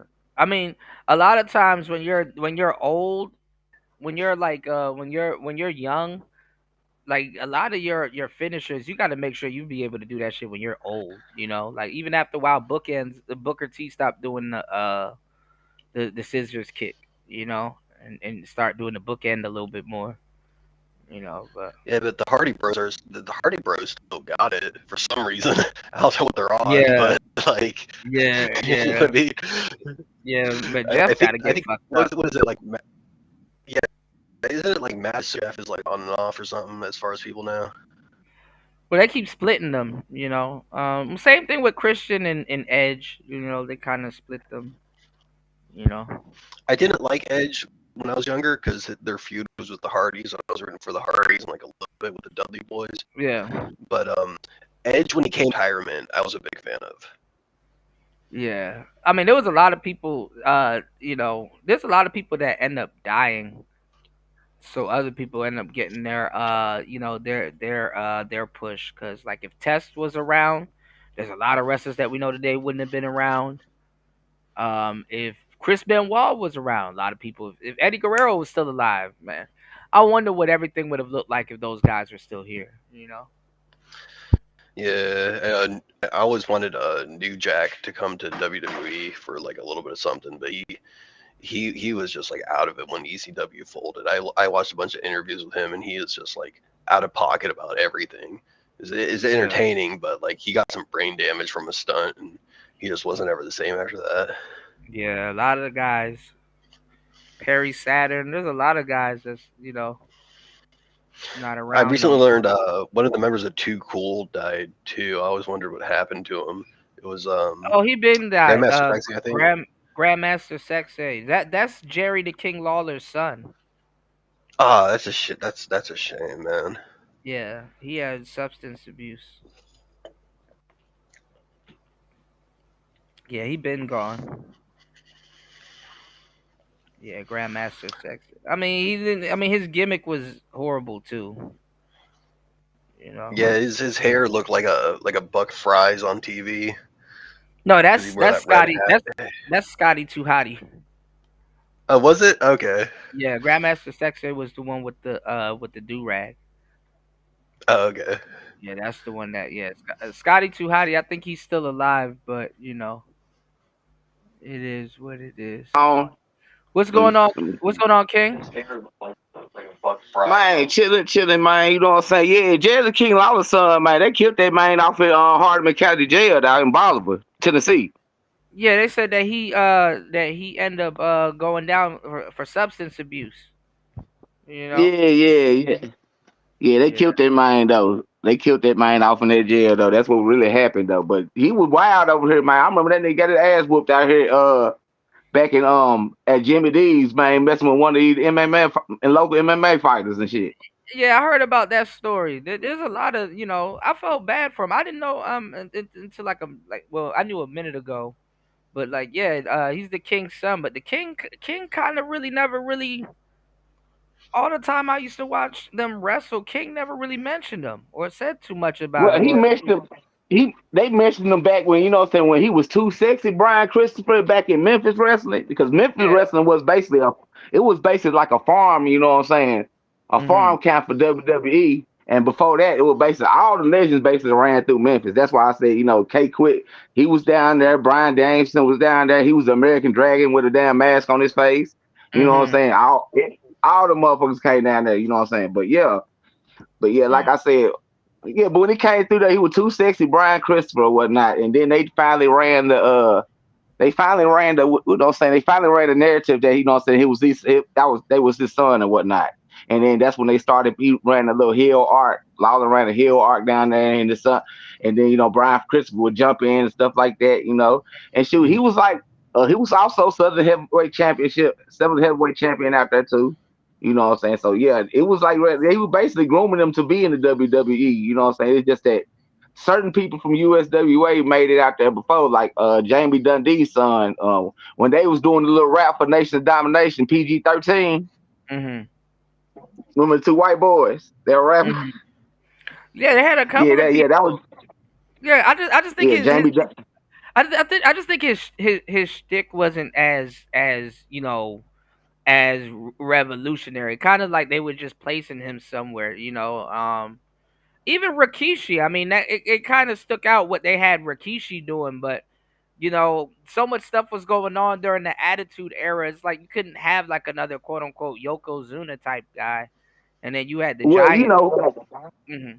Fatu, when they were the head shrinkers, when they switched him up, he went solo. He supposed to be like a hood do-gooder. You know what I'm saying? Nigga, they used to freestyle, break dance, and shit like that to make money and whatnot. That's supposed to be his story. And then you remember that little angle that they didn't never really finish when they had the Samoan Gangster Party, trying to get him to lure him back into the streets. I gotta catch back up because I stopped watching wrestling for a minute. So when like the Samoan cats really started coming in, I was already into something else. Yeah. Oh no, that's an old Rikishi gimmick though. Is what he's saying. Okay, so they so that's an older gimmick. I didn't grow up with that one, but I read about it. Yeah, back when this was like in '95. Fatu when he was going solo as Fat. He was going as Fatu. Yeah, it's Fatu is Rikishi. But that's what he went by. He just went by Fatu. Yeah, the original Fatu is Rikishi. Oh yeah, that's right. That's his last name. Yeah. Okay. Yeah, he went by Fatu. Supposed to be like a hood do-gooder out of, out of the Bay Area or whatnot. I remember what you're talking about. Yeah, because I did see something. But yeah, so he was supposed to be like a good hip hop cat, kind of like. Yeah, the positive street nigga, basically. Yeah. The positive street nigga. You know what I'm saying? Yeah. So the two cool things. And then he had two. Yeah, now then they had the you know what I'm saying? He had two Samoans. They had a little angle where they would come up on the crowd and all that stuff, you know what I'm saying? And they would appear in the locker room and tell them, you know what I'm saying, you need to come back to the streets, come back to where you came from. But I don't know what, But WWE ended up scrapping the gangster part and they ended up going to ECW and they were wrecking shop at ECW for a minute. Yeah. I mean, a couple of the wrestlers had like that gangster element to them because even over on WCW you had what's his name, Conan, not Conan, but the was it Conan? Who's the dude? Conan, man, you talking about Conan? Yeah, the Barbarian. Yeah, and then the other one that was in NWO and he would be gang banging too. But they were like Latino gang bangers. I think Conan was one of them and stuff like that. There was they have like the gangster element to some of these cats in the. Remember they tried to make Iron Man Johnson a fucking blood from Chicago, knowing goddamn well ain't no bloods in Chicago. Right. Bruh, they really but I mean even NWO was a gang. They were branding them as an actual gang, like a gang, like a. Yeah. You had the red NWO and then you had the black and white NWO. If you were rolling with Hogan, black and white. If you were rolling with Nash, when Kevin Nash and them broke up, then then Wolfpack. And you think about it, all gangs and religions break up the same way. The exact same way, yeah. You know what I'm saying? So you gotta look at it like that, yeah. But yeah, man, I remember, all that shit back in the day, man. All that rest, Gunther. Y'all are watching AEW also. Tony's story. Not really. She said we're gonna raise a glass and whip your ass. Tony Storm, she probably the hottest thing in AEW right now. You know, I'm gonna keep it Right. real. That AEW shit slick boring to me. You know what I'm Yeah. saying? I'm like, I tried to give it a chance when they had, you know what I'm saying, with Cody and all them, they had their little they should try to get into Bullet Club and all that. Because to be honest, I'm just not getting back into wrestling like the past 5 years, and it took me WWE 2K18 to do it. Same. I mean, I only watch it for the girls now. The girls, I ain't gonna lie, the women got it going on. Women are doing their thing everywhere in sports because Oh I've seen man, a whole bunch of female skaters and they're catching like tray flips and all. I'm like, bro, where were these women when we was out there skating? What the fuck? Like, it's like I'm like, damn, man.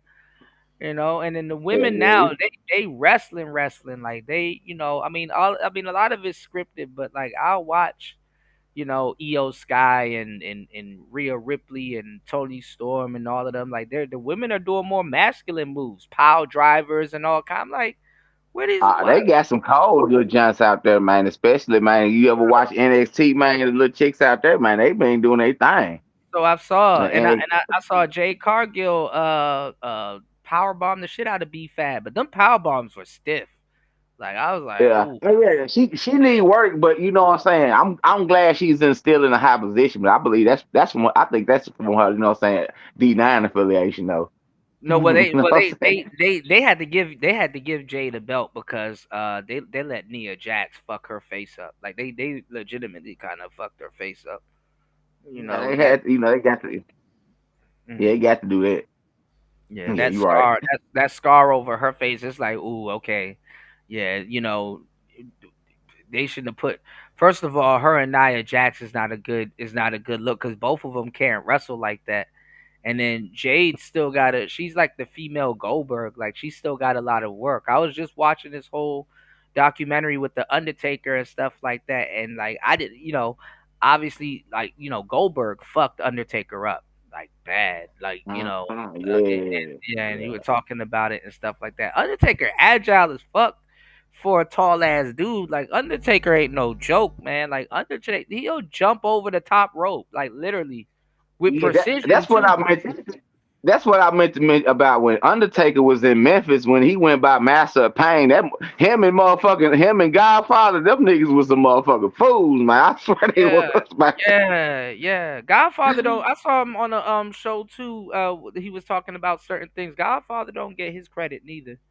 You know. Man, that man, you know what I'm saying? I'm like, him and I ain't know him and Taker been, you know what I'm saying, wrestling with each other, been down Yeah, for so long, you know what yeah. I'm They're saying? they're big dudes. Godfather's a big dude. It's Yeah. just like I don't know. His garb in the WWE made him look a little bit smaller, but he a huge dude. He a tall dude. Like he a big dude. Ah, yeah. But Yeah. shoot, when you go back and see Undertaker, go back and see Undertaker first match where he go by the Master of Pain, dog, and he in his first promo, that shit gonna have you rolling. He said he come out the Atlanta State Penitentiary. Mhm. I just did No, 2 years at the Atlanta no, State but did Penitentiary. you Ah, he was yeah. talking about it in the interview because like you could tell they had history because remember that time where he went out on in the ring and the Godfather bought some hoes out there. He looked at the Undertaker. He was like, "I know you want Yeah. some hoes," and Undertaker almost broke. Yo, I would have broke character and started laughing like shit. He looked at Nah, the he Undertaker and was had to like, "And I start. He know had you to want start the some hoes." match. Yeah, He had to start swinging. He had to start swinging, just not break character. to not break character. Yeah, yeah, man. That shit was funny. He said, Start "I know." swinging He just to said, not break character. "Yeah." He said, "And I They know said you they want said they some would. hoes." Yeah, he said, and I know we known each other for a long time, and And I I know know you want you some hoes. love hoes. He said, you call yourself the dead man, but we get one of these ladies. He'll He make knew you he was gonna alive. break character if he finished that shit. Man, bro. They couldn't, And bro. then The stuff that we was watching as kids, bro. They would never do that shit ever again, bro. Never ever again would they put no shit like that on man, fucking TV ever again. You know? man, Yo, Killer, real quick. then they got a story when they tried to buy Mick Foley a hoe, man. He got scared and ran out the whole house. Yeah, I remember. Bro, but you know what's funny? When Right to Censor got Godfather, that shit was funny too, and they turned him into the Good Father. Man, yeah, that was funny as hell. Yeah. I think that was Yeah, a but good. you know I they think that was a good lore for Stevie Richards. Steven Richards had a lot of potential too. He just didn't. They just didn't push him like they could have. it just seemed like a lot of them folks that were stars in the Indies, man, they didn't know how to WWE didn't really know how to capitalize on their stardom. When Stevie Richards was in ECW and had that Blue World Order, one of the damn coochie cutters doing the super kick. Yeah, He was because motherfucking shit. his super kick was crazy. Him and what you call it, Steve Blackman, and I think you know what I think. Looking back on it, I think WWE had too much talent. Like you have to have a good balance of talent, because if you have too much talent, then you don't have nowhere to put actual real talented people. That could yeah. And you basically only got 5, 6 belts, you know what I'm saying? You do 2 tag Right. team titles, you know what I'm saying? Intercontinental, you know what I'm Right. saying? US Championship and World. So, they had to split that up with SmackDown and Raw and all that there, but I'm kind of glad AEW is out here where we can have some competition, you know what I'm saying? And we can actually, look and pick from a better crop. But then, WWE, they don't took a lot of these smaller promotions and put like WWE ID on them, you know what I'm saying? Where they are already picking out the best of the best. So would you And I ain't say gonna, would you guys say Triple H has a better company than Vince, or Vince was still running the? I'd say it's a different one, Nah. but yo, real quick, Kuda, I got a dip for the day, and it's been good talking Okay, to no you. problem. No problem, bro. Be safe. Let me know how it goes. All right. Will do, man. All See you right. around. All right. All right. Shout outs to Morbid. Shout outs to Morbid Trinity, man. But yeah, what were you saying, King? yeah, I think but Triple H, when it comes to a lot of people don't like how Triple H running the company other than Vince too. You know what I'm saying? They some people just thinking, you know what I'm saying? I feel like it's basically the same thing. I feel like the same oil, you know what I'm saying? Same machine, just a different operator. But because Triple H got just as much heat as Gunther, you know what I'm saying, for tapping out John Cena. Because a lot of people like, you know what I'm saying, John Cena shouldn't have left the last career out that way, you know what I'm saying? So yeah, he been catching a lot of heat for the booking and all that stuff, especially with the booking of Jey Uso, you know what I'm saying, him losing the championship like he did. I think because even John Cena's gimmick, it shouldn't have lasted that long. I think John Cena should have. I was saying on the other show that his legacy went with the spinning belt. John Cena It really did.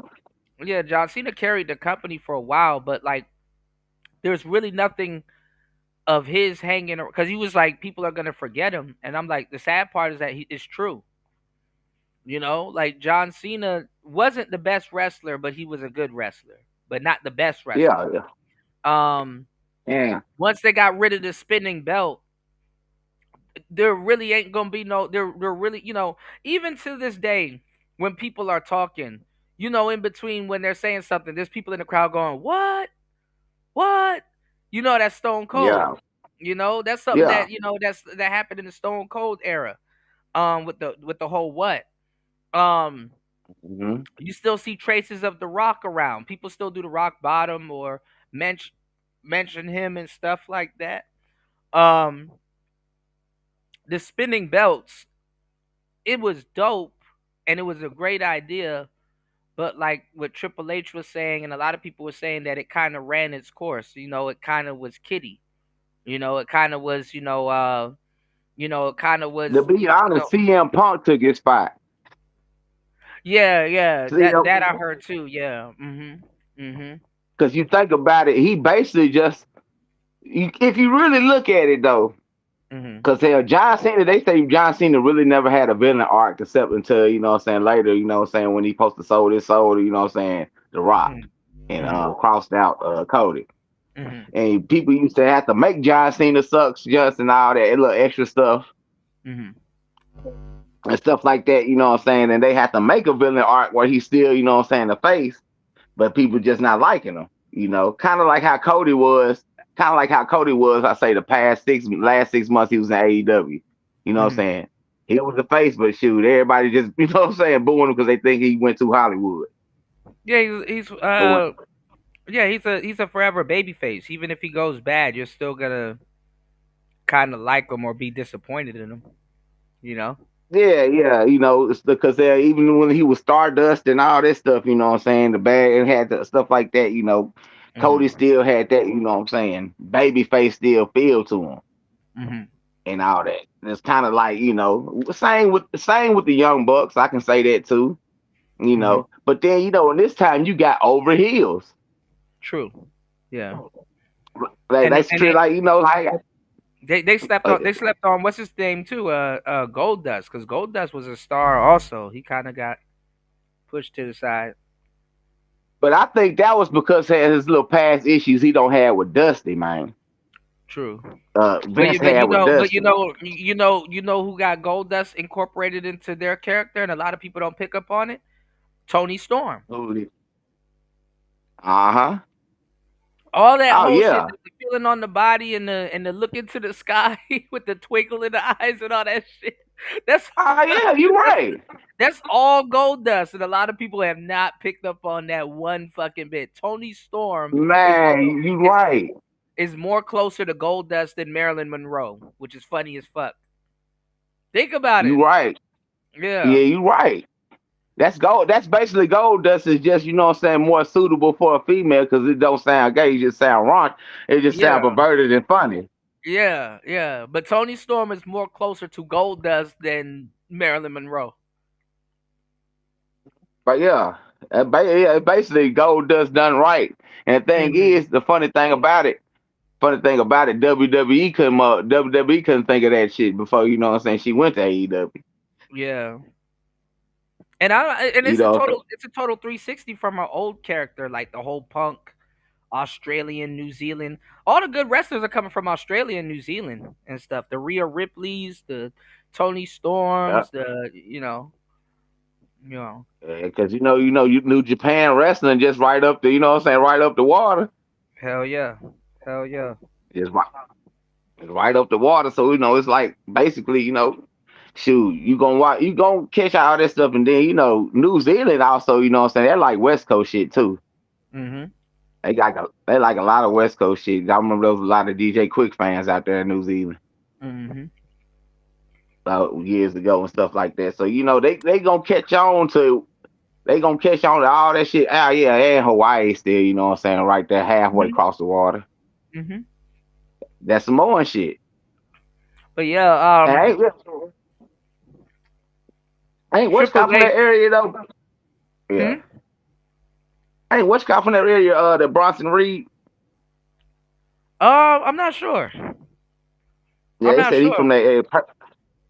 Nah, he's from Australia, Perth. He's from Perth, yeah. Mm-hmm.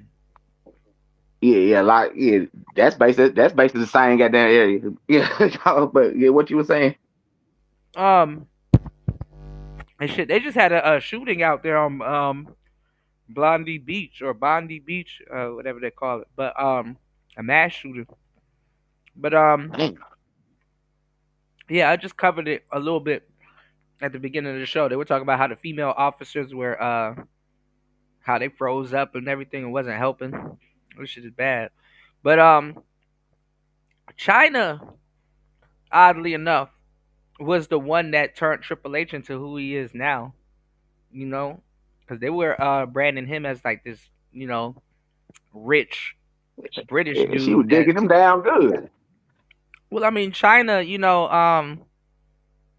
she the one that got Triple H wearing leather and into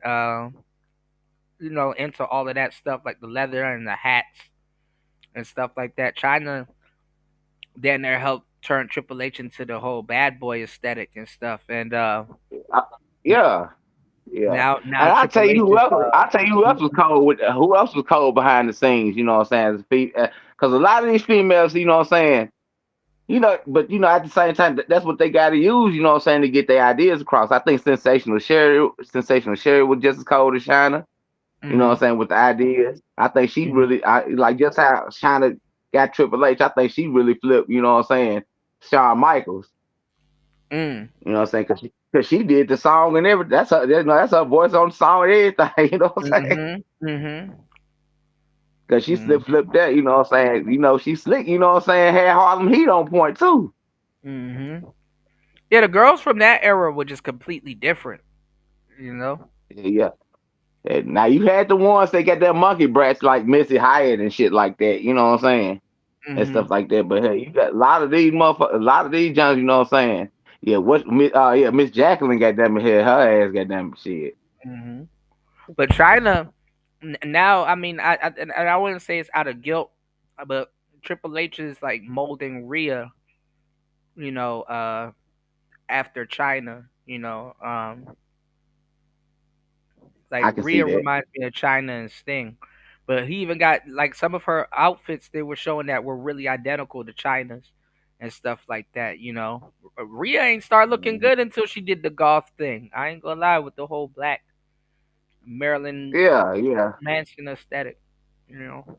Yeah. Got them little booty cheeks out and all that stuff, man. Yeah, she don't Yeah. got ready up out there. Yeah, well, yeah, I think same with Damian Priest though, you know what I'm saying? He do got him looking like a bisexual Undertaker though, you Ah, know. I gotta catch up because I have a big gap in watching wrestling.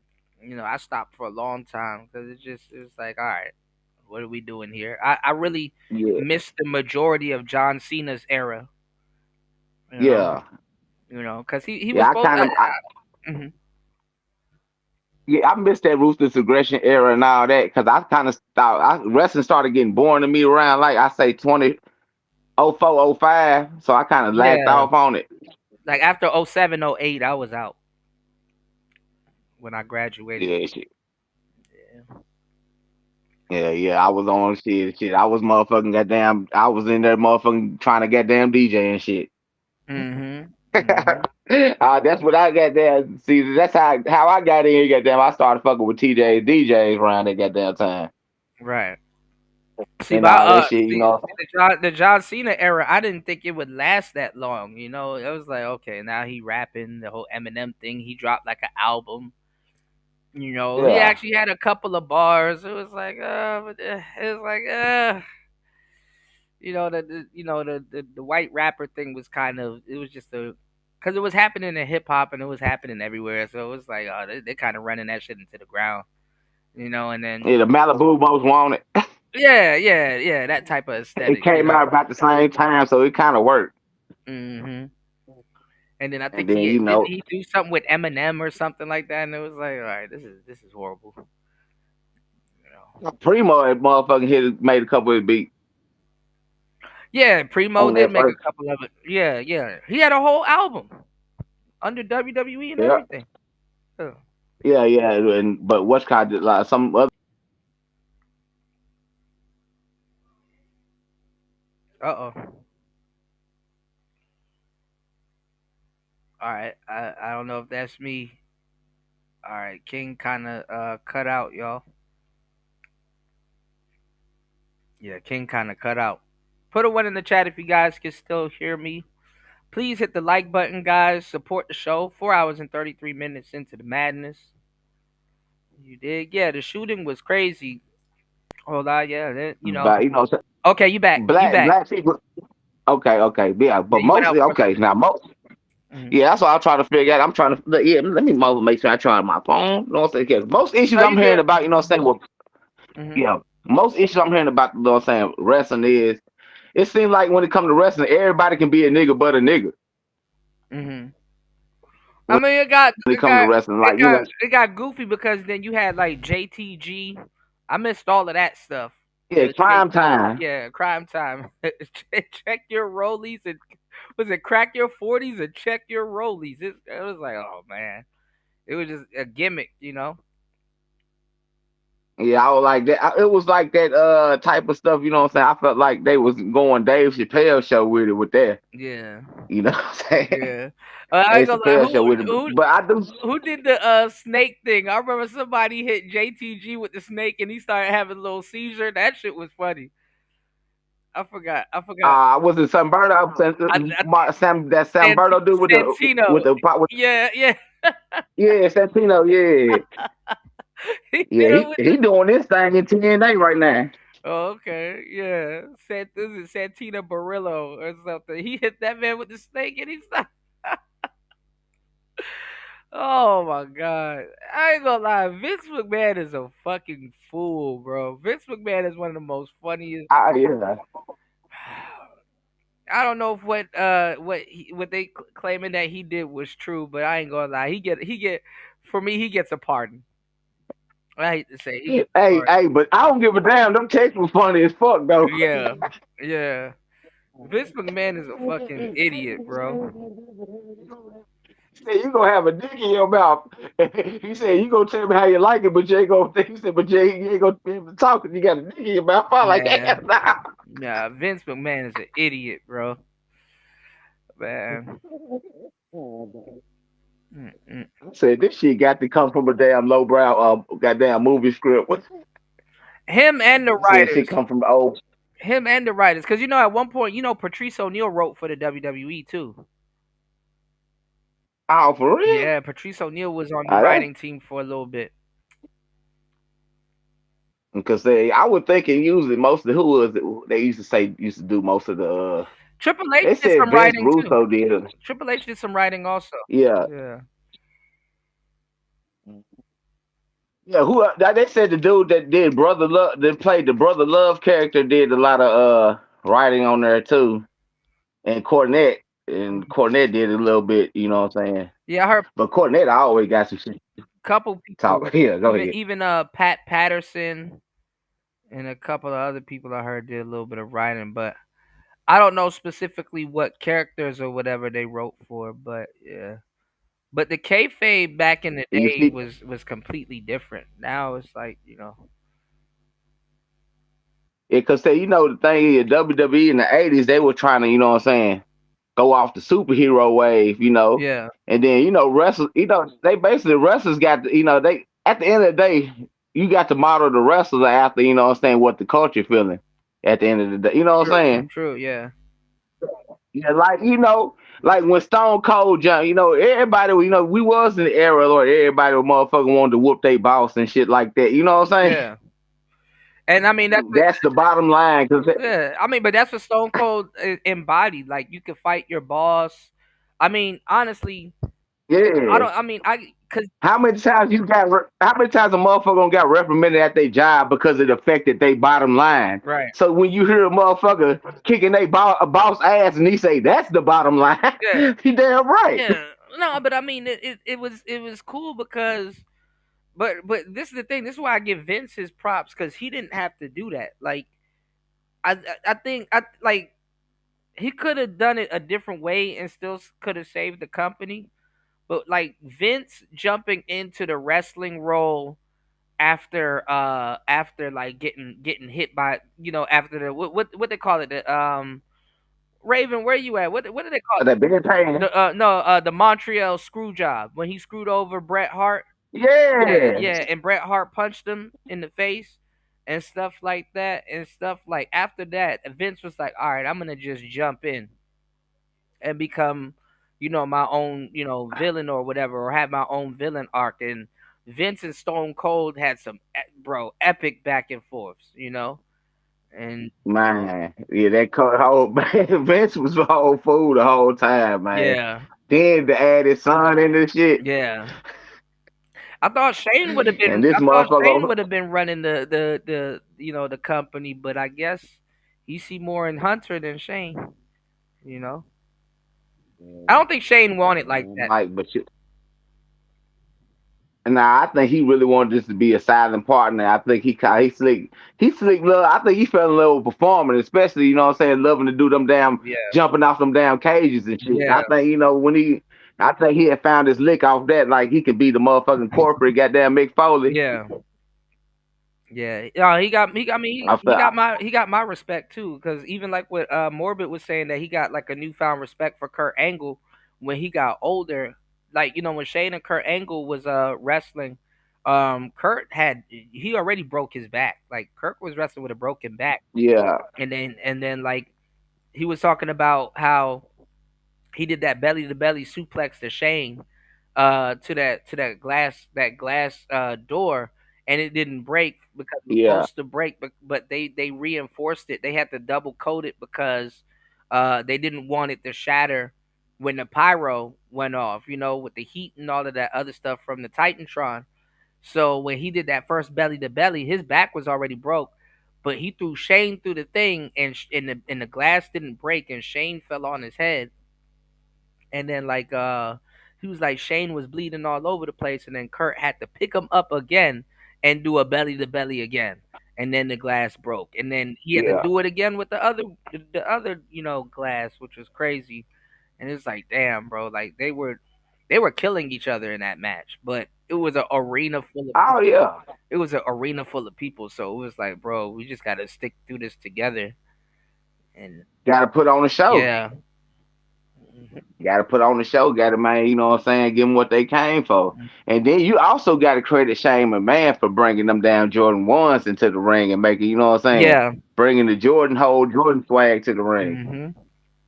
You know, and that's why I kind of slick before he broke his ankle on that last WrestleMania when he was supposed to fight the Miz. Yeah, that was crazy. And all that. I wish that wasn't. Mm-hmm. I wish that wasn't his last match. I wanted him to fight Pat McAfee because both of them come in with the J swag, and they basically got the same type of wrestling style. Yeah. That would have been, you know what I'm saying, more entertaining in my opinion.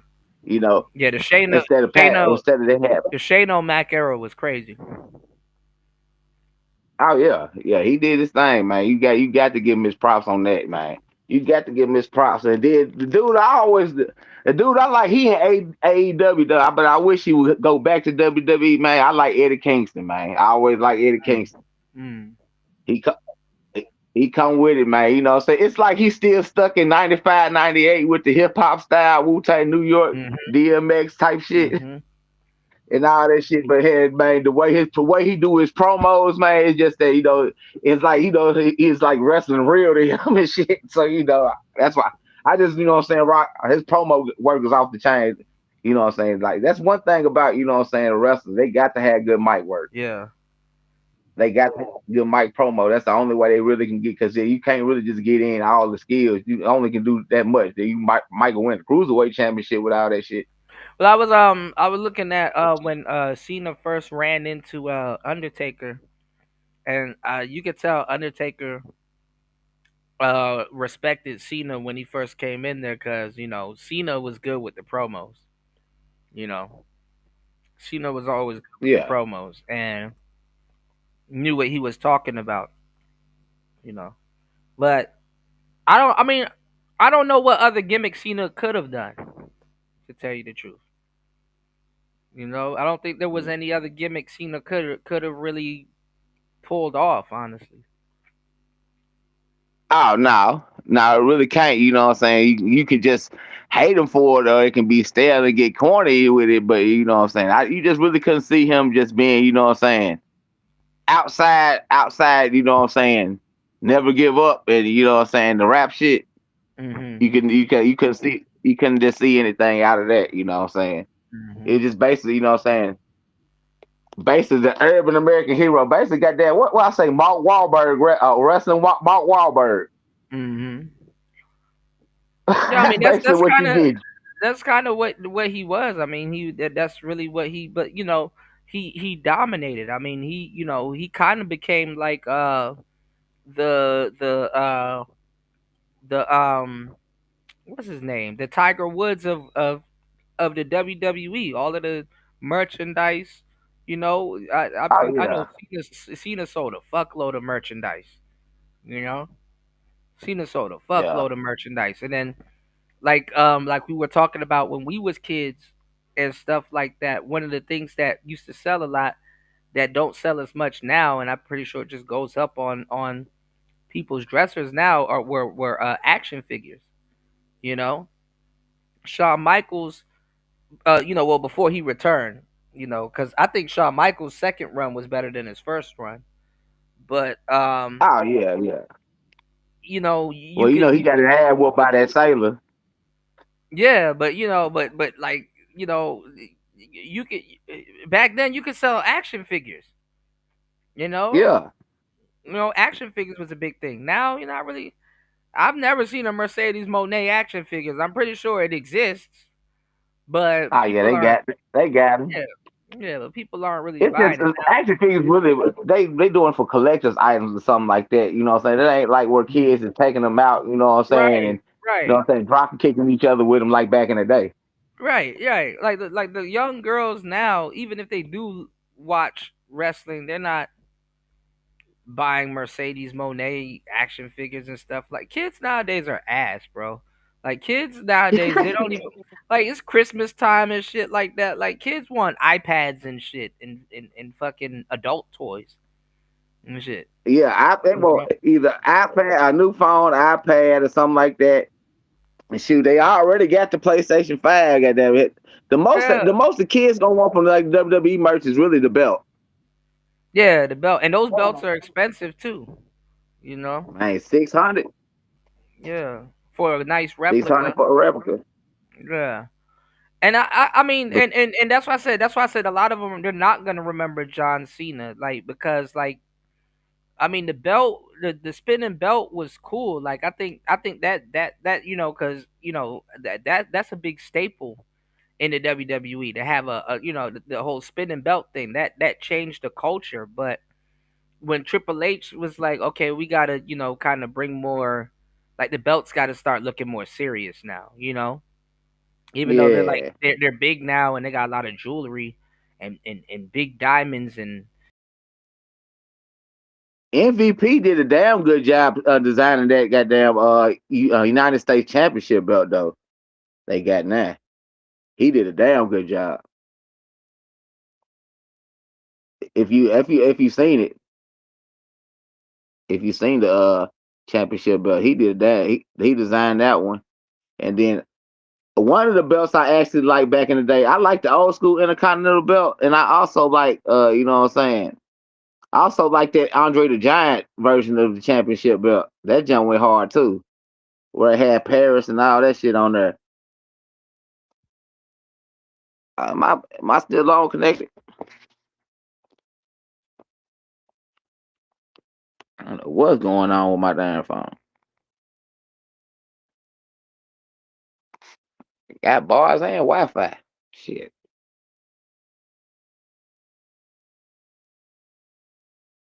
Oh, what's up, y'all? I hope I ain't here by myself. But yeah, man. But yeah, but MVP did a damn good job, man, to that belt, man. You know what I'm saying? DJ Cooter gonna get back, man. You know, this still play a talk radio, man. I ain't shit, you know what I'm saying? I ain't running nothing. I ain't running nothing. I'm just sitting here chilling, man. Shit. I can't even see nobody chat.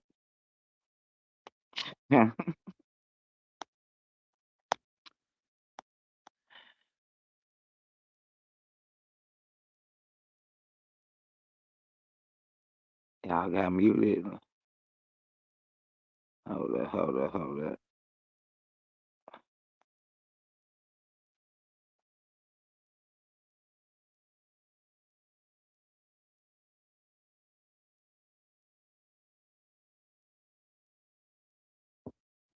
I'm trying to see which one is mine. Hold up. I'm trying to make sure. Okay, I see on my big screen it's just me on here. But yeah, man. Let me pull up my other screen so I can see this chat, man.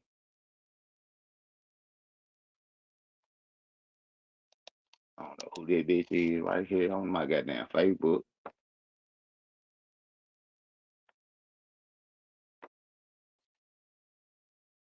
He gonna get on it. I'm waiting on you though.